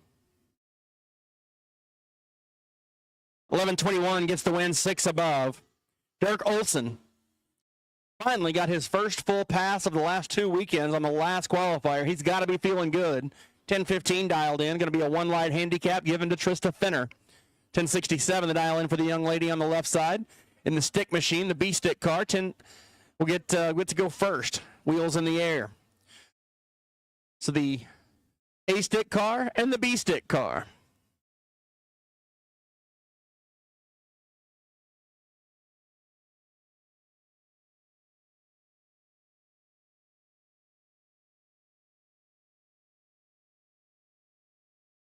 Oh, we got a race here. Dirk Olson been fighting the last 2 weekends, trying to get a win light. But he can't quite do it. Finner, 70, 3 above, take 14. Olson, 32, 9 above, ends up just behind. Don't think he could get there. Ramsey Meyer. Ramsey has, well, I'm going to say is one of the most consistent cars on the property. It's only varied about 3 thousandths in all of his attempts this weekend. He's lined up against Eric Shepard. 10:55 for Shepard, 10:66 for Meyer.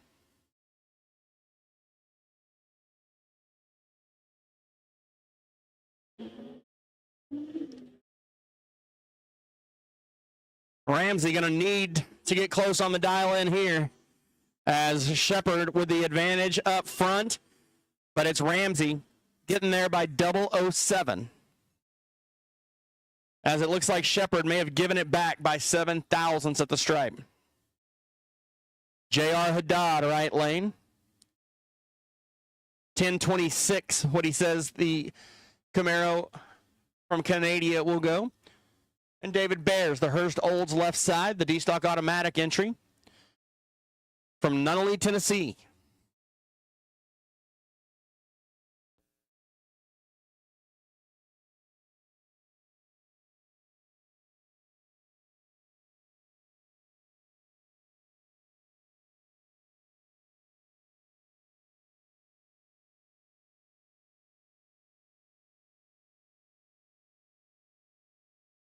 And the win line here going to go down to Bears, 13 and 6 above. Gets the win line Haddad, 83 and a 10:33. And he couldn't hold off the charge of the disadvantage off the starting line and aborts the run. This should be a good race here. Sophia Deekema right side. The Plum Crazy Mopar, 11:16 dialed in. I like the font she used to write her dial in.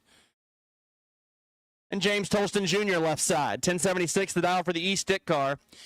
Tolston has been driving the wheels off the GTO the last couple of weekends, trying to see it translate to some wins on the racetrack. He's been on the wrong side of some tough losses. Should be a good race here. Sophia, multi-generational racer, college student. Oh, Sophia puts it on the wood early.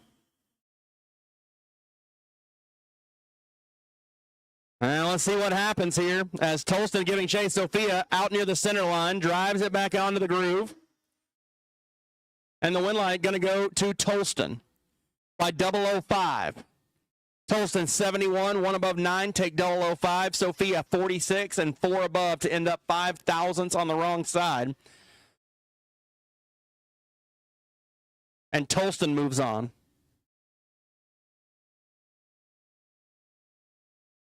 The Proline Automotive Copo on the left side of the racetrack, John Korish from La Crosse, Wisconsin, and Jamie Greening, your number 5 qualifier in the little V6 S10.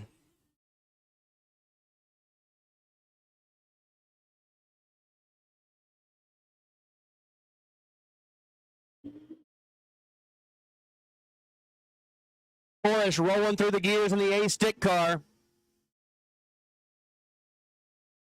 And the win line going to go to Korish, 10:23, take 10 thousandths. Runner-up time, Greening had the better reaction time, but didn't run it. It was 12:03 on the 11:94.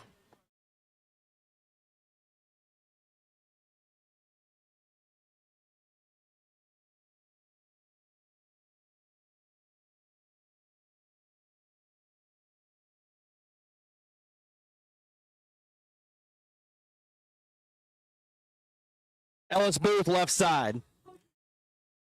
15:59 to dial in. He's going to get almost a 5.5 second head start from Brian Heath. Heath will put the Chevelle up in the air, and here he comes. Can the Chevelle get around the little Pinto wagon? It's going to be a tight one. 4,000 separate him at the leave, and the win will go to Brian. 10:39. Ellis on the left side. Looks like he might have almost missed a gear. He's able to find second, but there was some trouble. And the W stick car comes up short. Jacob Peast right side. The Buick GS and Jordan Juergens left side.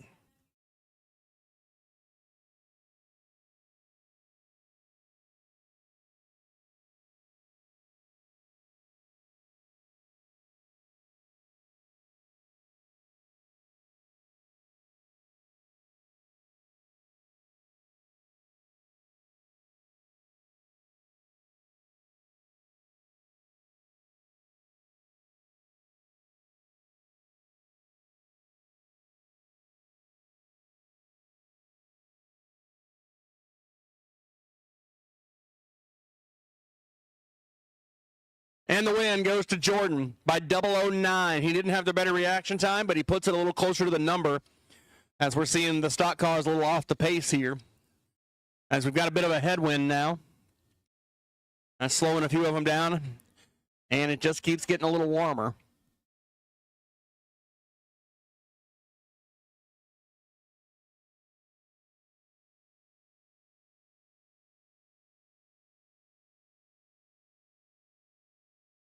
Wheels up for Bill Shepard. He's got a long way to go trying to get around Doug Deck. And the win line going to go to Deck, 71 and 5 above. Runner-up time, Shepard got locked out. He was closer to the dial, but that 184 light was not able to be overcome. And this will be your Byron for the number 1 qualifier, the I-Stick Camaro. This is Randy Ray Wells.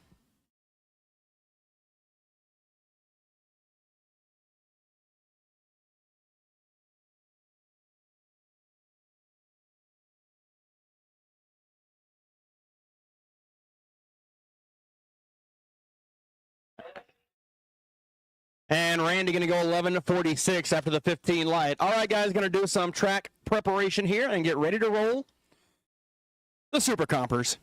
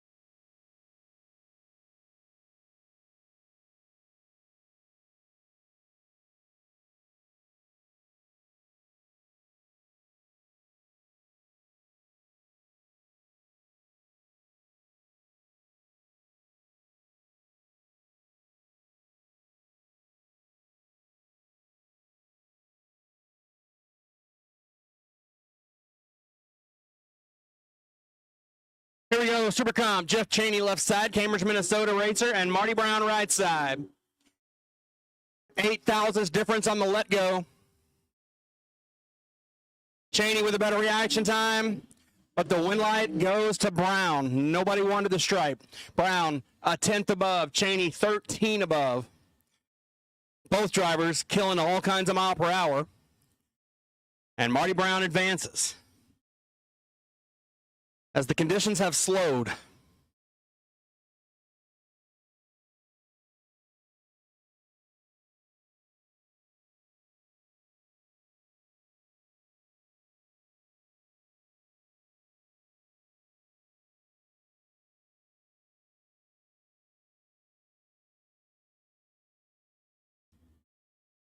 Travis Nygaard, Watertown, South Dakota, and Prescott Dean. And Prescott Dean was struggling with the trans brake on the last pass, and he struggles with it here as it rolls through the lights. And Nygaard will get the win, 893. Tough break for Prescott.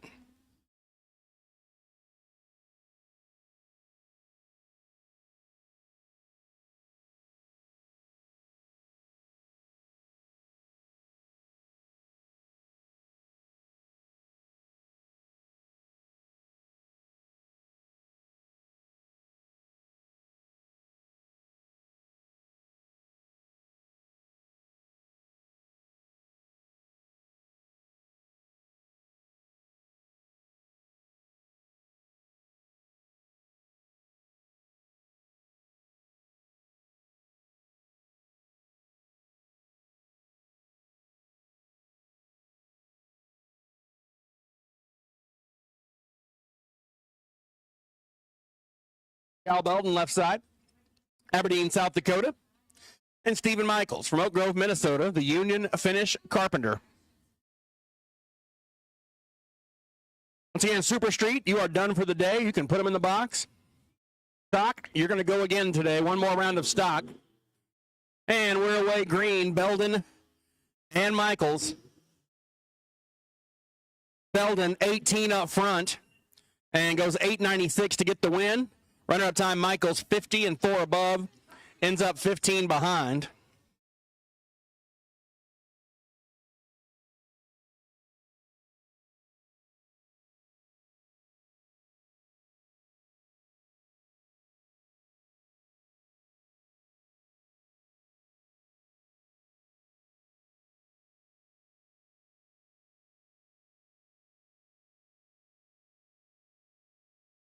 Roy Narr coming up right side of the racetrack. And that brightly colored machine from Watertown, South Dakota, the TNT chassis dragster, and Scott Bombard. Watton, Colorado racer, and the Spitzer.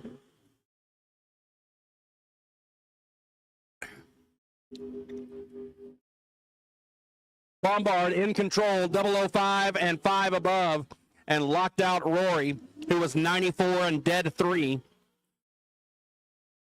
And Bombard will advance.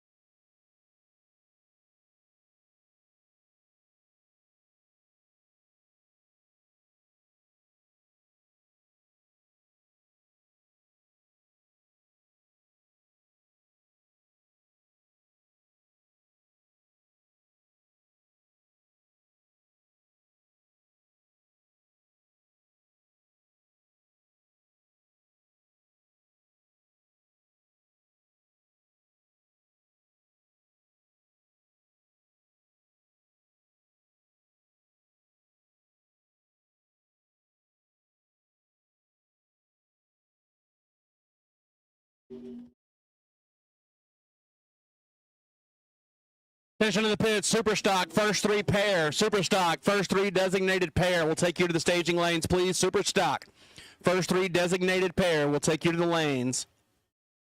Charles Johnson gets the win, 894, had the better reaction time. Bombard, 892, a little closer, but a little behind off the line. Once again, Super Stock, first 3 designated pair to the staging lanes, please. Super Stock, first 3 designated pair to the lanes, please.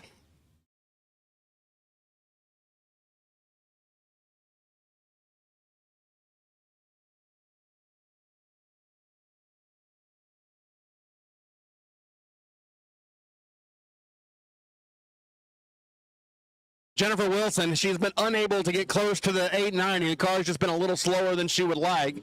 And Mitchell going to get the win, 9:13. Runner-up time, 9:21 for Jenny. She gave it a good fight. Car just wasn't quite bringing the heat like it needed to.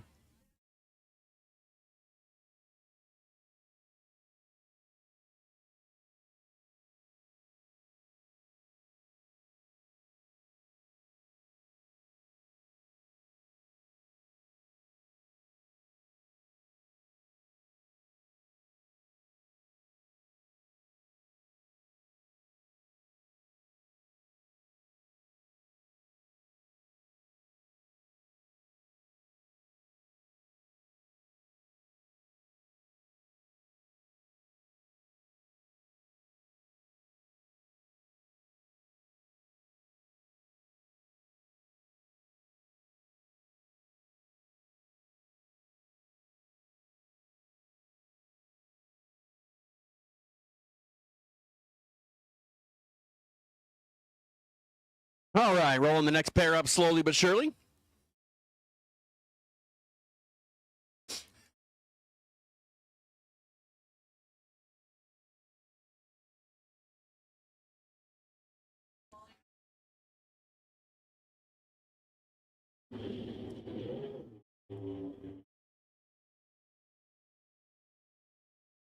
Great, so now live.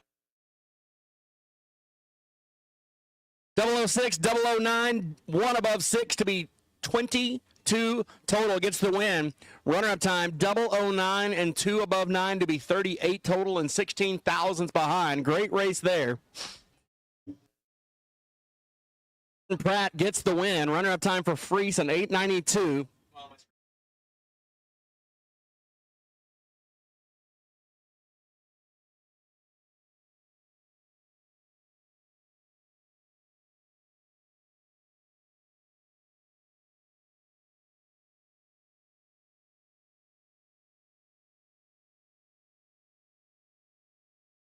Tim Walker left side of the Colorado in the Card Shark.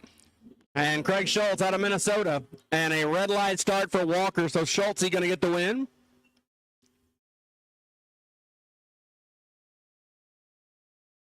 $8.93 winning time.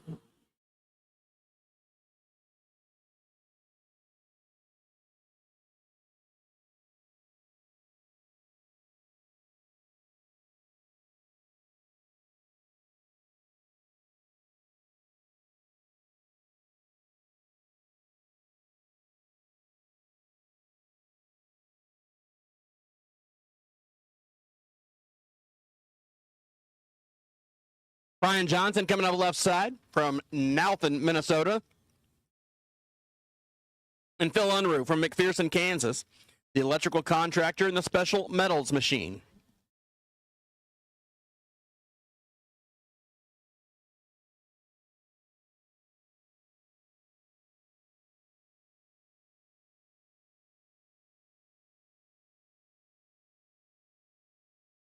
Two 1,000ths difference off the starting line. Going to be a good race here down to the stripe. Win light, give it to Phil. 8.93. Runner-up time, 8.95. Difference in the race, 21 thousandths of a second.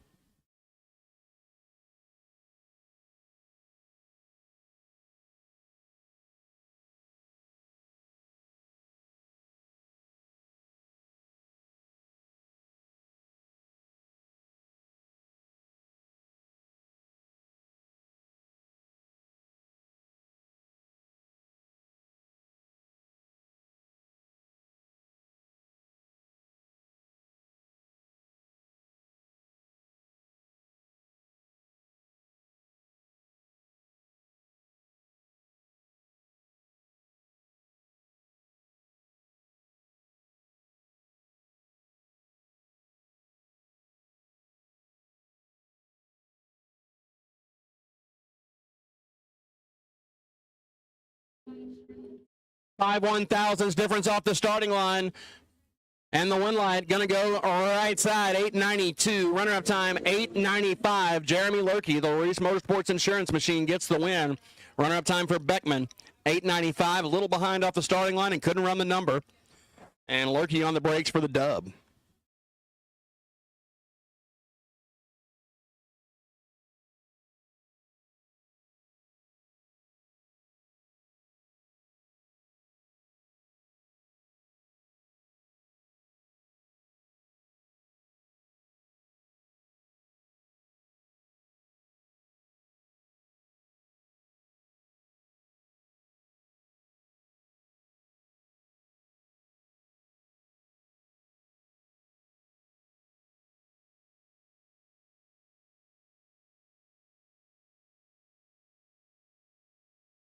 Pontillo left side, Jesse Smith right side. And Jesse Smith is going to have to hurry. Tony Pontillo, Kenosha, Wisconsin-based racer, is 009 and goes dead 4, taking 13. Smith dead on with a 0, but he missed it. Smith dead 0, 73 up front, and it cost him the race. Pontillo locked him out. 9 dead 4, takes 60.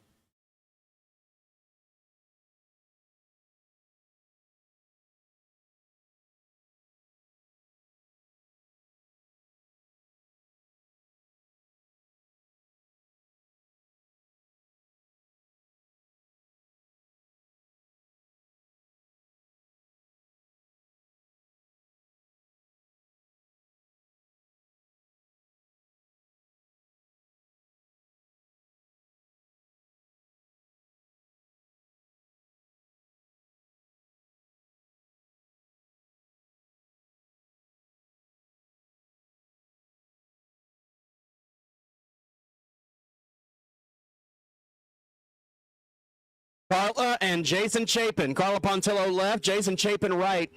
4-100 separate them. And the win line here going to go to Carla, 894 on the whole shot. Runner-up time for Chapin, 893 with 67 up front. Superstock left side, Superstock left side. Need you to the staging lanes, please. We're missing a lot of Superstockers. Superstock left side and first 3 pair. Need you to the lanes, please. Superstock left side and first 3 pair.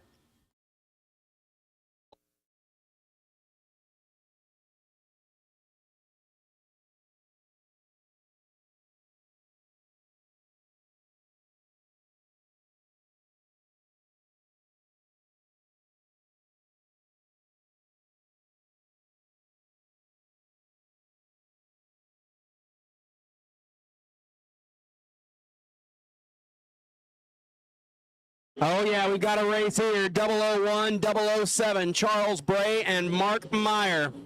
Winlight going to go down to Meyer. 007, 893 winning time. Runner-up time, Bray couldn't run it. 896. As the conditions here with the headwind are throwing these super category cars, well, everybody really, 4 or 5 slower than they were on their last pass, and it has been a struggle to find the number in the first 3 categories as it is slowing.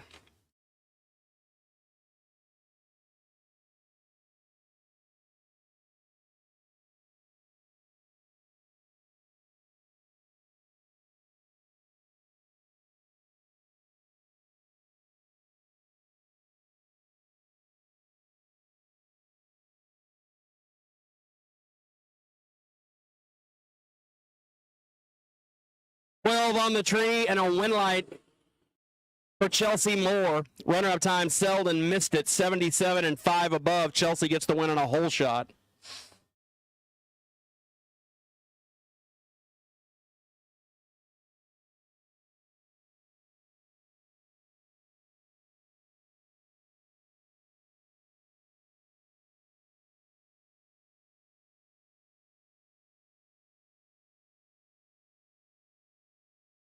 Kevin Dick on the right side of the racetrack. Dave Crawford on the left as we get near the end of Super Comp.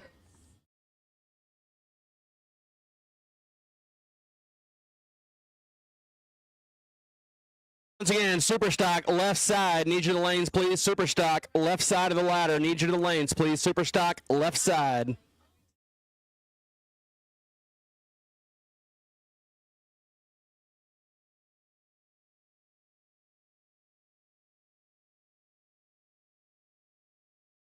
Double 01, red light start for Dave Crawford. Dick going to go 18 and 1 above 4. Runner-up time for Crawford, 894 after the 001 red. There's Chris Whitfield coming up left side. The Go Fast machine.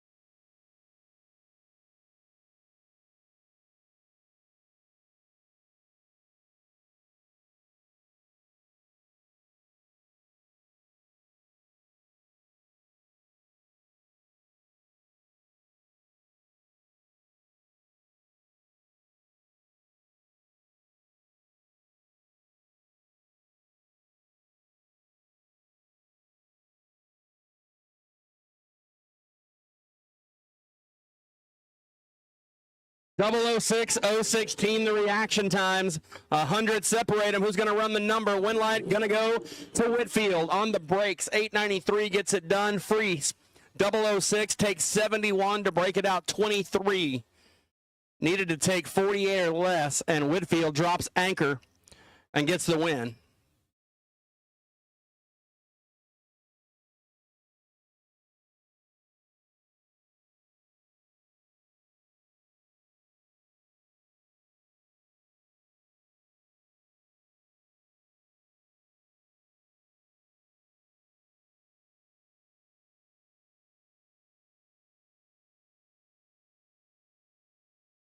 Tim Hallberg left side from Champlin, Minnesota, and Rick Milanazzo from Windsor, Colorado. 9-1,000 separate him off the starting line. The throttle stops are off. Here comes Milanazzo. And he'll get the win, 892. Runner-up time for Hallberg, 895, as he might have lifted down there. Only goes 157 through the traps.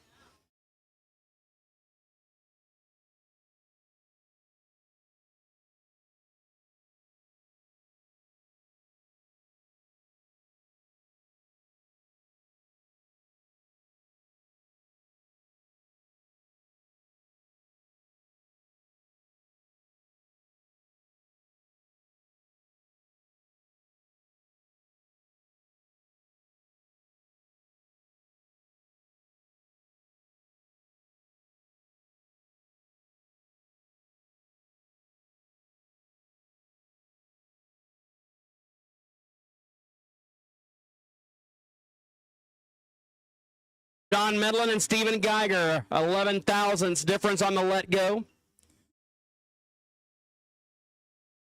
22 and 33 the reaction times, and the win light goes to the 33 of Medlin by 4 1,000ths of a second. Runner-up time for Geiger, 22 up front and 894.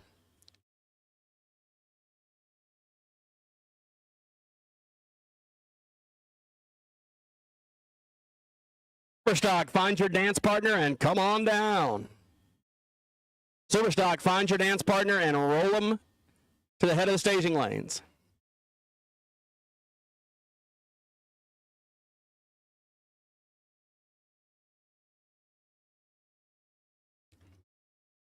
Superstock, we'll take you all. Superstock, we will take you all.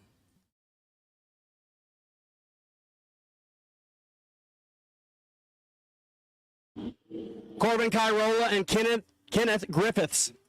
Throttle stop comes off, and Corbin Kyrola, 004 and 7 above gets the win. Runner-up time 896. Both drivers well off the pace, but Kyrola with a 004 reaction time and secures victory.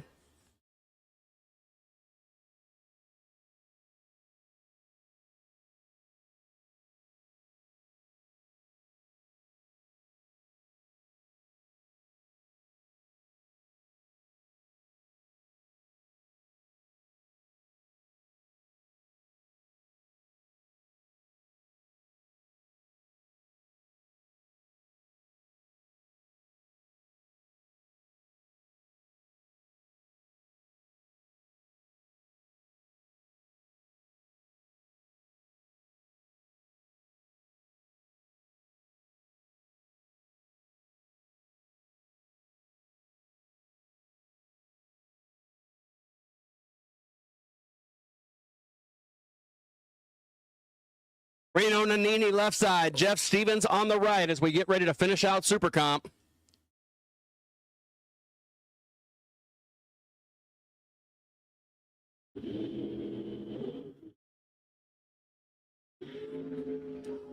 Stevens out in front. Here comes Reno.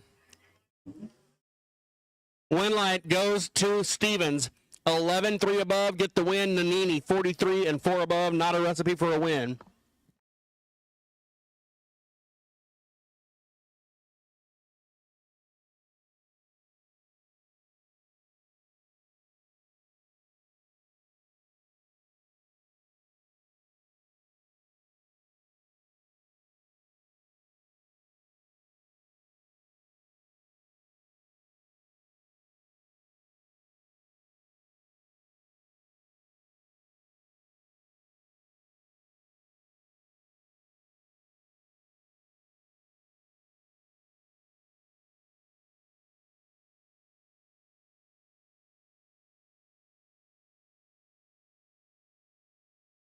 And a 003 red light start for your number one, or for your wait and see by run, Mike Thielen. He was perfect in the last time trial, and 003 red here, Samuel, 44 and 4 under. Thielen, 3 red and 7 above. All right, Superstock coming next. Once again, Superstock, find your dance partner and come on down.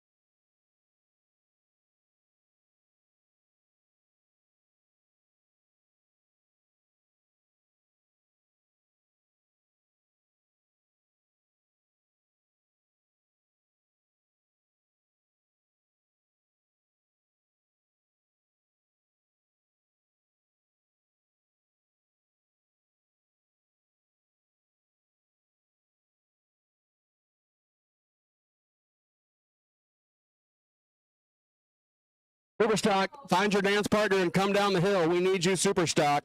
All Superstock, you should be in the lanes.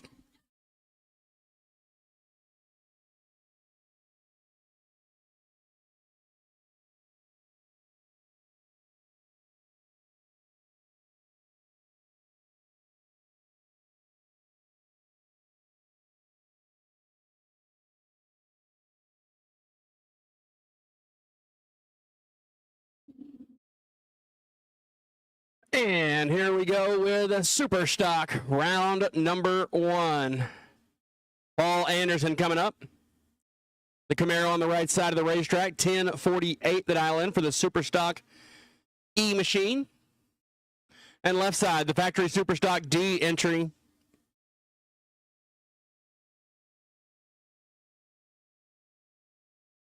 That is Jay Randall from Maple Grove, Minnesota. 9:19 the dial for Jay, 10:48 the dial for Anderson.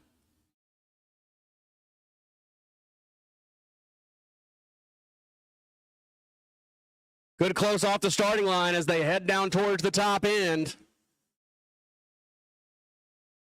Winlight going to go left side to Jay Randall. He's 56 and 3 above. Runner-up time, Paul. Couldn't run the number. Might have lifted and gets 55 thousandths behind. Brad Covisto coming up in the GTO. Line performance machine left side.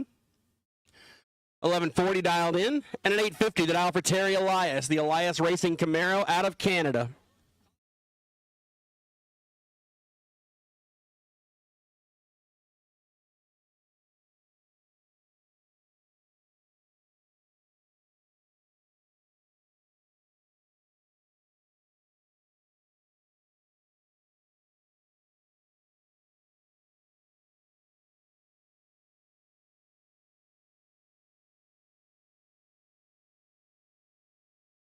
Oh, Terry got up on the tire a little bit as it rattled him off the starting line.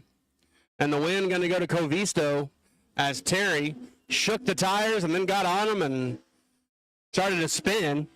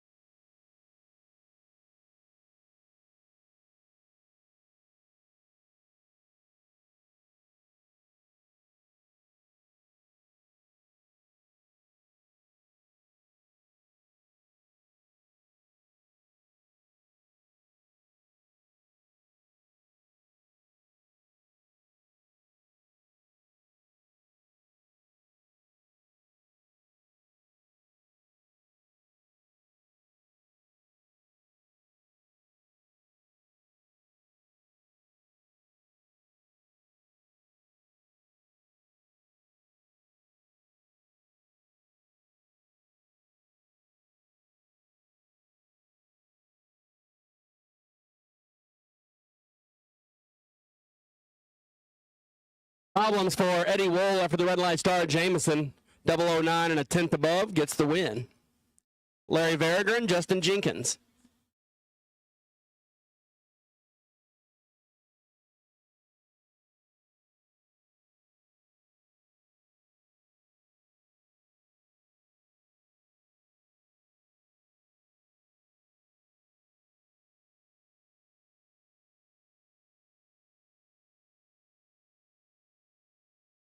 .032, .036 the reaction times. Win line going to go to Verriger. 36, one above two, gets the win light. Runner-up time, Jenkins broke it out 7th thou to take 23. He needed to take 15 or 16 or less. And the win light going to go to Verriger. Good drag race.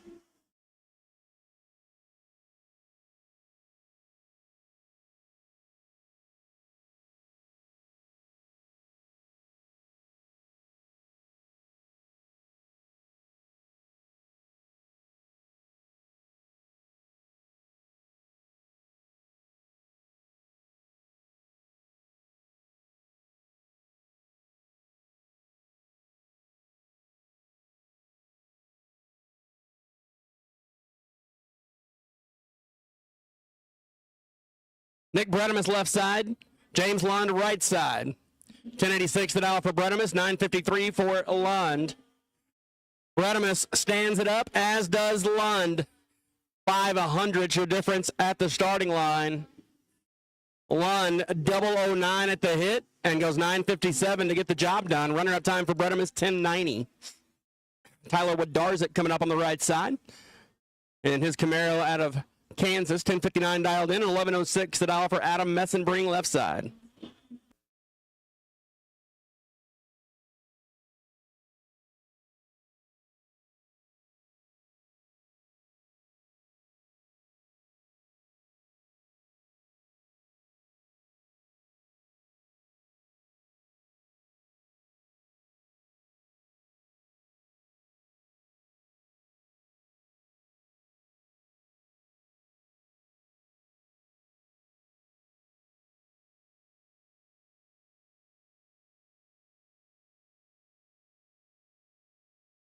Staged up and locked in. Here we go. Wodarczyk stands up his machine. Got another good close drag race here. 12 1/1000s the difference at the starting line. Win light going to go down to Wodarczyk. Dead on the dial with an 8. Runner-up time for Messenbring. Broke it out 29 thousandths to take the stripe.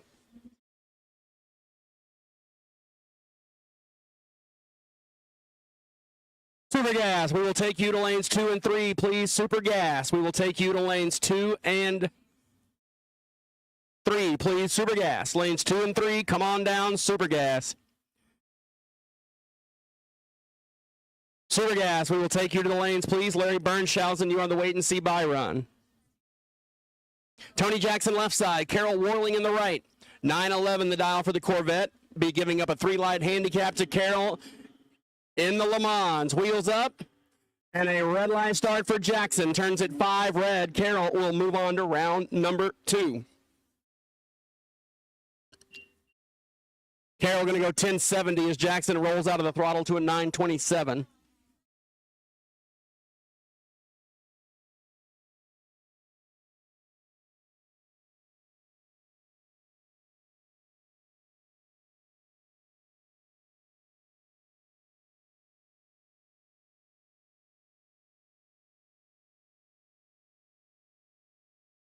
Derek Finner coming up in the Calais right side. Wyatt Wagner, former world champion in the wheel-standing Camaro on the left.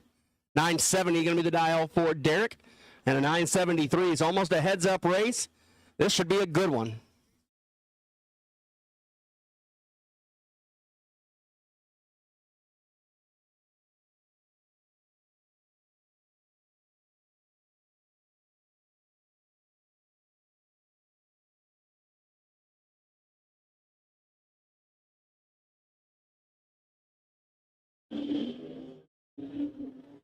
Wagner, just beautiful wheel stands every time in the Camaro.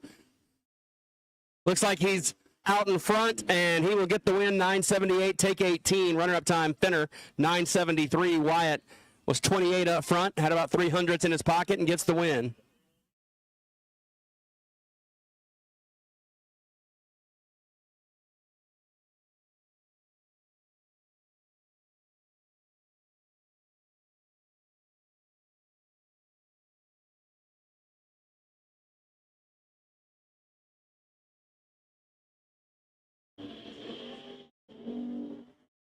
007 040 the reaction times. Bruce Lang and Michael Graham.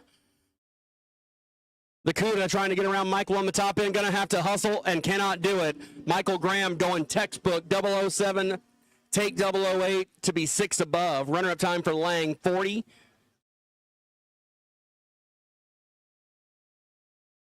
And 965.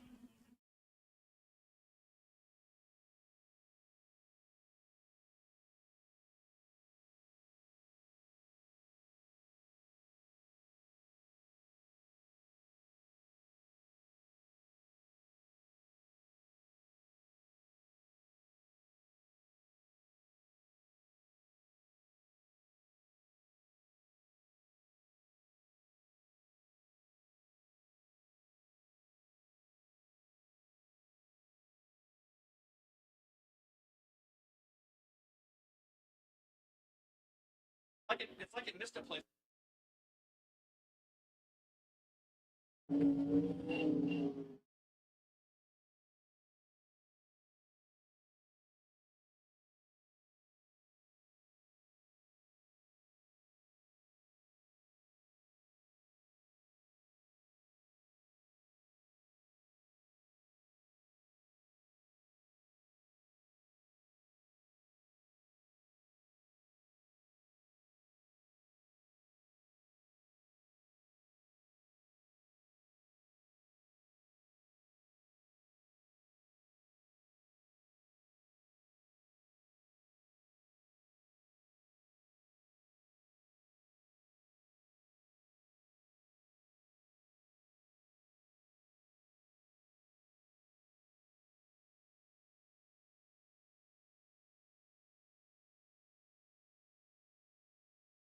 Mr. Snyder, last call. Need you in the lanes for Superstock.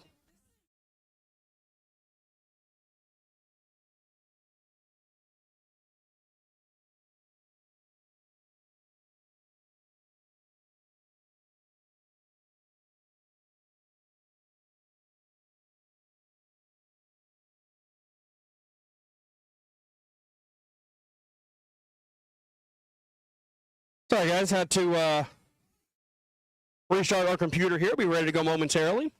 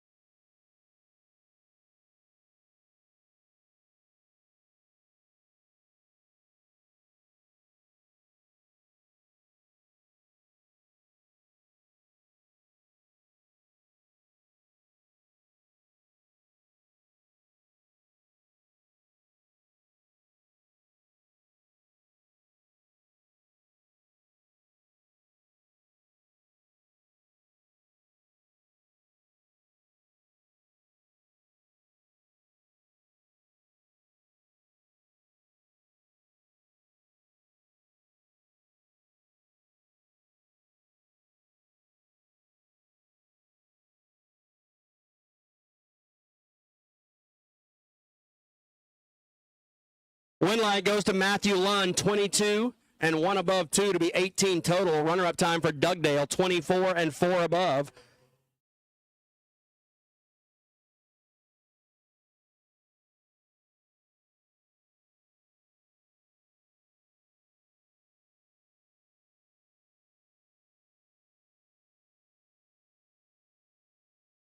Fred Bartoli left side. And Lance Line right side. Bartoli, 998 dialed in, 1010 the dial for Line.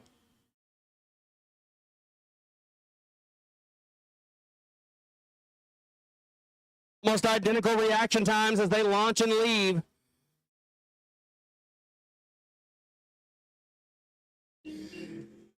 And the win going to go to Bartoli by 007. He's 34, 4 above, take 007. Lance is 35, 4 above to be 7 thousandths behind. What a drag race.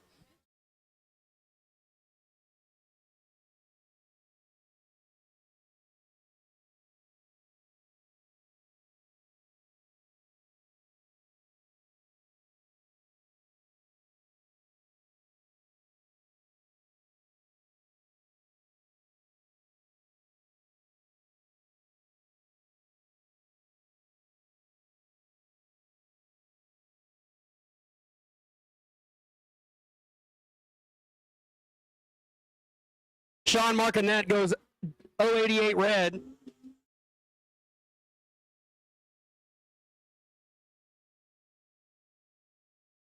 .1030 gets the win for Chuck Rose. He's 70 and 4 above. Runner-up time for Martinet, 88 and 14 above.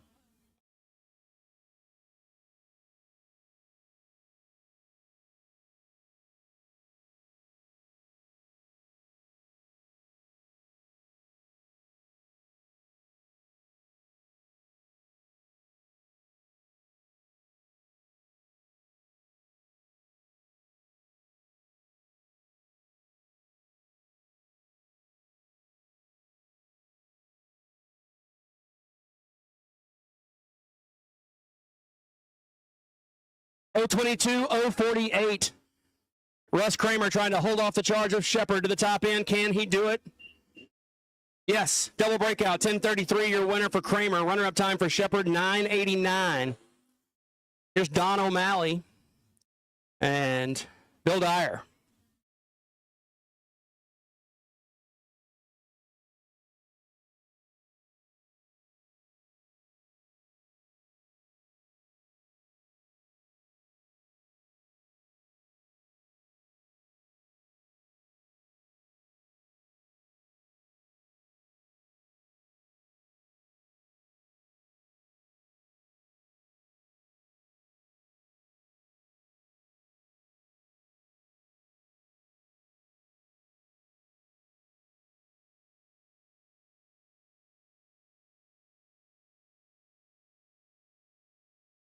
And Don O'Malley might be in a bit of trouble here.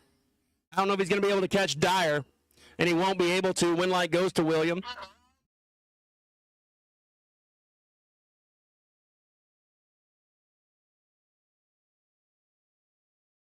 Dyer gets the win as O'Malley missed the tree.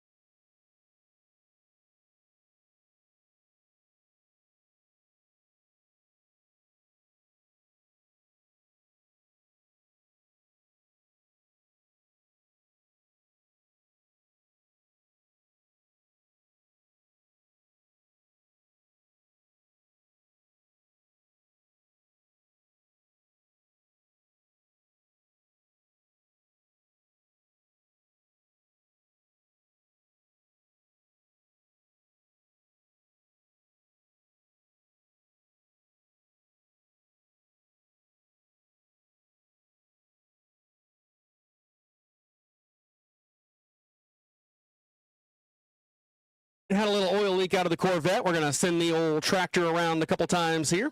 Get everything tidied up on the starting line to finish out Super Stock. Super Gas, you are in the lane. Sportsman Motorcycle and Junior Dragsters, you are on standby. Sportsman Motorcycle and Junior Dragsters, you are on standby.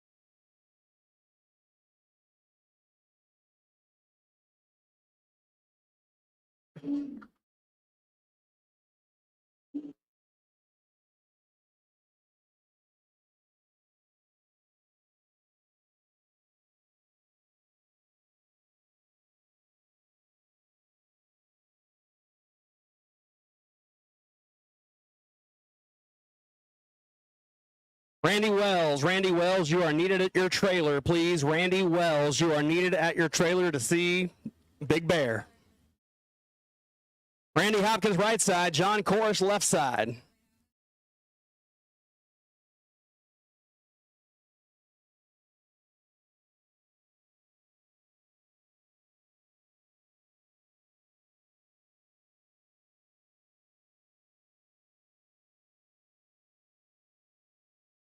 And a red light start for Randy Hopkins, so John Harder will get the win. Hopkins goes 8:44 rolling out of the throttle, and at 12:67 as Harder does the same.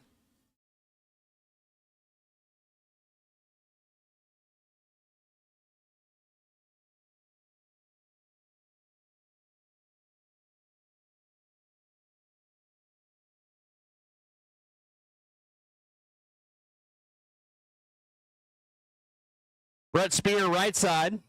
Gene Mosbeck, left side. Mosbeck in the big Savoy on the left side. Spear in the wheel standing IROC Z.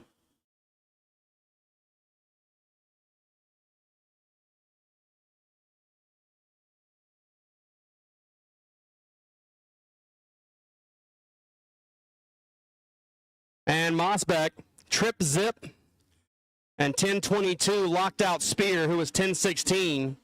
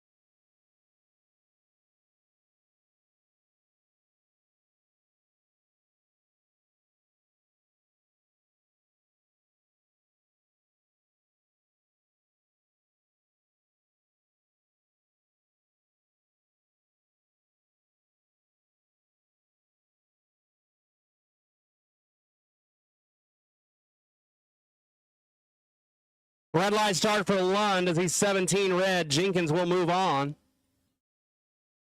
And Jenkins goes down to a 961, 1087 for Lund after the red light start.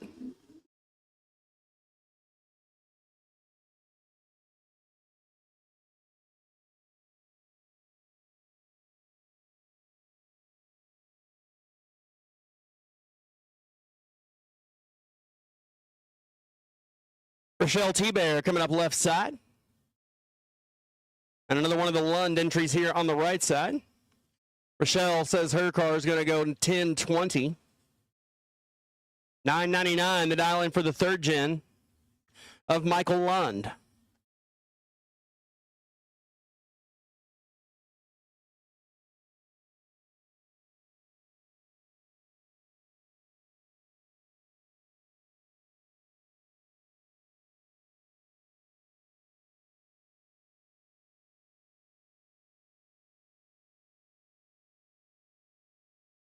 Lund chunking taters down to the top end. 41 takes 13 to be 5 above. T-Bear dead on with a 4, but a little later out of the gate ends up 13 thousandths behind.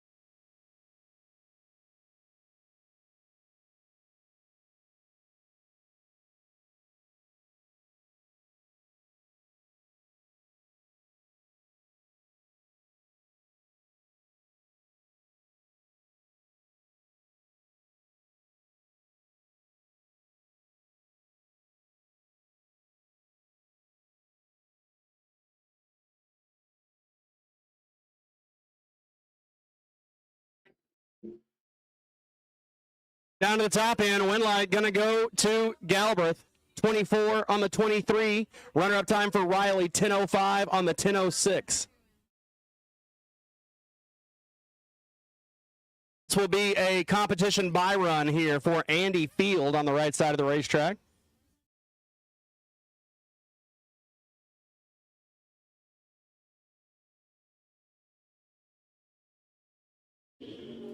Terry Snyder was unable to make the call for round number 1. So Andrew going to go down to the right side. 10:55. All right, it is time to go super gas racing.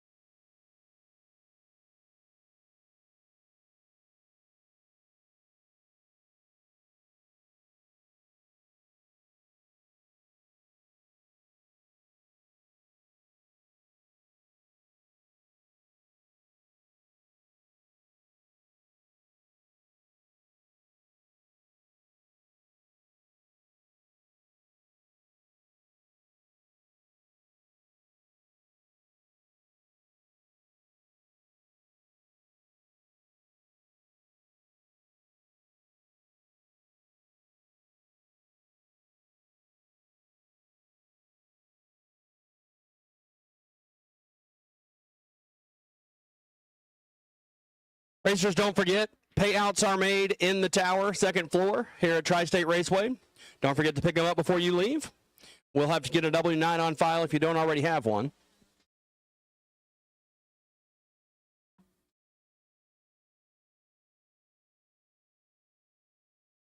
As we're getting ready to turn the Super Gassers loose for round number 1 as we close in on finishing out round 1 of eliminations. Remember, racers, if you are in Super Comp, Super Stock, or Super Street, you are done for the day. You can put them in the trailer, grab your favorite beverage, and relax. Stock Eliminator, you will go again. Stock Eliminator, you are going to go one more time. Everybody else is one and done today. Motorcycles, you will not run any eliminations today. Juniors, you will have one more time trial session, and then we will run first round to close the show.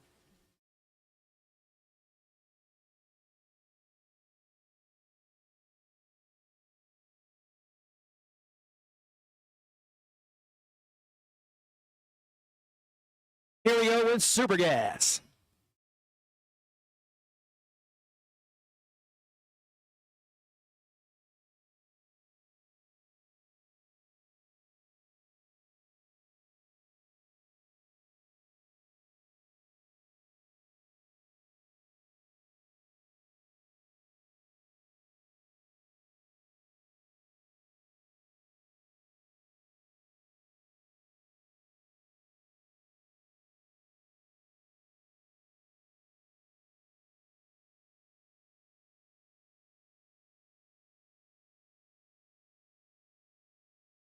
Aaron Monty with the better reaction time. Here comes Dennis Keck down to the stripe.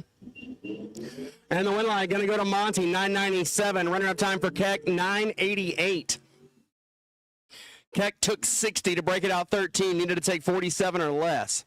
Ray Schoenman coming up, the Flying Dutchman.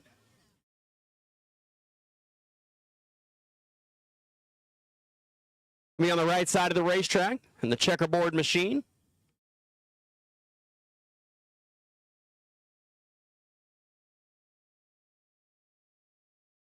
And on the left side, we've got the little Cavalier of Tim Moore from Leavenworth.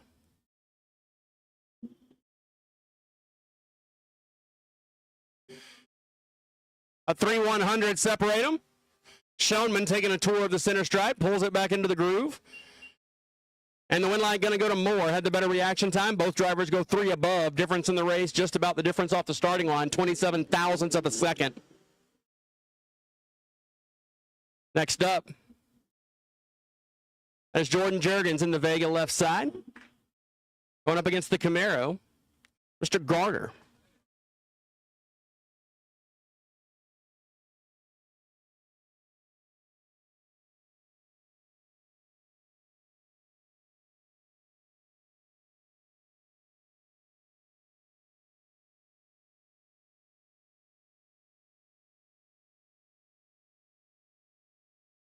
And a red light start for Bradley Garner, so Jordan Juergens will advance.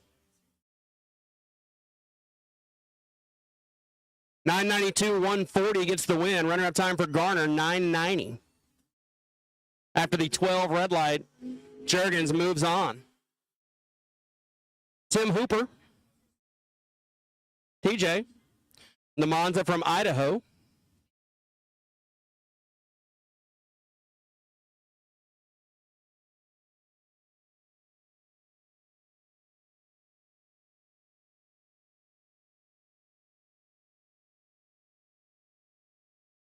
Norman Brungart, Liberal, Kansas in the Camaro machine. Hooper set the trans brake, car wobbled a little bit, stays in the beams. Couple of hundreds separate them. And Hooper, 12, 1 above 3 to be 25 total. Runner-up time for Norman, 33 and 2 above. Just not close enough that time.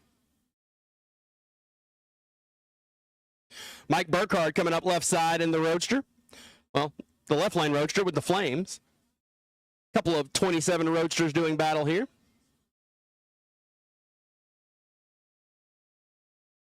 On the right side of the racetrack, we've got Mark Price from Arvada, Colorado. And we're away green. Couple of hundreds here difference.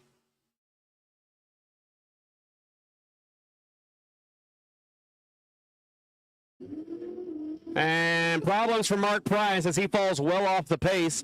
Burkhart going to get the win, 10:02. Sportsman Motorcycle, we will take you to lane 4, please. Sportsman Motorcycle, we will take you to lane 4 for your final qualifying session. And Junior Dragsters, your final time trial, we will take you to the lanes as well. Need Sportsman Motorcycle to lane 4, Junior Dragsters to lane 1. Final qualifying session for both.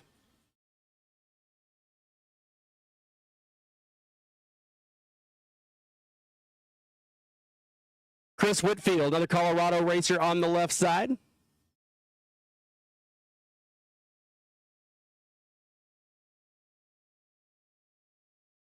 Whitfield from Highlands Ranch, Colorado, the owner at Dialed In Details, and Jody Monty from Thunder Bay, Ontario. And Monty draws the red ball. Whitfield missed it. Whitfield missed the tree and will get the win.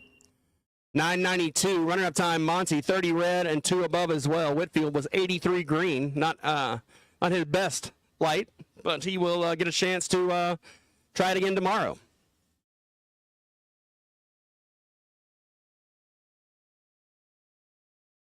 Daniel Moore left side, the asphalt paving and maintenance man. 67 Camaro from Mitchell, South Dakota, and Tim Lynch from Dalton City, Illinois. 11 thousandths difference up front. Anybody's drag race as they head down the quarter mile. And the win line on the brakes going to go to Moore, 993. Runner-up time, Lynch couldn't run it. Had the better reaction time, goes 997 and couldn't hold off the charge. Trevor Larson coming up in the right trailers machine, left side.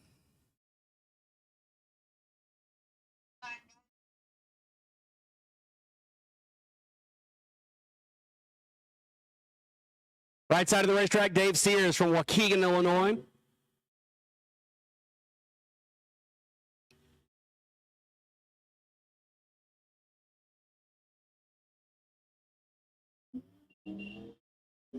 And the win going to go to Larson, 996. Runner-up time, Sears couldn't run it, goes 10:02.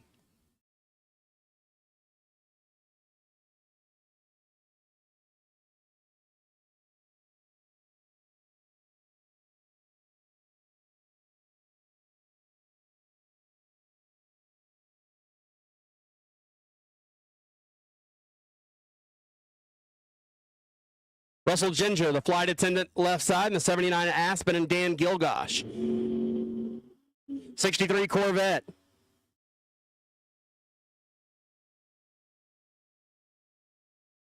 Gilgosh with the better of it up front. Double breakout. Oof, gets the win. 009, 3 thou under. Runner-up time. Ginger missed the tree and goes 37 thousandths under. Followed him across. He could have got way behind. But Gilgosh with a huge advantage off the starting line. Greg Monaga, right side in the Camaro. Black Camaro. The yellow Camaro, that's McMasters. Scott McMasters. The 69 Camaro. As we roll through round one of Super Gas.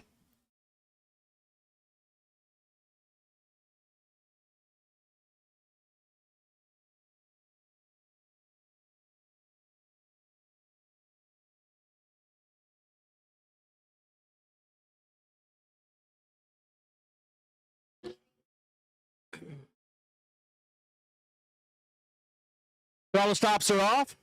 010 on the tree. And a win light for McMasters. Take 14. Runner-up time for Monaga. 993 on the 990. A hair later off the starting line, and that was the difference in the race. McMasters moves on. Roger Sauter coming up in the Hemi right side. Nebraska-based racer.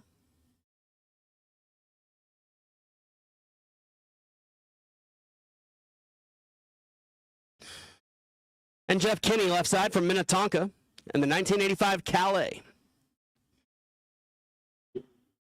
And Sauter goes trip zip. He'll get the win as Kinney turns it 2 red. Boy, they were after it on that one.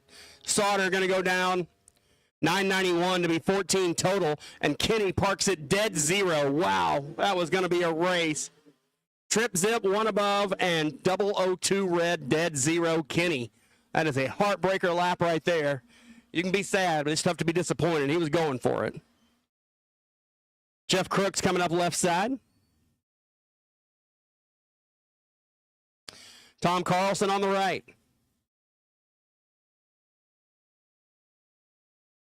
Tom from Two Harbors, Minnesota, in the Roadster. Crooks from Brandon, Manitoba. 14 1,000ths the difference here as the stops come off and they head towards the finish line. Crooks is out in front for now. He had a 006 reaction time. It goes 2 above 9 to be 25 total. Take 003. Carlson 20. 1 above 8 to be 38 total. Difference in the race, 3 1,000ths of a second. Mark McMasters coming up on the left side. In that early model Corvette Roadster.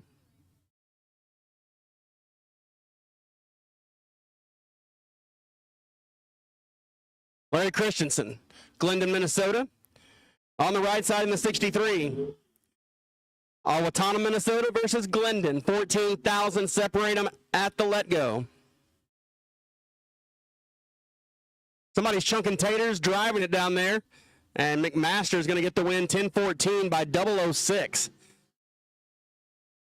As Christensen had kind of veered out of the groove, gathered it back up. Both drivers well above.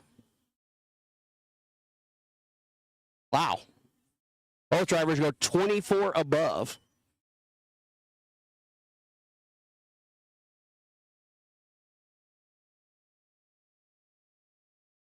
Monza getting staged up on the right side. That is Tim Thierry behind the wheel from Palmyra, Wisconsin. And Danny Toole left side in the Mustang Roadster.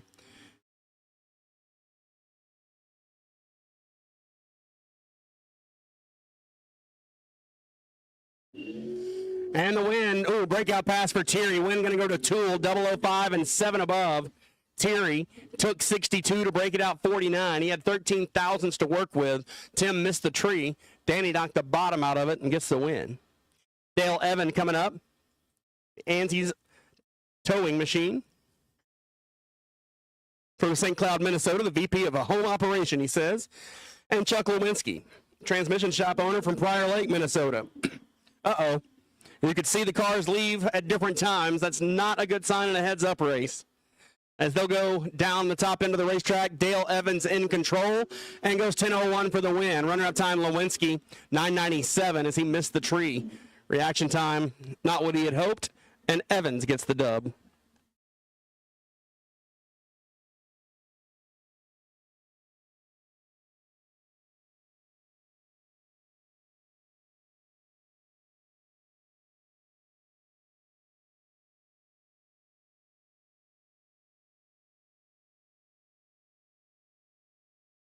Heidi Robeson left side, Robbie Schaefer on the right. And a red line start for Schaefer, so Heidi, the Gardner, Kansas racer, going to get the win. 9:89.9 after an 0:25 light at 173. Good lap for Heidi. It's a good working hot rod she's got, the 63 Corvette Roadster.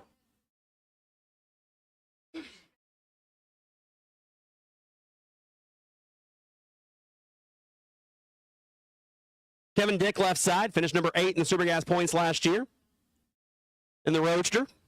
And the Mustang, hailing from Canada. On the right side of the racetrack, that is Bill Causey from Regina, Saskatchewan. Kevin out of East St. Paul, Manitoba, so a couple of Canadian racers.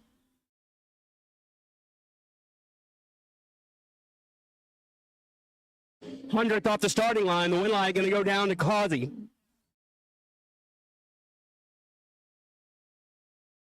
Dick couldn't run the number, goes 9:96. Causey with a better reaction time, runs closer to the index and gets the job done. Randy Nygaard, the team Ethanol Cavalier, right side of the racetrack, Minnesota-based racer.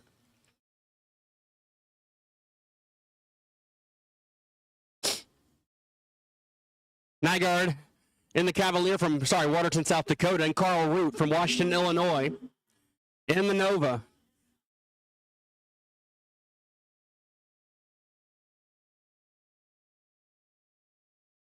Nygaard going to have to hustle, and he does. He hustles just enough.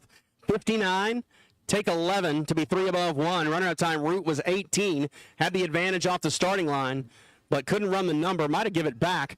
Crossed the finish line at 145 miles per hour.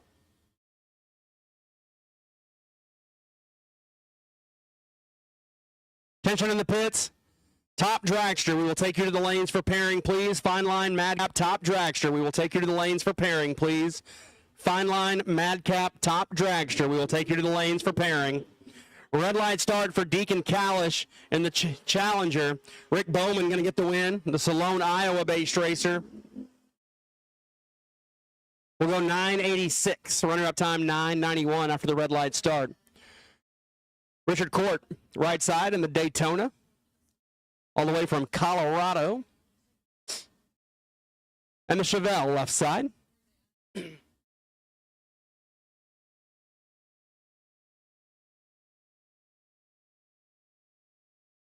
Once again, Fine Line Madcap, Top Dragster to the staging lanes, please. Fine Line Madcap, Top Dragster, round 1. Sorry, not a Chevelle. I apologize. It's a Tempest. Ron Walk, left side. Don't come at me, Pontiac people. It was a mistake. I'm sorry. 3 100ths off the starting line. Neither driver knocked the bottom out of it.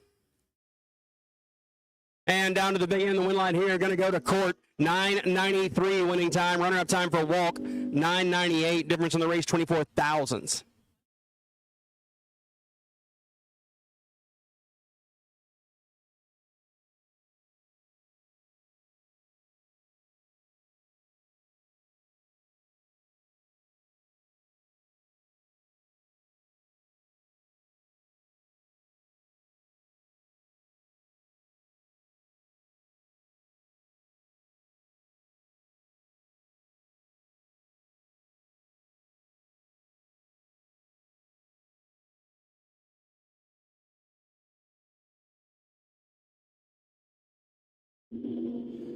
James Costello and Ed Rudek. Rudek might be in trouble. Rudek had a good day yesterday, qualified for the shootout, but I think his Saturday might come to an early end. Win light going to go to Costello, 995. Ed, 993, a little closer to the number, but he couldn't run the index. Or excuse me, he was late off the starting line, I mean. And that reaction time starting with a 1, no bueno.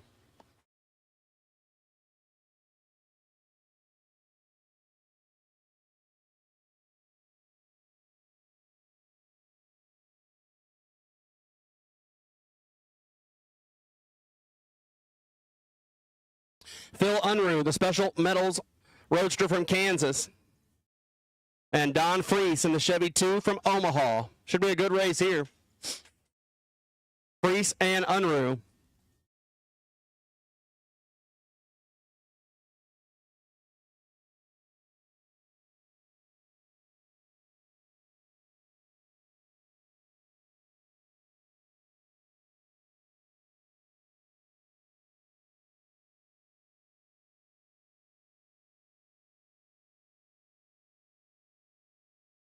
Win line goes to Freese, 23, a dead 4 to be 27 total. Unruh almost got locked out. He could have gone dead 0 and it'd have been tight. But Unruh, 991 and couldn't close the deal. There's Corey Bentley coming up right side in the Chevy 2. Once again, Fine Line, Madcap, Top Dragster. We'll take you to the lanes, please. Fine Line, Madcap, Top Dragster. We'll take you to the staging lanes, please. Corey Bentley pulling his Nova into the lights, and Al Gavlovsky from Bemidji, Minnesota. The 63 Corvette Roadster. And a red light start from the man from Bemidji. And Corey Bentley will get the win. He wasn't great, 38, but good enough. And goes 993, Gavlovsky, 23 red and 1 above 5. Matt Dixon and Keith Kuhn going to be the next out. Keith Kuhn from Nebraska in the T-Bird.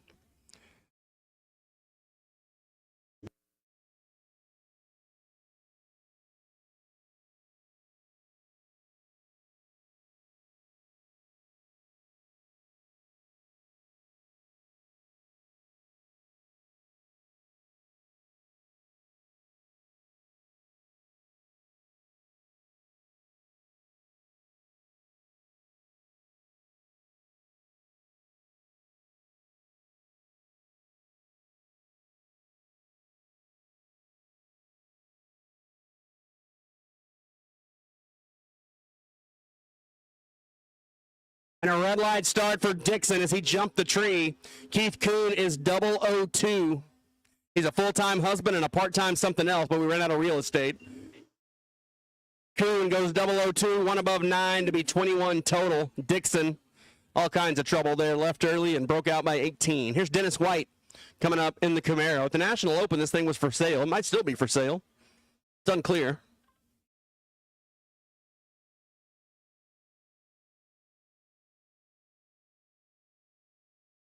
Fine Line, Madcap, Top Dragster. Fine Line, Madcap, Top Dragster, round 1. Need you to the staging lanes, racers. Top Dragster, round 1. I need you to the staging lanes, please.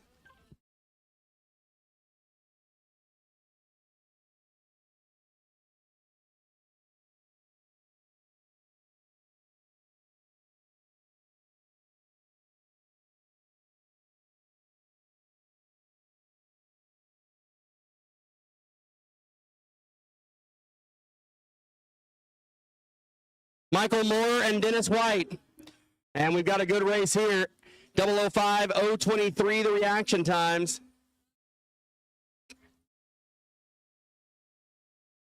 How about 005, 1 above 6 to be 21 total. Dennis White locked out Michael Moore, who was 23 on the tree.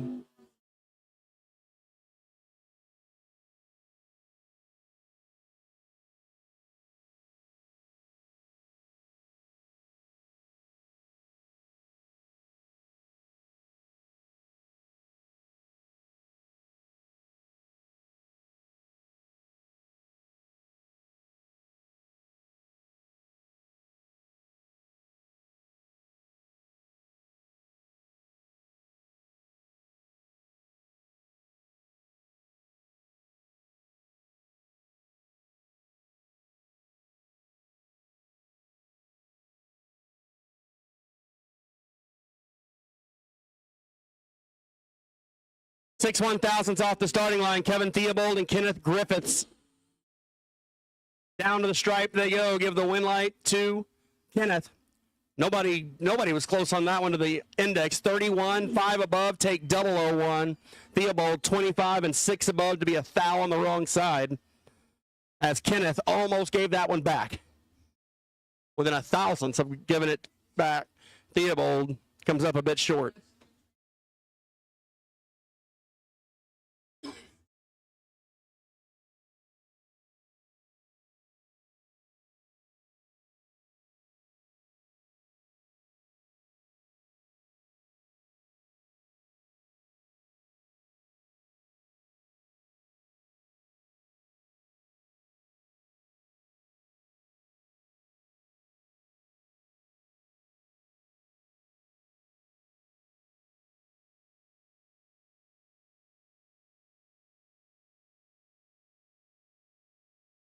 Russ Anderson is 6 red, and the win line goes to Jesse Smith, who is 81 and a 10th over. This will be your Byron for Bill Bernshausen.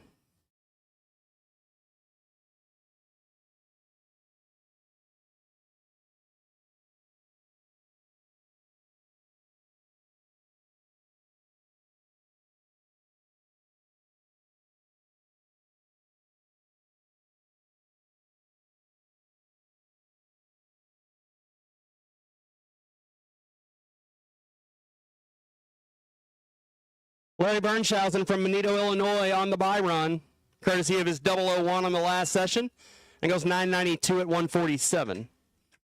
All right, helping a gentleman who was trying to get to race this weekend but didn't quite get his license done. Going to let him get his last pass real quick before we move into motorcycle and junior dragsters.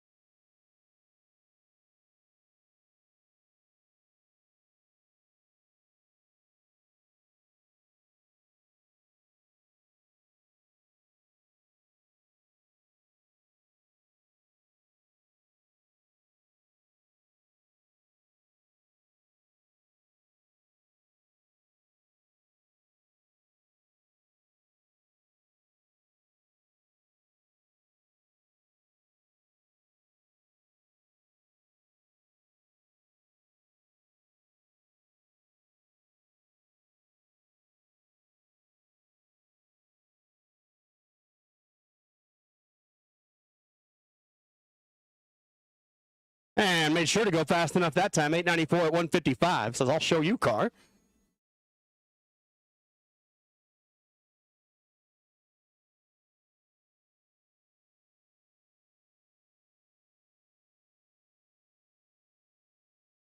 Here we go, Sportsman Motorcycle making their final qualifying attempt. Junior Dragsters coming down. Final call, fine line, Madcap, top Dragster. Final call, fine line, Madcap, top Dragster. Need you to the lanes. Competition Eliminator, you're on standby. Super Gas, Super Comp, Super Street, you are all finished. You can put them in the trailer. Super Stock, you are done. Motorcycles will be done after this pass. Stock Eliminator, you're coming back for another lap. And Junior Dragsters will come back for one more.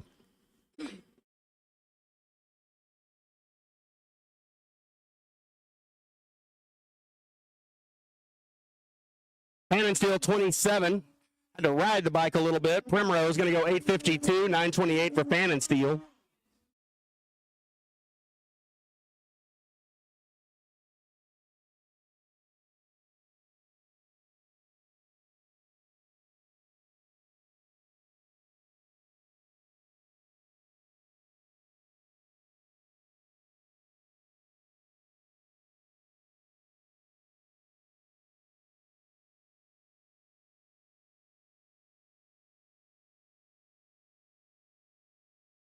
There's Triple B on the left side of the racetrack, Ryan Fangmann, and your world champ on the right side.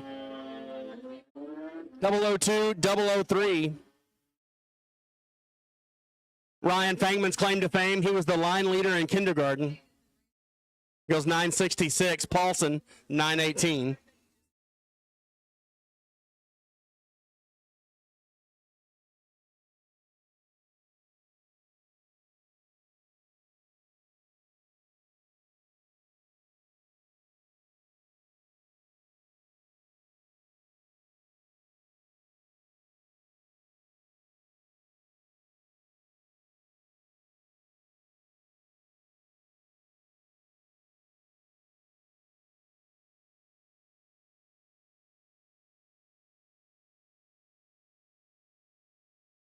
Sean Schnothorst down the left side and Gordon Fangmeyer on the right. Fangmeyer goes to an 868. Sean, 1006. Final pair, going to be Donnie Durenberger on the left side. Out of Minnesota. Lost in his Super Street car, so there'll be no double up for him this weekend as he did in St. Louis. And on the right side of the racetrack, Michael Voss, the Voss Enterprises machine, sponsor of the Voss Shootout, which will be held here in September.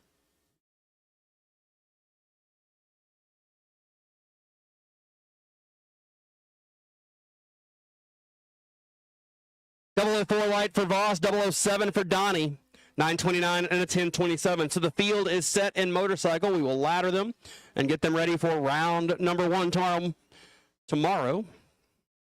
And here we go with junior dragsters. They're going to make one more time trial here and then get ready to go with first round following stock round 2.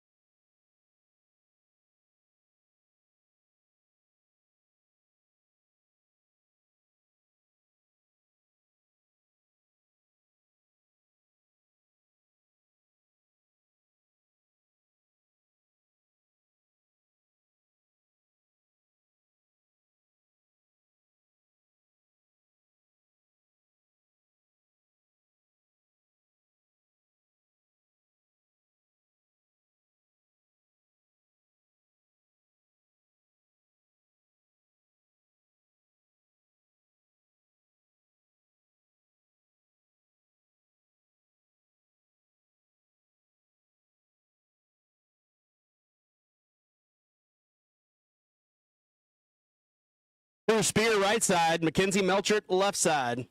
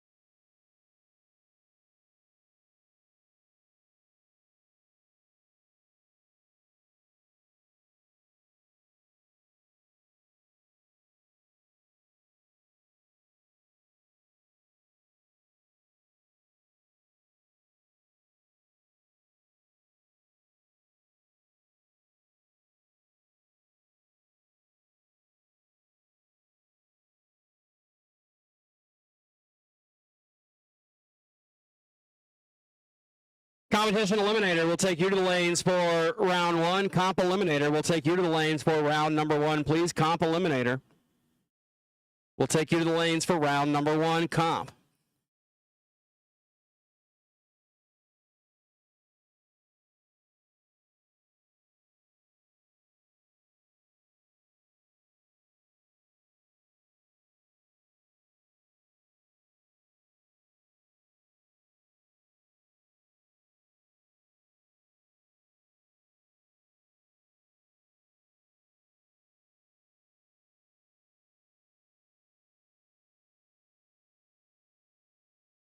Fine line madcap top dragster. This is your final call to stage. Fine.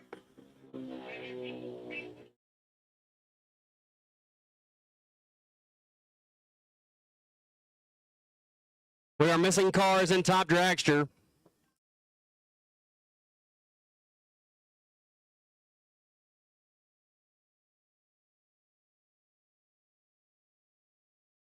We're missing Burnett.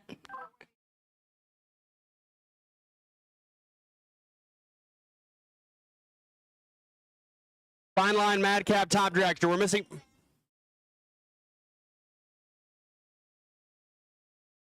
Missing car number 310C.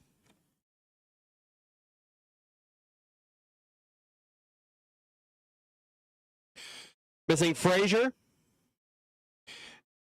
and Koner. Burnett, Frazier, and Koner, we are missing you in top dragster. If you're going to make first round, you better be heading this way. Burnett, Frazier, and Koner, we are missing you. Fine line madcap top dragster. Burnett, Frazier, and Koner, we are missing you in the lanes.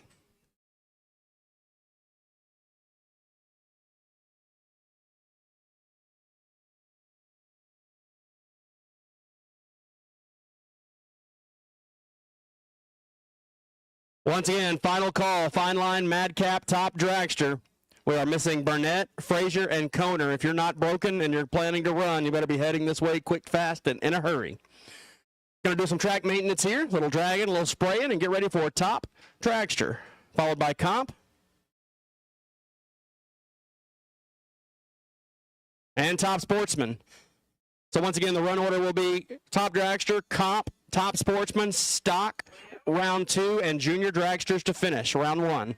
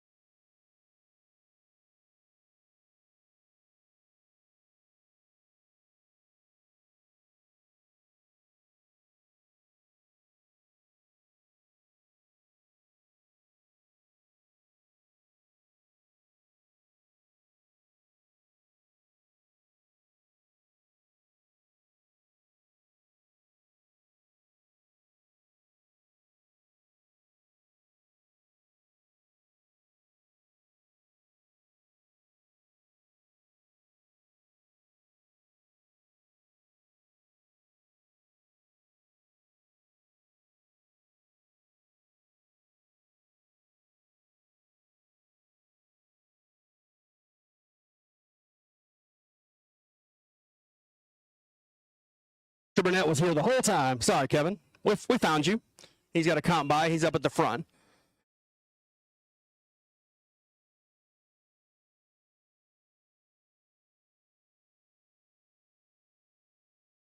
The tower crew has respected a closer inspection of the Corgi out there in the third pair back. They like the Corgi.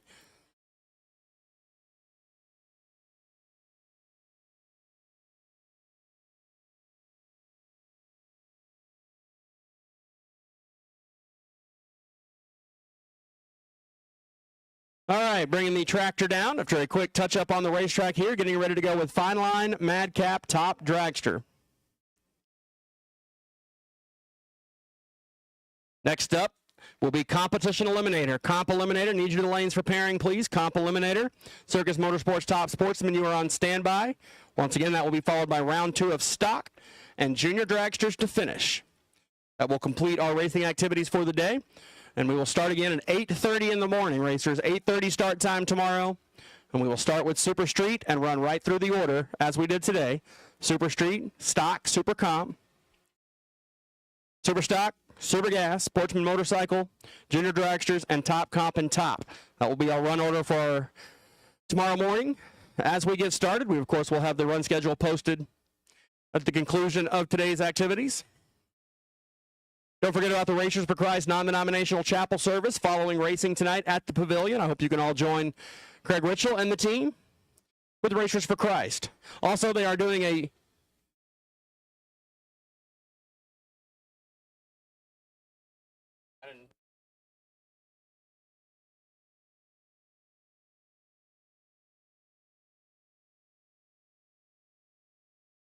All right, and here we go. Our first cars out are going to be singles. We're going to start with Les Feist.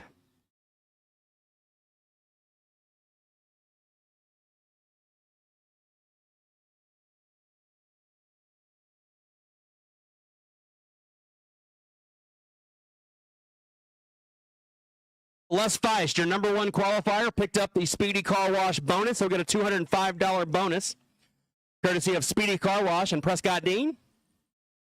And qualify for the Speedy Shootout, which will be run here for your top 4 qualifiers from this season in Top Dragster. Les Feist out of Minnesota, Duluth to be exact. He's got a 616 on the dial-in board. We'll see how close he gets on the Byron pass.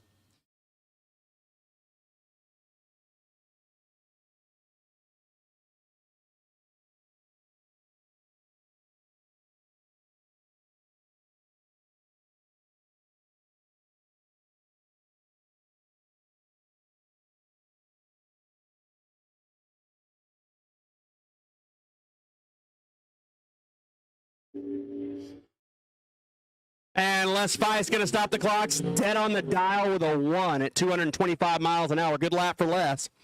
And he is all set up and ready to go for tomorrow. Round number 2 coming your way. Next up, it'll be Daniel Flewelling, another Minnesota-based racer. Except that's not him. This is Kevin Burnett, a Colorado-based racer. I was looking one way and talking another. The Hemi-powered machine. Been working on the combination for the last couple of years, getting it all ironed out. You don't see too many Hemi-powered Top Dragsters unless they're traditionally a blown machine. This one with the supercharger. 008 on the let go, looking for a 665, and we'll find a 679 lifting early.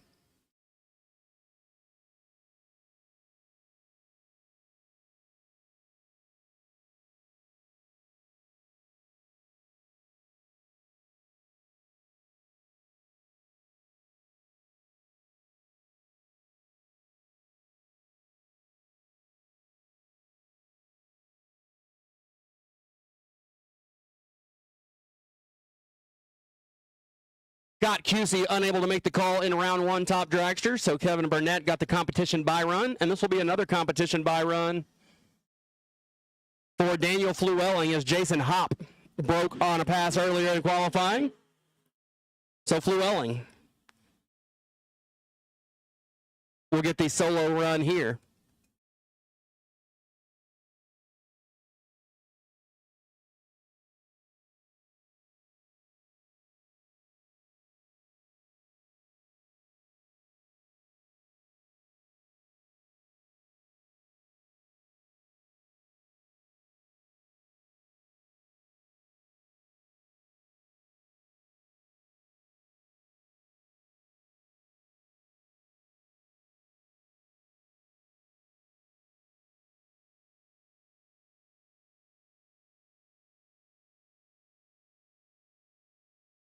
So Daniel Flewelling coming up on the left side as Jason Hopp unable to make the call for round one.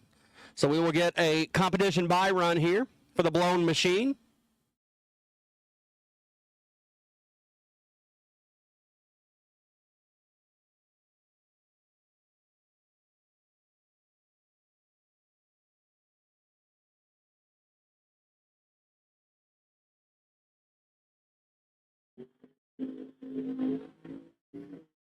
And Flewelling with the double step there. It's going to cost him some ET. Goes 653 at 211. You heard him double step the throttle. Something you see from time to time in a top fuel car or a blown alcohol car is the double step the throttle. And left a little ET on the racetrack, but that's okay. It was a solo run.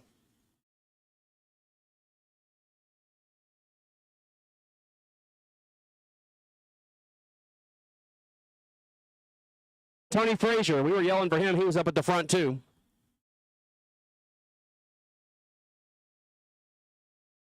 Tony Frazier left side, 658 dialed in.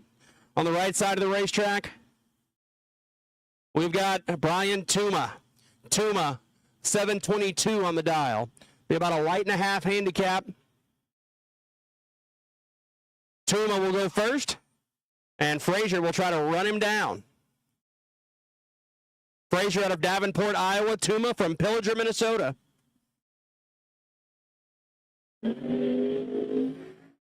.007-041 the reaction times. And looks like Frazier is already around him. 676 winning time. All right, guys, we're going to shut these cars down and go check on that. That was a lot of smoke. Tuma's car slowed down 3/10, and then that looked like white death smoke. We were going to see if that's dry white death smoke or not dry white death smoke. I feel like I might can see something from up here, but I will reserve judgment for a few more seconds until we can check it out. But Brian has come to a stop on the racetrack. As you see the smoke. All right, we do have liquid on the top end of the racetrack, racers, so we're going to be down for just a bit. You guys, go ahead and feel free to push your cars back, take your helmets off. It looks like this might be a little bit of a cleanup, probably 20 to 30 minutes. So, racers, if you would like to take your hats off, we're going to be down for about 20 or 30 minutes here as we've got some liquid on the top end of the racetrack. We will get this fixed and back to racing just as soon as we can.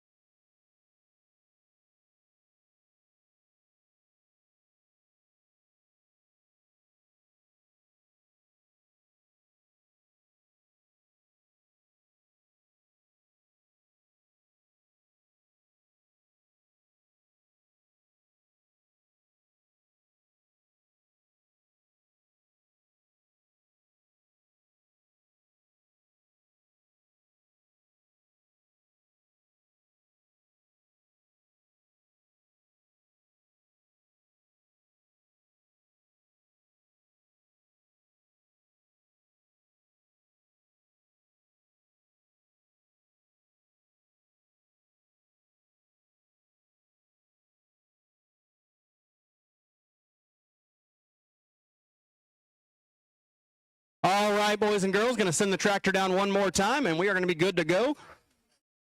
Relatively quick cleanup. As unfortunately, the Tuma machine looks like it might have thrown a rod down there. So appreciate the Tri-State and NHRA crews, Safety Safari, for getting everything cleaned up and back in order. And we are going to be good to go to finish out Top Dragster, roll into comp. Then we've got Circus Motorsports Top Sportsman, Stock Round 2, and Junior Dragsters.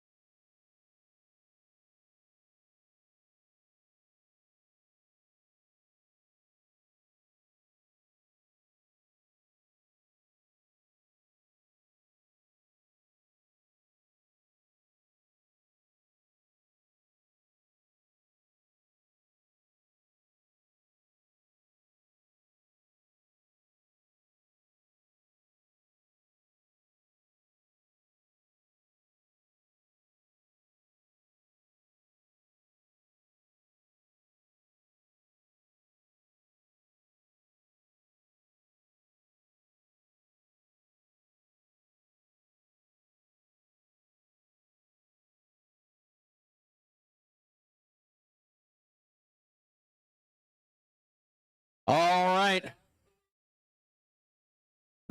Just about ready to fire them up. Emily Novak and Nick Gilbertson have waited patiently. They are putting the hats back on, checking the tires, and getting ready to resume Fine Line Madcap Top Dragster Round 1.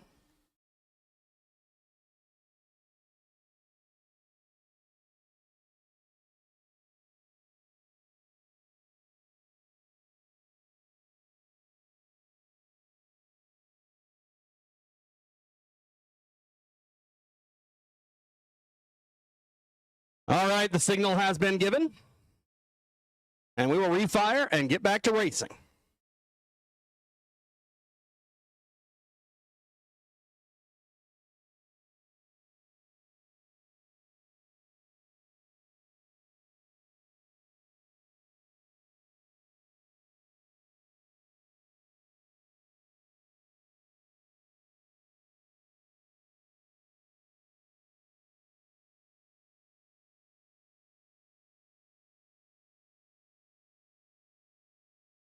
So Nick Gilbertson in the front engine dragster, left side of the racetrack, Minnesota-based racer. Gilbertson qualified number 21, and your number 8 qualifier, Emily Novak. The American flag themed machine, the college professor from right here in Iowa.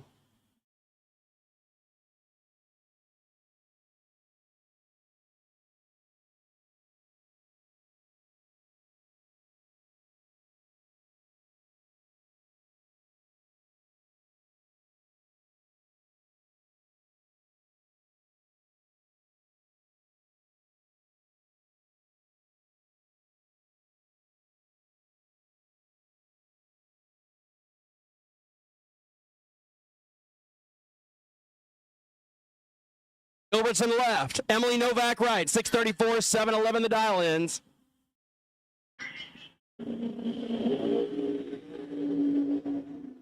And Emily turns it 179 red. So 631 on the 634. 709 on the 711 for Gilbertson. They're both a little quick. Emily, looks like she met the tree. Was 179 red. Gilbertson will move on.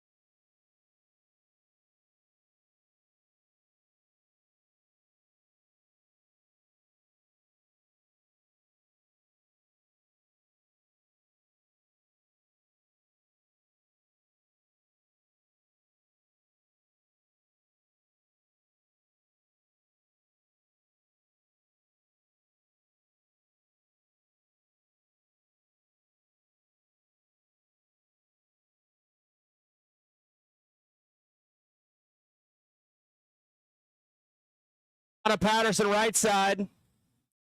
And Kendra Larson left side. 7:04, 6:23 the dials.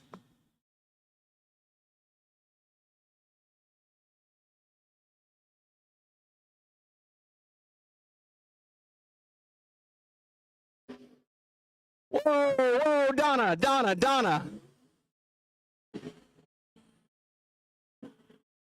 Donna drove her car way out towards the center stripe.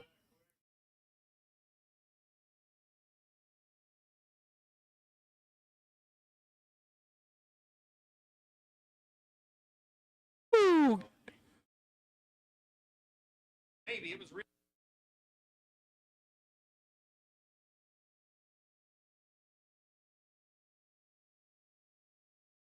Donna Patterson was off to the races. She drove the car left, and it got way outside of the groove, way towards the center stripe. She aborted the run late.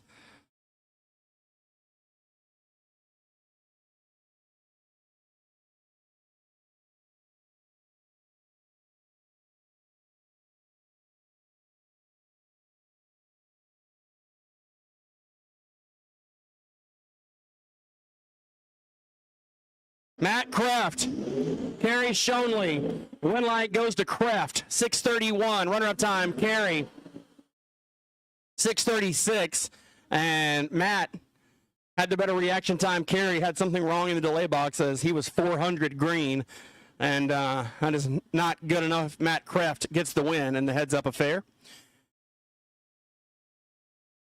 Bill Black in the black racing entry, the black racing, but it's a blue car. And that's John Medlin left side on the Snavely Spitzer Dragster. Medlin 630 dialed in. Black a 690.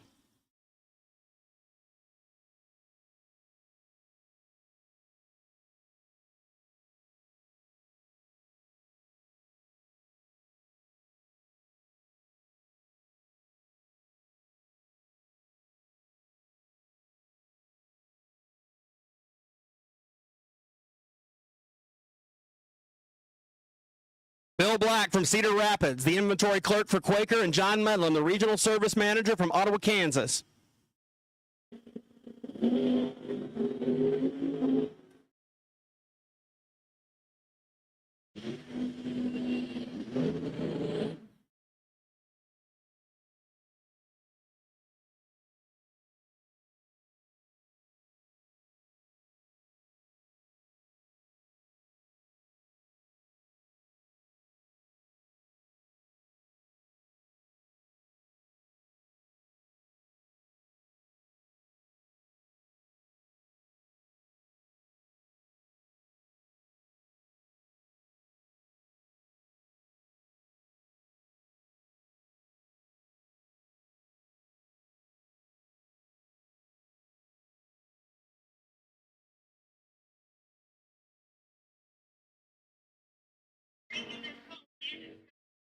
Grant Peterson with some insane tire shake. That will rattle your fillings out.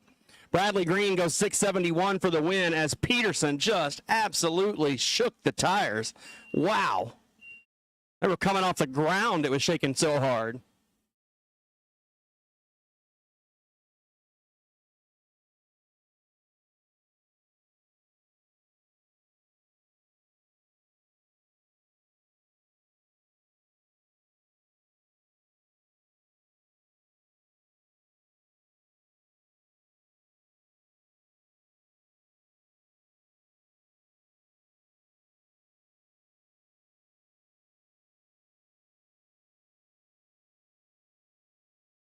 Dustin Meyer coming up on the right side of the racetrack.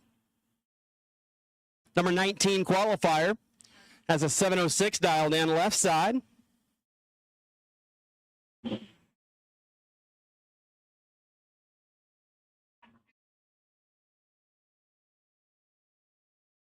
I got him. That's Mike Nimitz left side. 631 dialed in. Circus Motorsports Top Sportsman will take you to the lanes, please.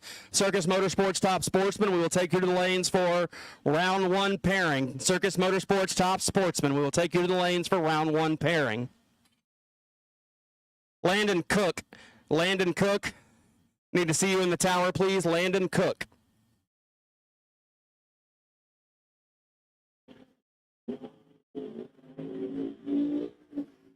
6/1,000ths difference off the starting line. Here comes Nimitz.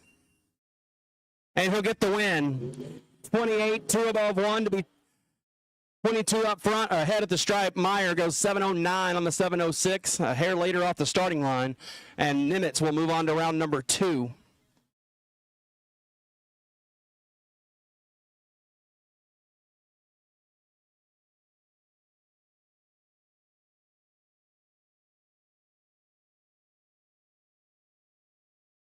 Never mind, Landon Cook. You're good to go. Landon, you can disregard that previous announcement. Do not need to see you in the tower.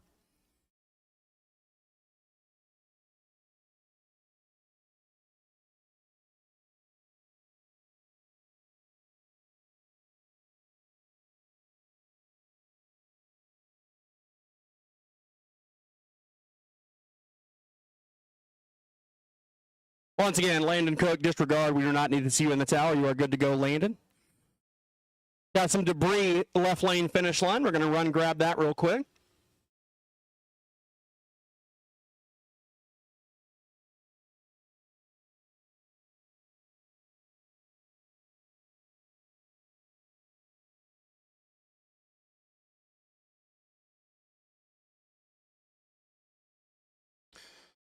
Once again, Landon, now it's quiet. You can disregard that announcement. We found what we needed.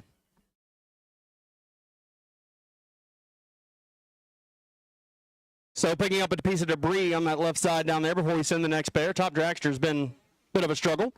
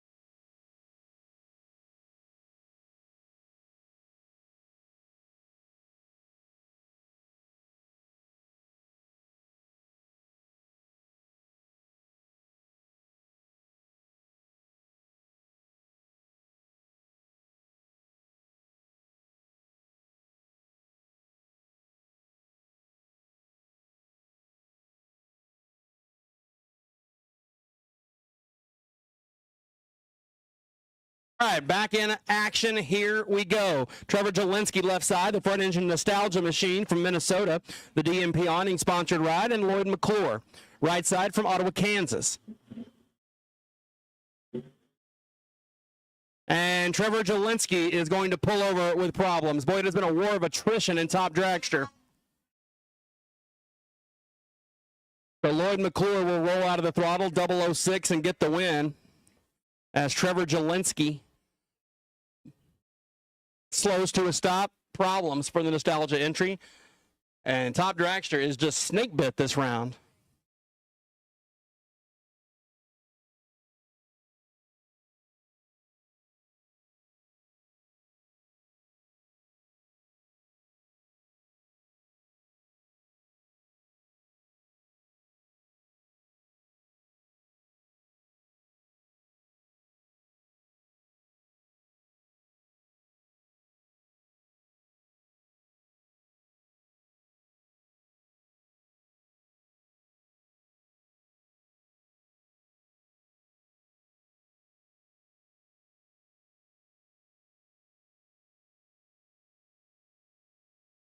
All right, so not only did Trevor Jelinski break, but it looks like we've pushed another one back behind the starting line as Prescott Dean has pushed back. And boy, Prescott's had some mechanical trouble today, it looks like. He had issues with the Super Comper and now issues with the top dragster.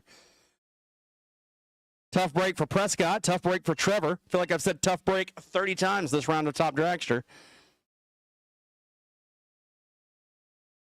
So we will get Mr. Jelinski off the racing surface and off the top end of the racetrack.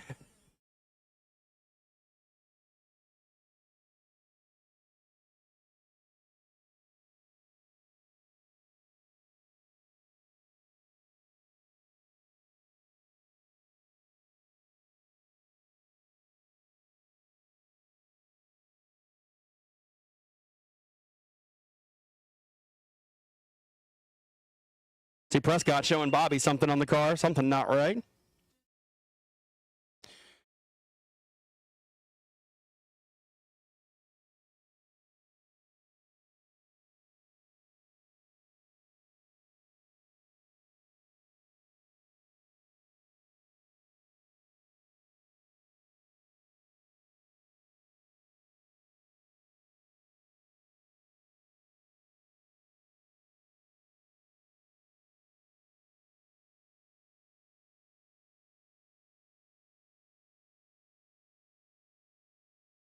Well, say tough break for Prescott, but maybe a lucky break as he was pulling into the water and it was one of the fuel lines had busted and it was spraying fuel all over everything. Luckily, they caught it and were able to get the car shut off.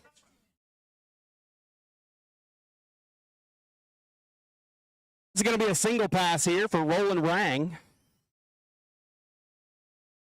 as the war of attrition and fine line madcap top dragster continues.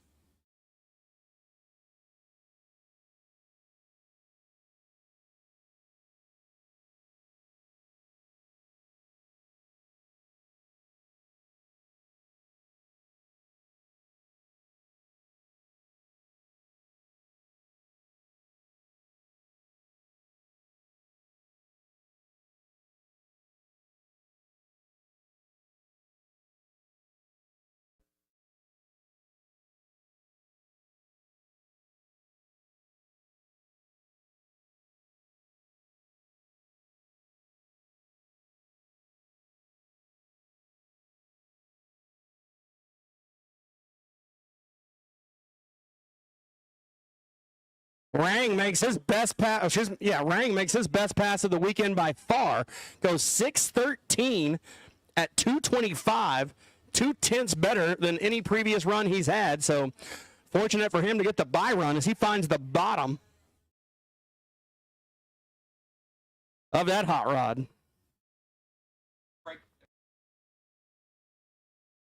You're good.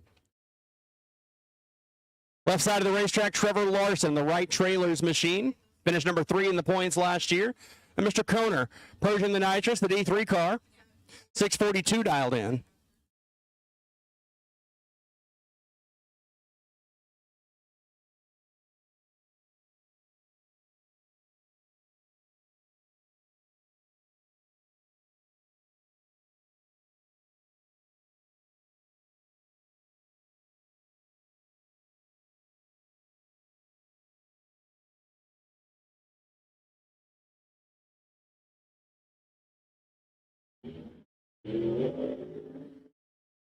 And Ryan Kohner going to have to hustle. Larson well out in front. And he'll get the win. 7:20. Runner-up time 6:45. Ryan missed the tree a little bit. Trevor goes 13 up front and lifts to take 12 at the finish line. Next up, Mark Graham, your 2024 West Central Top Dragster champion. And left side of the racetrack, that will be James Glenn. And we have got a drag race here. I'm going to tell you what, two of the best top dragster racers in the country.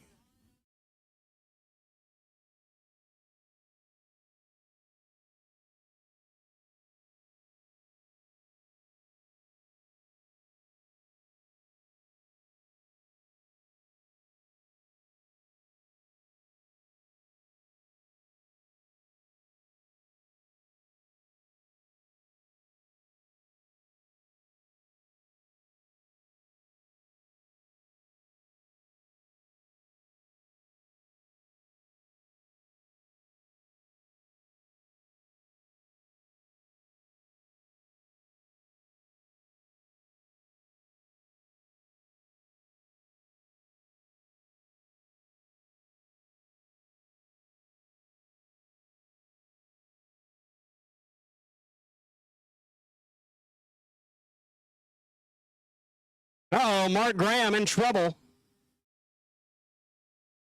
But he'll get the win. Mark Graham, 667 on the 666.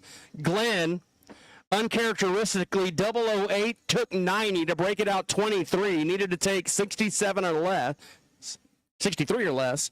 And Mark Graham will move on after he missed the tree. Here we go with Comp Eliminator.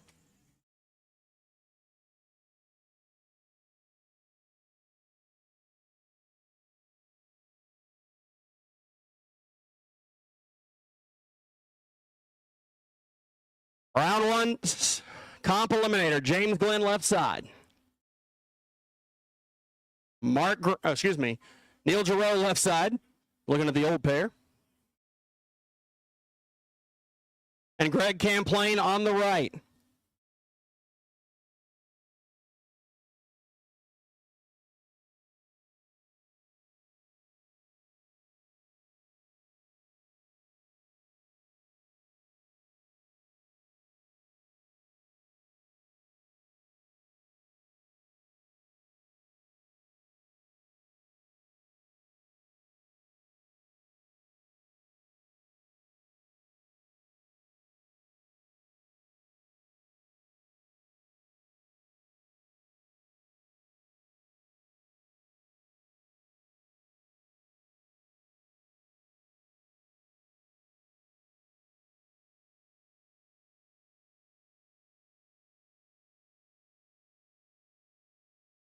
And Neil Giroux goes red, and he's going to drive it. Camplain 001 green and lifts to go 816 as Giroux.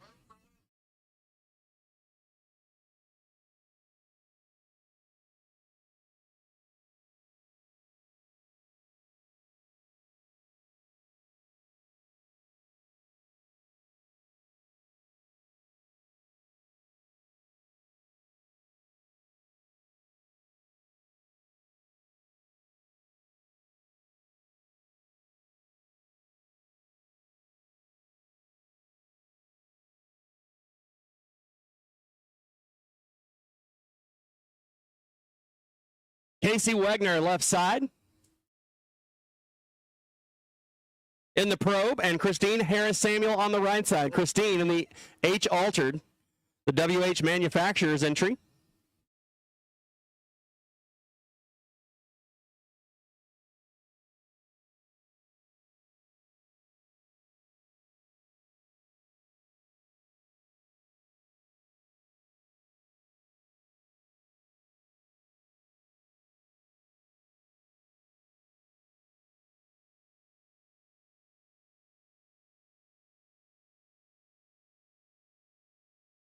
Stock Eliminator, you're on standby. Stock Eliminator, round two, you're on standby.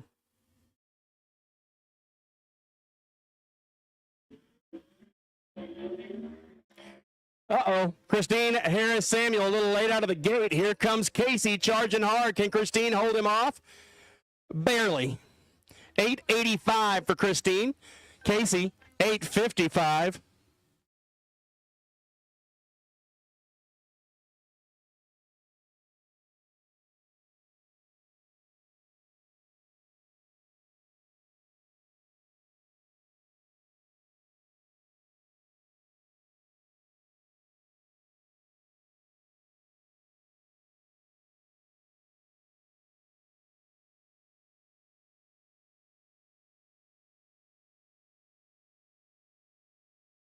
We're going to check the left lane here. Make sure everything's tip-top. The car comes off dry.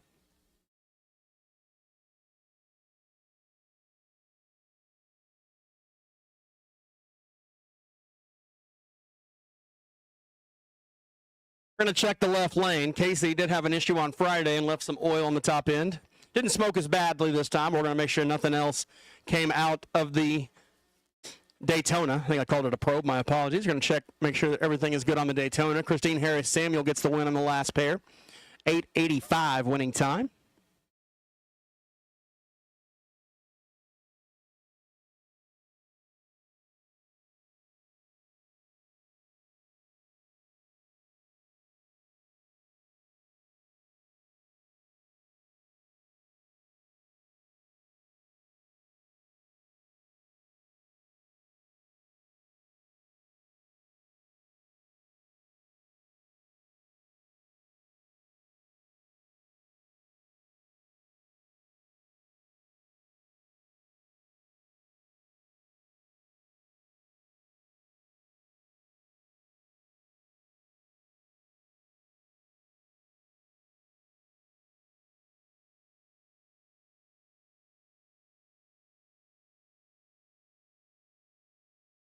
All right, news from the top end.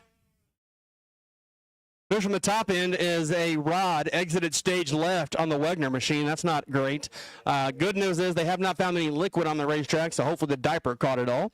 We're going to double check as make sure there's nothing on the racetrack, but it looks like we did have a unplanned rod expulsion in the Daytona.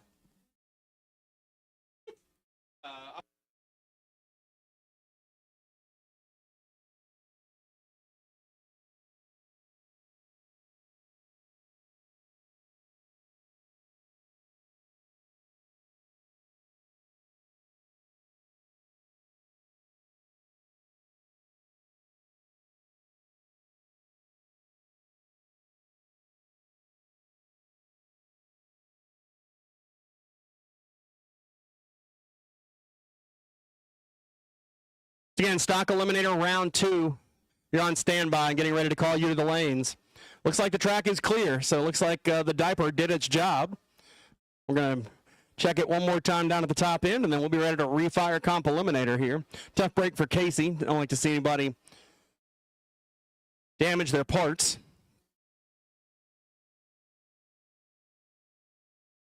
This round of TCT has been rough on the parts and pieces.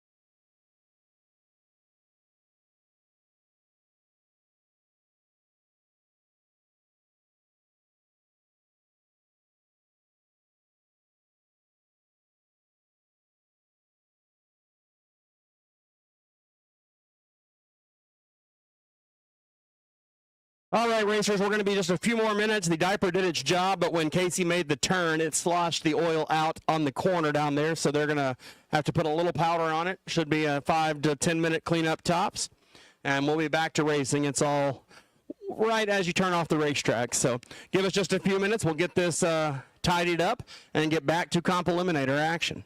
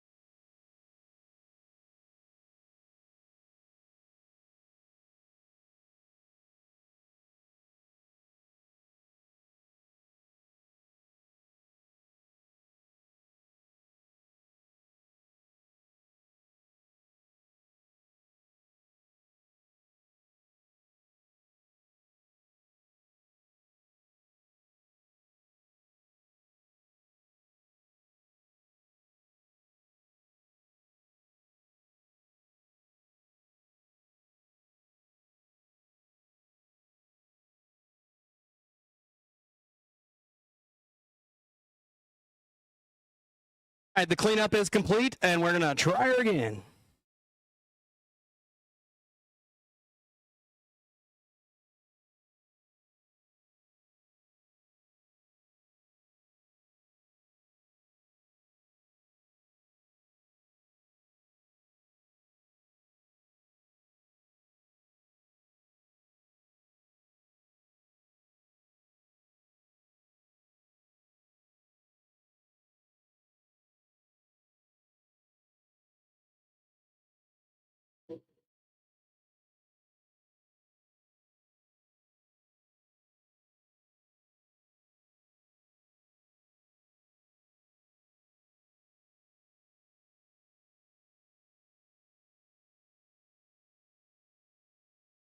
So Michael Foster coming up on the right side of the racetrack. In the C Dragster. And Matt Harris on the left side in the 2005 Grand Am GT from Bellevue, Nebraska. The chassis builder qualified number 2, 62 under. Foster qualified number 6, 41 under. Matt already saw his sister get the round win in the previous pair. Going to try to do the same, keep the sibling rivalry alive.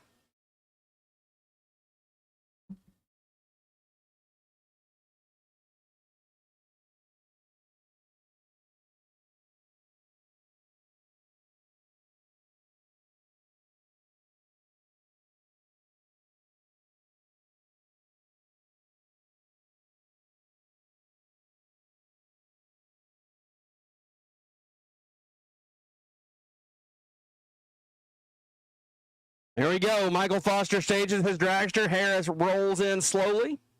Maybe, sort of. Here we go.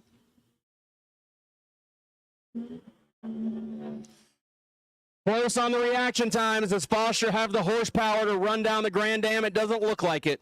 And the win will go to Harris, 781. That is 48 under. No hits for him. 722.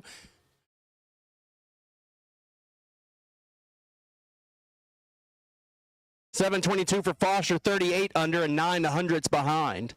So Harris moves on clean to round 2. This will be the bye run for your number 1 qualifier, Pat Nahan. Going to be lots of bye runs in comp. We'll have one every round until the finals.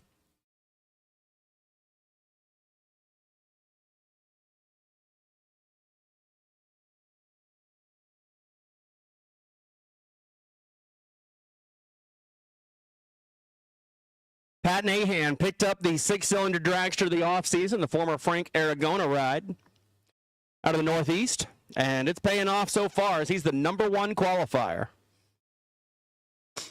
Also good to see Mike Nahan back out here. He took a spill here in September. Good to see him back at the track supporting Pat.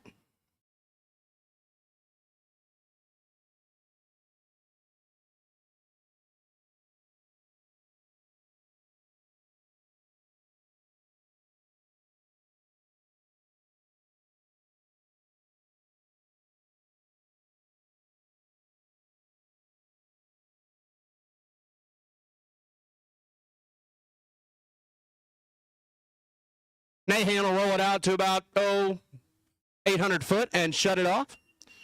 And goes 802, almost dead on the index. Spot drop. And this will be a competition by run for Chamness.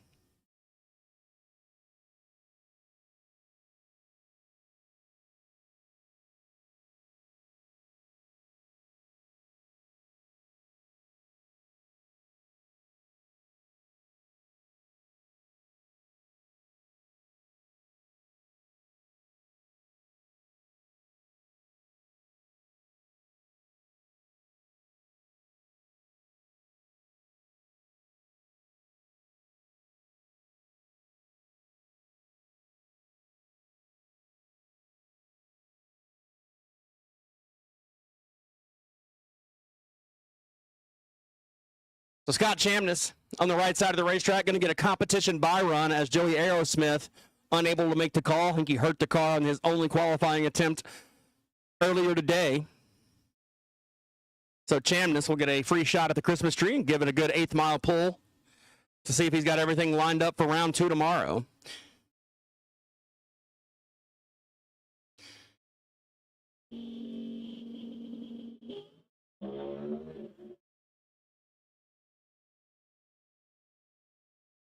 And gets close to 1,000 foot. Chamness going to be slow to a 718 on the competition single. All right, Todd Sportsman. The theme of the round, we're going to have some singles to start.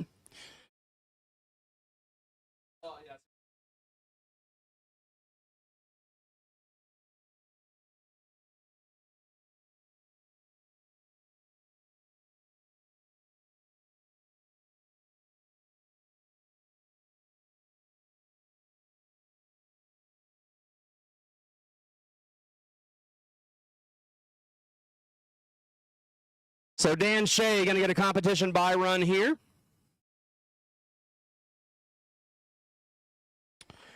Shea going to get the competition single as Tom Patterson broke the Camaro, unable to make the call.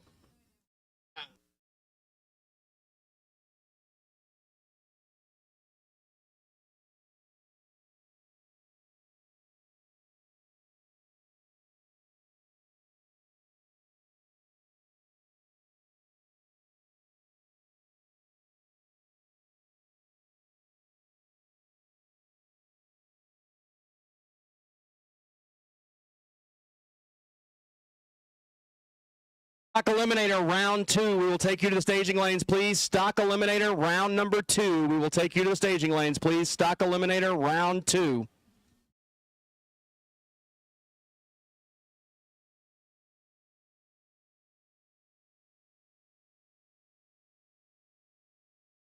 I gotta leave. I'm gonna go staging lane. Stock Eliminator round 2. To the lanes, please. Stock Eliminator round 2. Stock Eliminator round 2. All cars to the lanes, please. Dan Shea making a single pass here as Tom Patterson hurt the motor in the Camaro.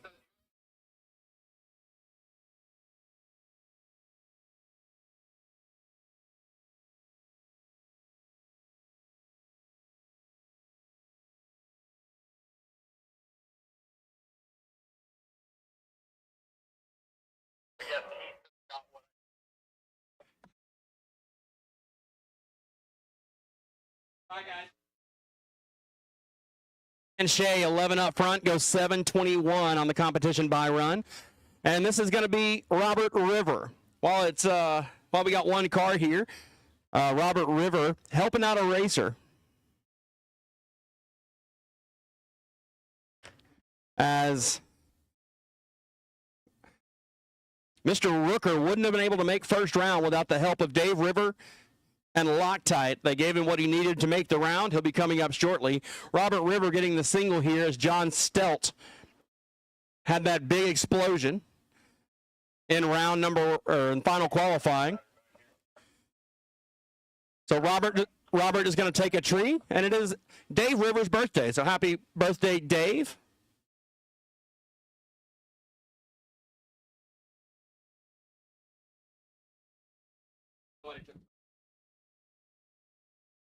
And River going to back the Pro Stock machine out.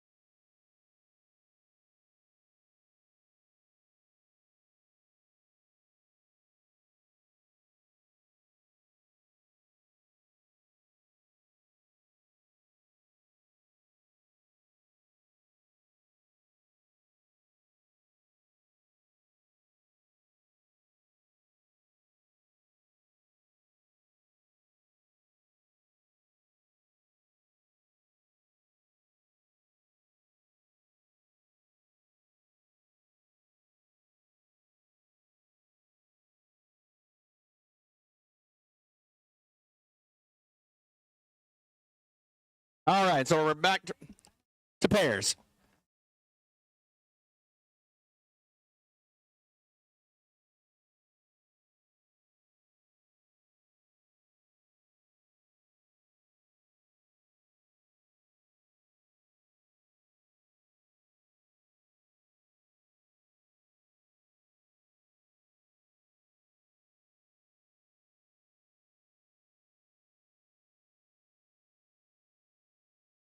Stock Eliminator, round two. Need you to the staging lanes, please. Stock Eliminator, round two. We'll take you to the staging lanes, please. Stock, round two.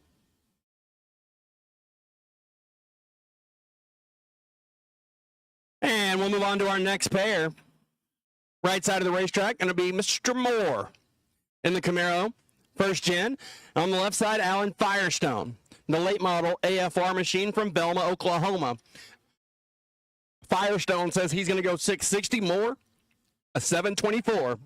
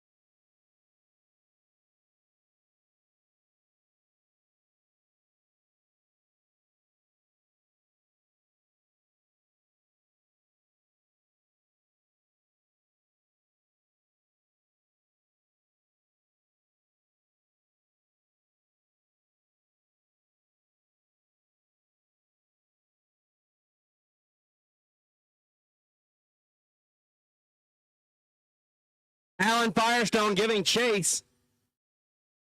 I don't know if he's going to get there. He's not. Winlight Moore, 21 dead 3, and locked out Firestone, who was dead 9 and late.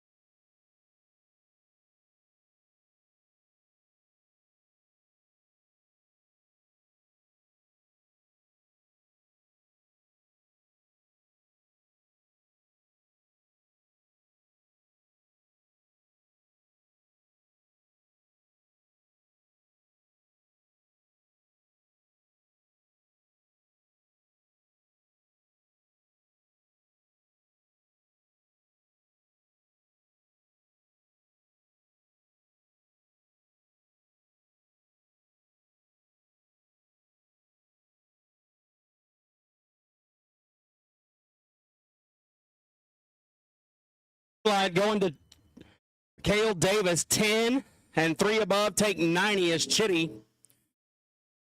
Couldn't run the number, goes 685. Rob Messevere coming up in the Chevelle left side.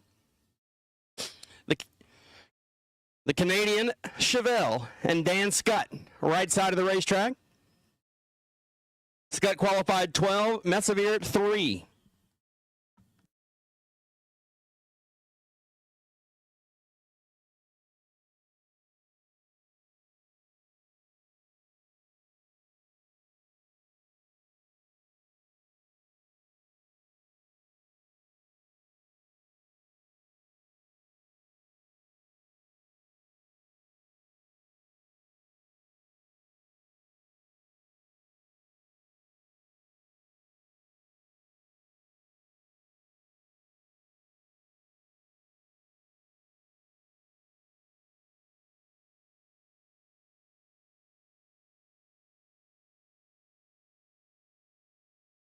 Here comes Messevere from Thunder Bay, Ontario, and he's bringing the thunder, and he breaks it out. Scott, 60 and 3 above 2, gets the win. Messevere was 13, take 92 to break it out 13 thousandths. Needed to take 79 or less, and couldn't roll out of the throttle quick enough as the Chevelle was on a great pass, and Scott will get the win line.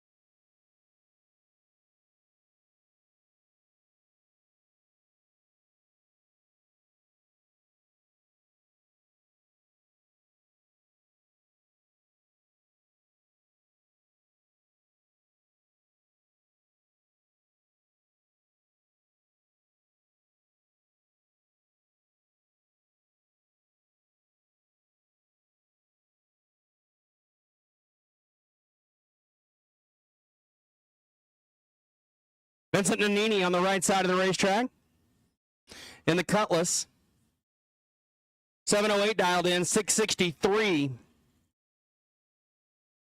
The dial in for Chad Peckrell from Eagle, Wisconsin, the accountant. In the Vexus Camaro, the VRN Cutlass on the right side.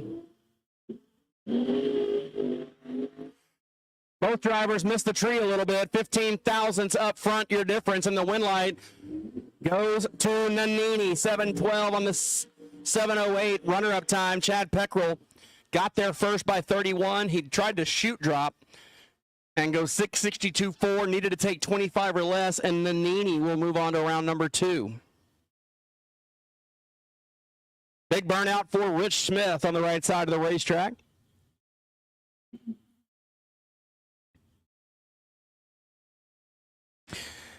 Qualified number 2 in the Camaro, the D3 runner, 653 dialed in. Left side, Josh Vandeventer. Couple of big block nitrous-powered machines. How about 765? Oh, that was in the previous pair. But the nitrous-powered machines here.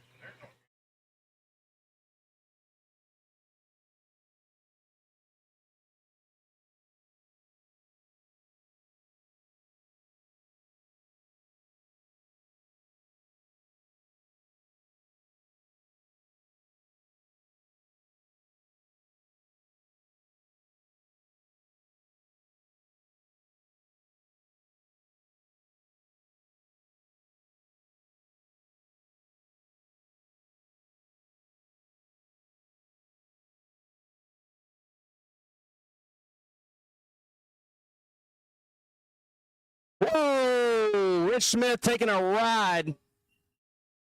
709 gets the win as Rich Smith had the wheels up and drove it left and has to abort the run. Vandeventer doesn't lift and goes 709 on the 07.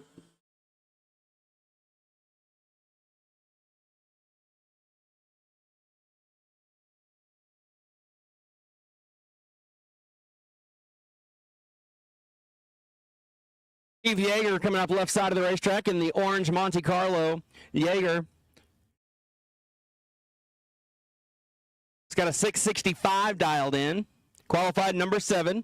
And Greg Moniga. In the Camaro right side, he qualified number 16.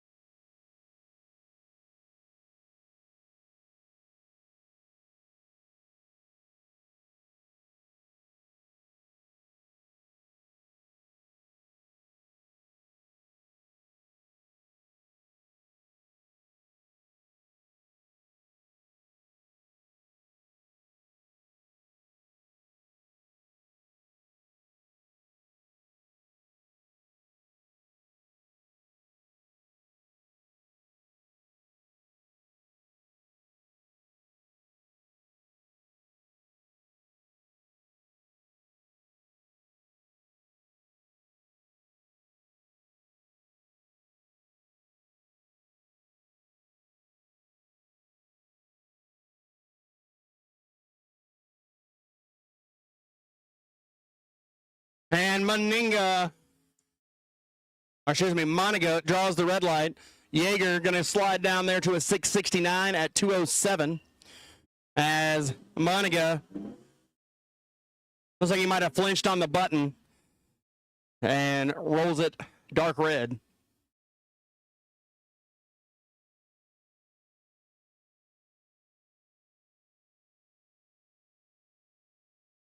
Final call, round 2, stock eliminator. Junior Dragsters, you're on standby. Junior Dragsters, you're on standby for round 1. Once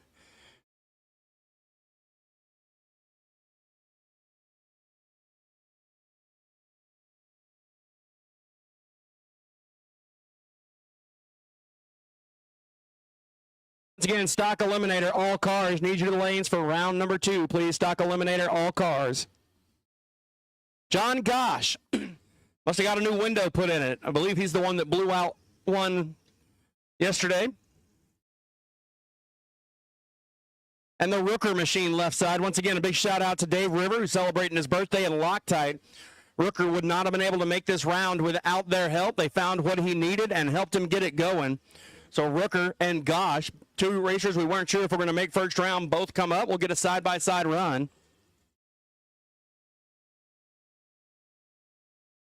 Brent, 765 dialed in from Wasco, Illinois. John Gosh from Big Lake, Minnesota. 760, almost heads up.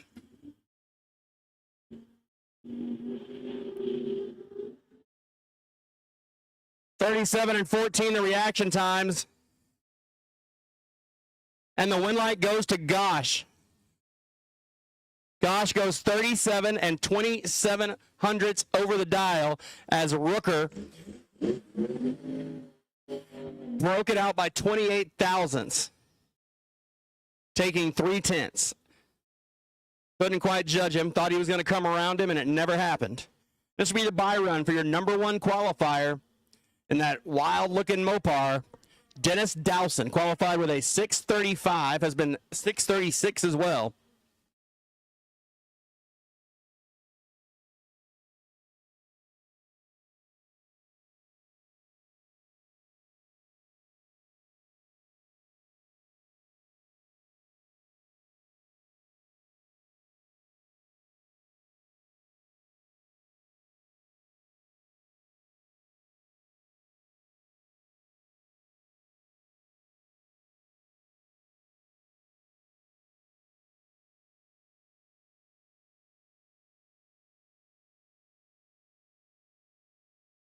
Dennis Dowson goes 637 on the 635. Great lap.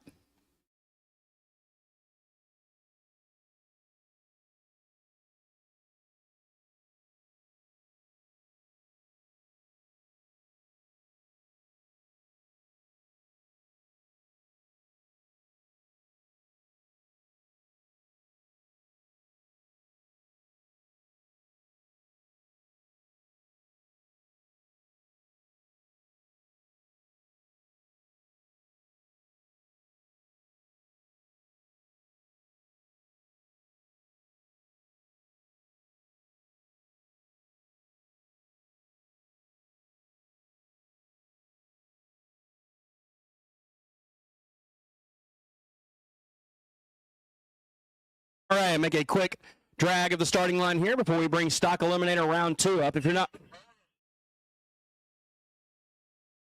in the lanes for stock, round 2, you're late. Junior Dragsters, we will take you to lane 1 for first round Junior Dragsters.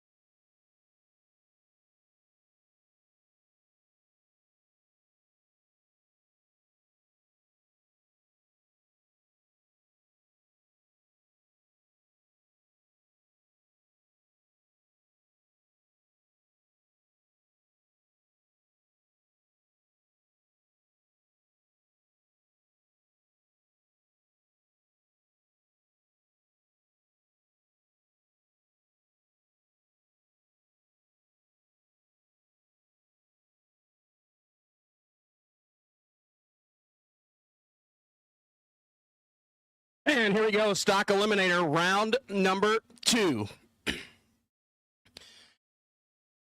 Again, racers, if you're not in the staging lanes or a junior dragster, you are done for the day. We'll run stock round 2, juniors round 1, and we will be done for the day. Don't forget about the Racers for Christ Chapel service this evening. Jordan Juergens and Ryan Korish, 11:53 dialed in left side. Ryan Korish, 10:54 right side. Juergens away, Korish away. Oh, man, they're good, too. 008, 009, the reaction times. We got ourselves a drag race here. Boop, boop, boop, boop. Win light goes to Korish. 10:57, Juergens. 008 up front, took 52 to break it out 20. Needed to take 32 or less. Korish. 009 and 3 above 1 to be 40 total.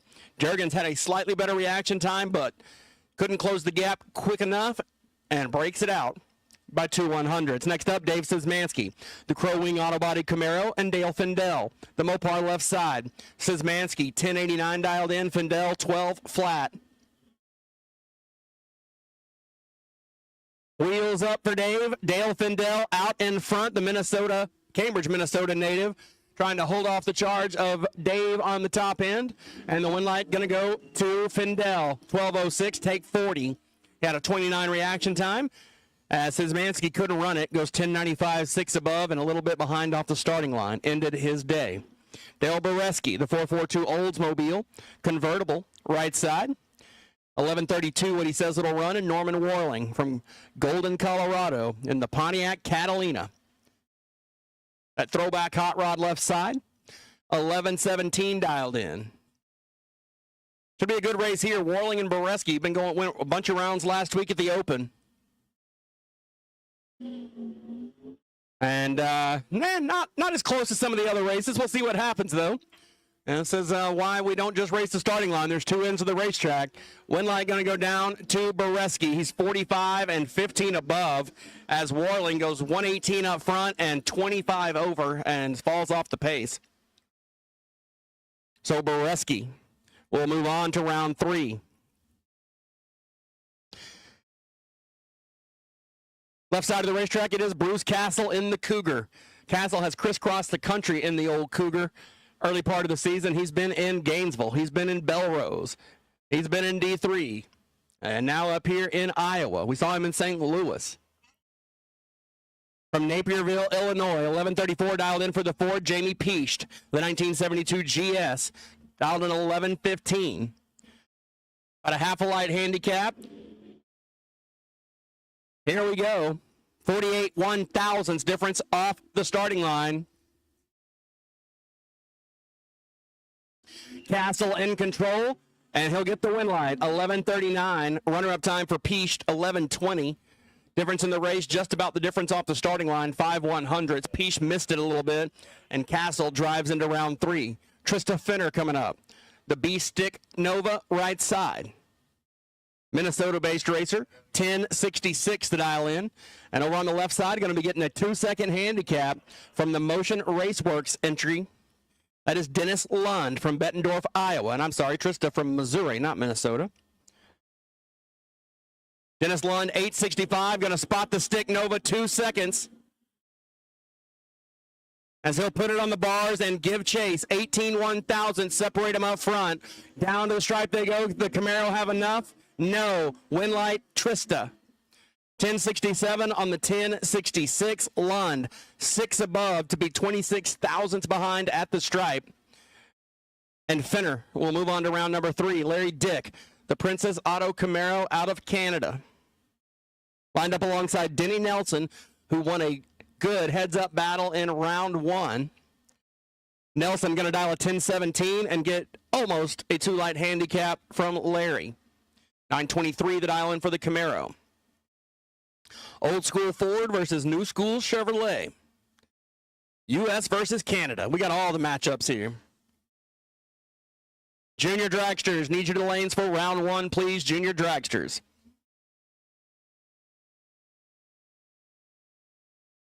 Uh-oh. One of the drivers a little late off the starting line. Let's see how this shakes out to the top end. Denny Nelson out in front, and Denny Nelson will get the win. 1019 with a 2 on a 1017 dial. Runner-up time, Larry, 924 on the 923, but he was late off the starting line. The reaction time started with a 1, and it wasn't good enough. Denny Nelson locked him out. Drew Whalen, right side, 1056 dialed in on the Pontiac Firebird. And left side, we've got Jeff Cheney, the Buick from Minnesota. 1087 the dial. Be a little more than half a light handicap. The Buick will leave first. Lights are on. We're clean and green, and a perfect reaction time is on the board. Let's see if it's enough to get a win light as they head down the quarter mile. And give it to the perfect light of Whalen. He's trip zip, 2 above 6 to be 26 total, and he locked out Cheney, who was 31 and mathematically ineligible. 31, 2 above will win you a lot of stock races. It did not win that one for Cheney. It was Whalen puts on a perfect light 26 pack to take 26 at the stripe. The Anderson machine, the notchback Fox body Mustang. 1190 dialed in for Don, and Mike St. Clair, the transportation analyst from Arvada, Colorado. 915 the dial, long handicap. Anderson is gone, getting the gears, and here comes the Cobra Jet. About 002 and 023 the reaction times. 21 thousandths difference on the let go. And the win going to go to St. Clair, 921. Runner-up time, it sounds like Anderson had to fiddle with the gears just a little more than usual. It wasn't a clean shift in the K-Stick car, and it cost him the race. 1500ths over the dial, not close enough. Had a 002 light. What is that?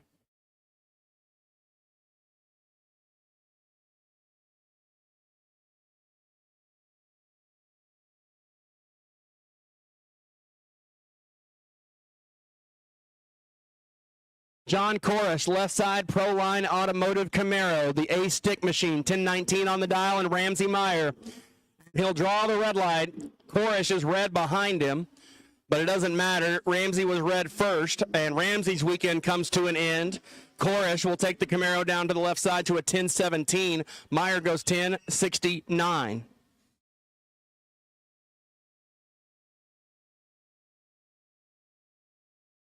As we're rolling through stock eliminator.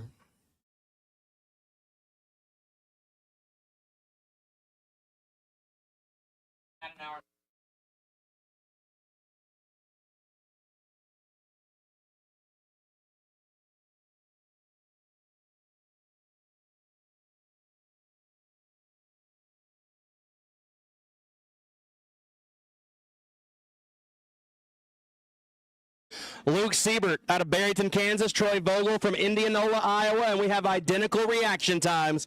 All going to come down to who can run closer to the dial-in. Luke Siebert giving chase. Vogel trying to hold him off. Winlight going to go to Vogel. Double breakout.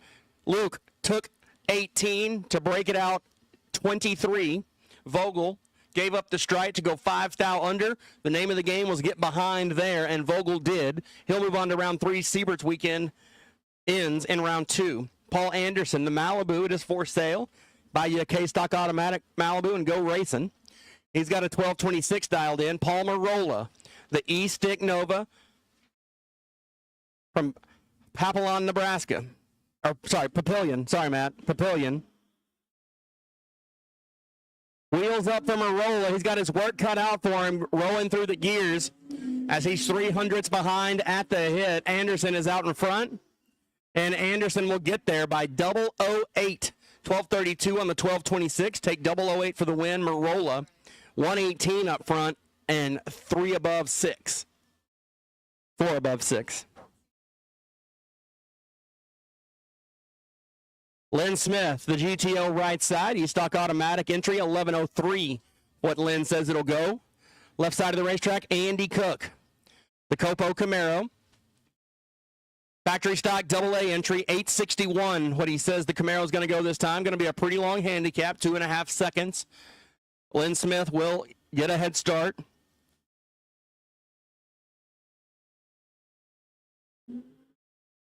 Andy Cook carries the wheels about 100 feet, and he's going to have to hustle. Lynn Smith is a long way down there. I'm not sure he's going to make it, and he doesn't. Smith, 1105 on the 1103, taking 15 thousandths. He locked out Andy, who missed the tree, was 101 up front, and an 860 on an 861 to make it close, but no room available for Andy. And so Lynn Smith moves on to Sunday. Next up, Chris Knudsen and Ron Feist. Knudsen in the A-Stick Camaro, 1022 dialed in. Ron Feist, the line performance, Ford Fairlane. That's a rad car. I like that one too. The AA stock automatic, 998 the dial in. Chris Knudsen will pull the wheels and first gear while those wheels are in the air, or second gear, I guess. And Ron Feist came in qualified up near the top, I believe, today. In the line performance Fairlane.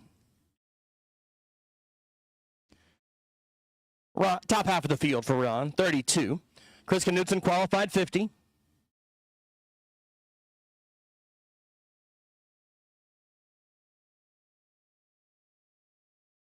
And wheel stands a pair. We've got a drag race, couple of hundred separate them. Knudsen, can he hold off the charge of the Fairlane? Yes, he can. 23, take 009 to be 1 above 5. Feist goes dead on with a 0, but he was locked out. 47 light for Feist, and he was locked out. Goes dead 0. Knudsen, 23, 1 above 5 to be 38 total, and gets the win. James Tolston Jr., the Pontiac left side, 1077 dialed in for the E-Stick Goat. That's GTO. And Doug Deck, the Mustang right side, the New Edge machine. H-Stock automatic entry, 1167. What he says it'll go.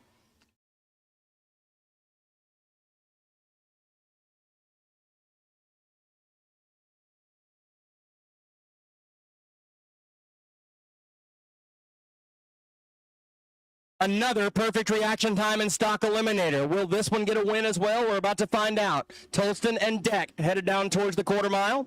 One line here, gonna go to the perfect light of James Tolston. He's trip zip, 2 above 3 to be 23 total. Doug Deck was 32 and locked out. 32, 4 under to take the stripe, had no room, mathematically ineligible. Tolston, with his perfect light, will move on to round number 3. Tolston's been driving the wheels off the GTO the last couple of weekends. Ran into some pretty tough competition, but that trip zip, that's tough to beat. And he'll move on to Sunday. The Pontiac from South Dakota, right side of the racetrack. That is Lee Johnson, qualified number 3, a second under in the Firebird, 1076 dialed in. Michael Lund, Bettendorf, Iowa, the Firehawk, 1050 dialed in. B-Stock and D-Stock automatics. And a red line start for Johnson. He anticipated it. And you could see the car rolling before it was time.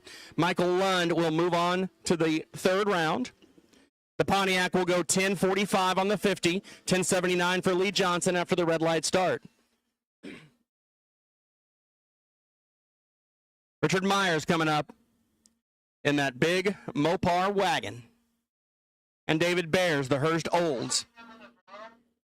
Myers, 1408 dialed in, 1095 the dial in for Bears. Am I?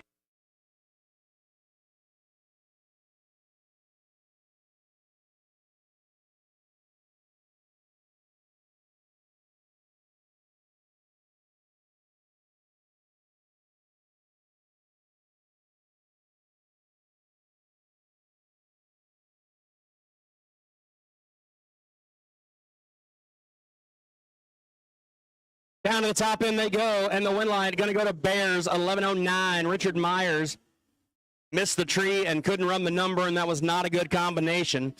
Bears was 15 at the hit, had 120 in his pocket, and gets the win line to move on to round 3. Your number 1 qualifier, Randy Wells, the I-stick machine right side, 1138 dialed in. And Gene Mosbeck in the Scott Carlson Mopar left side. 1043 on the dial, as we are just about done with stock eliminator.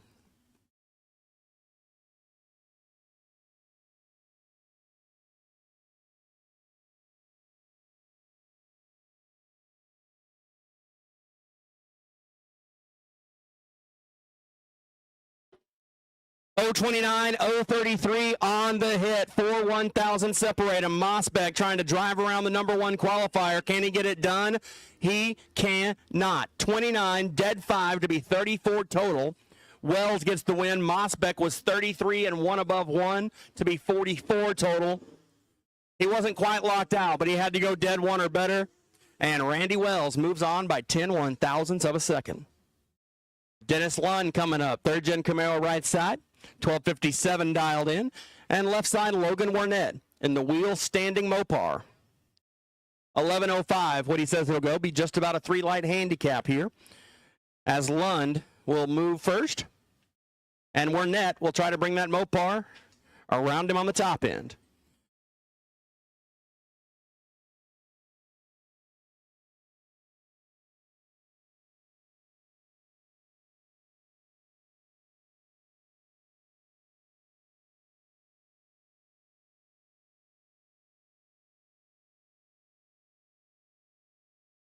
There goes Lund, and Warnett pulls the wheels in the Belvedere. 39 1,000ths the difference off the starting line as they head down towards the top end of the racetrack. Here comes the Mopar, and the Mopar gets the dub. 005, take 0007. I'm going to tell you what, Logan Warnett for a split second thought he gave that one back because nobody cuts anybody in 7/10,000ths of a second. The saying is not B-double-O, take triple-O, but that is what happened, and it worked out in Warnett's favor as he takes 7/10,000ths of stripe. Lund, 44 at the hit, and almost got it done. And this is our final pair in stock, and it is a heads-up. Tate Steins and Brian Heath.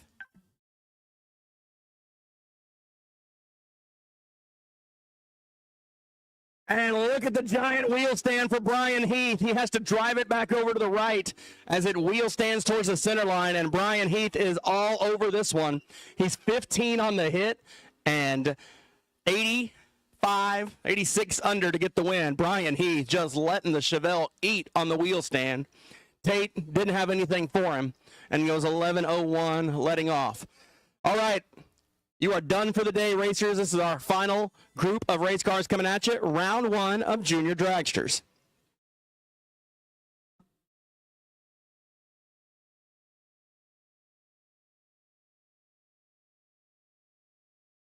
All right, here we go with the kiddos, Junior Dragsters, to finish out the day here at Tri-State Raceway.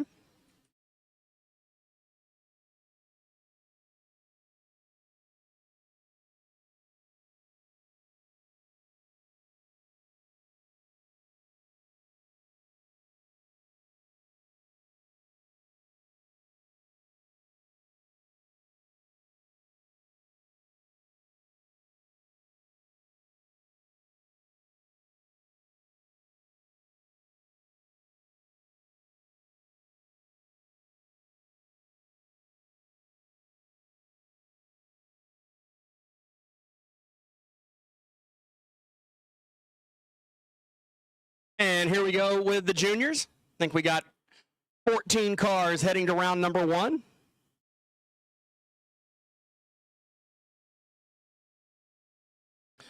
See the crew chiefs down there tinkering with different dials and switches and things that make the car do other things. They'll look over at each other, give them the high sign, like, you good? I'm good. You good? Let's go. Tell their drivers, get it. And we're off. Jackson Melchett left side, 796. Melanie Castle right side, 806. Not quite a heads-up race, but pretty darn close.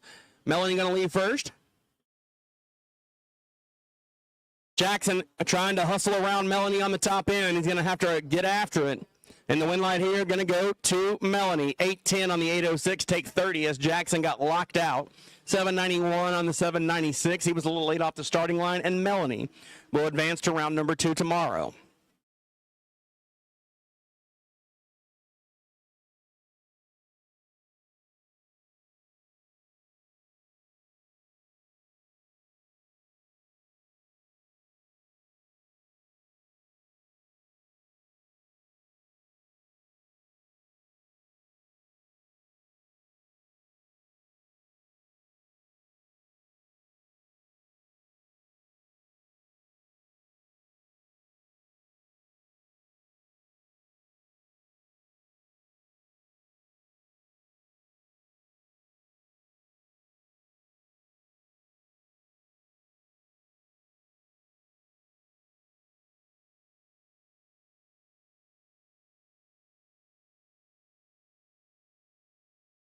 Yeah, that last one. Savarudo left side, 806 dialed in. Bennett Meyer, 903, be about a 2-light handicap.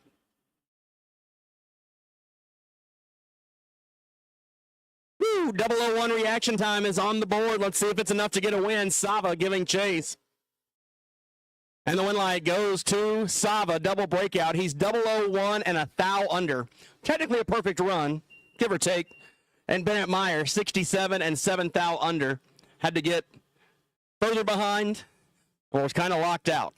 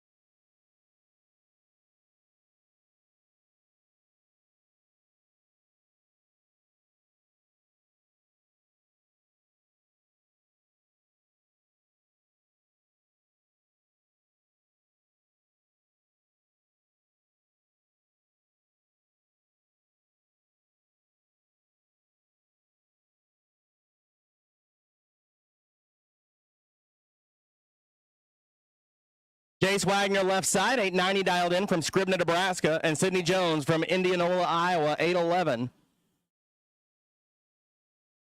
9-1,000 separate him off the starting line.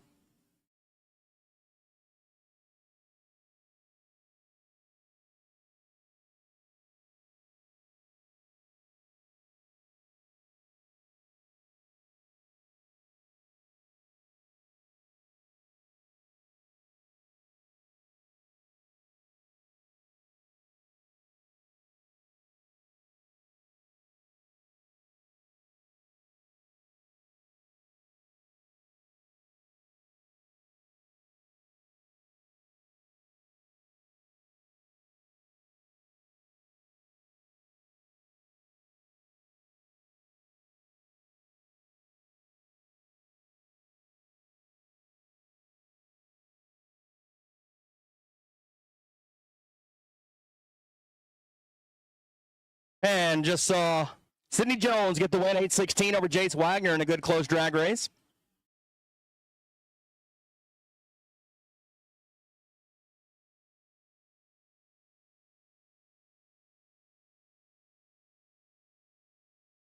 Casey Melchett left side and Emma Lane right side. Winlight going to go to Emma Lane, 803. Ooh, as Melchett got there first and took too much. Needed to slow it down a couple of hundo.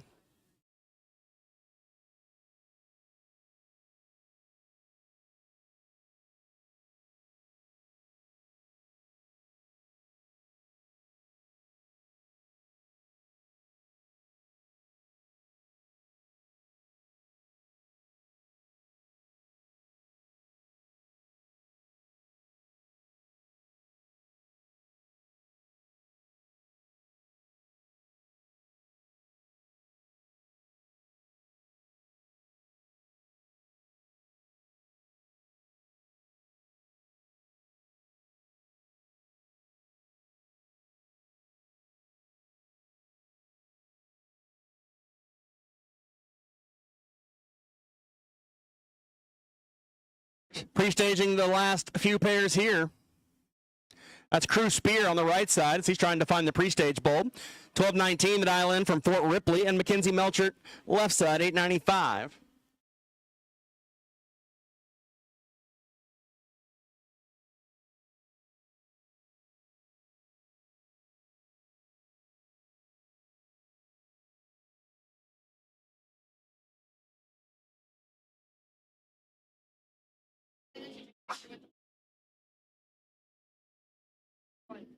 Crew Spear way out in front, and he'll get the win light, 12:36. Runner-up time, Mackenzie had problems as the Spears are down there. Please don't break out. Please don't break out.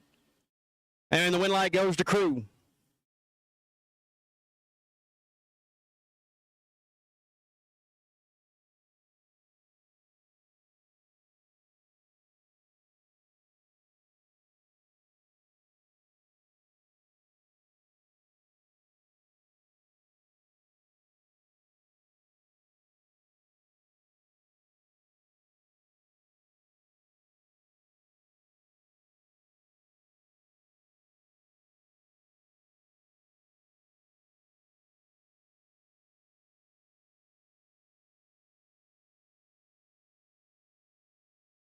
And a red light start for Riker Moore, so Landon Cook will advance. 894.8 on the 895. Got it dialed in pretty tight as they get a little fist bump amongst the crew. And our final pair of the evening will be these two youngsters right here.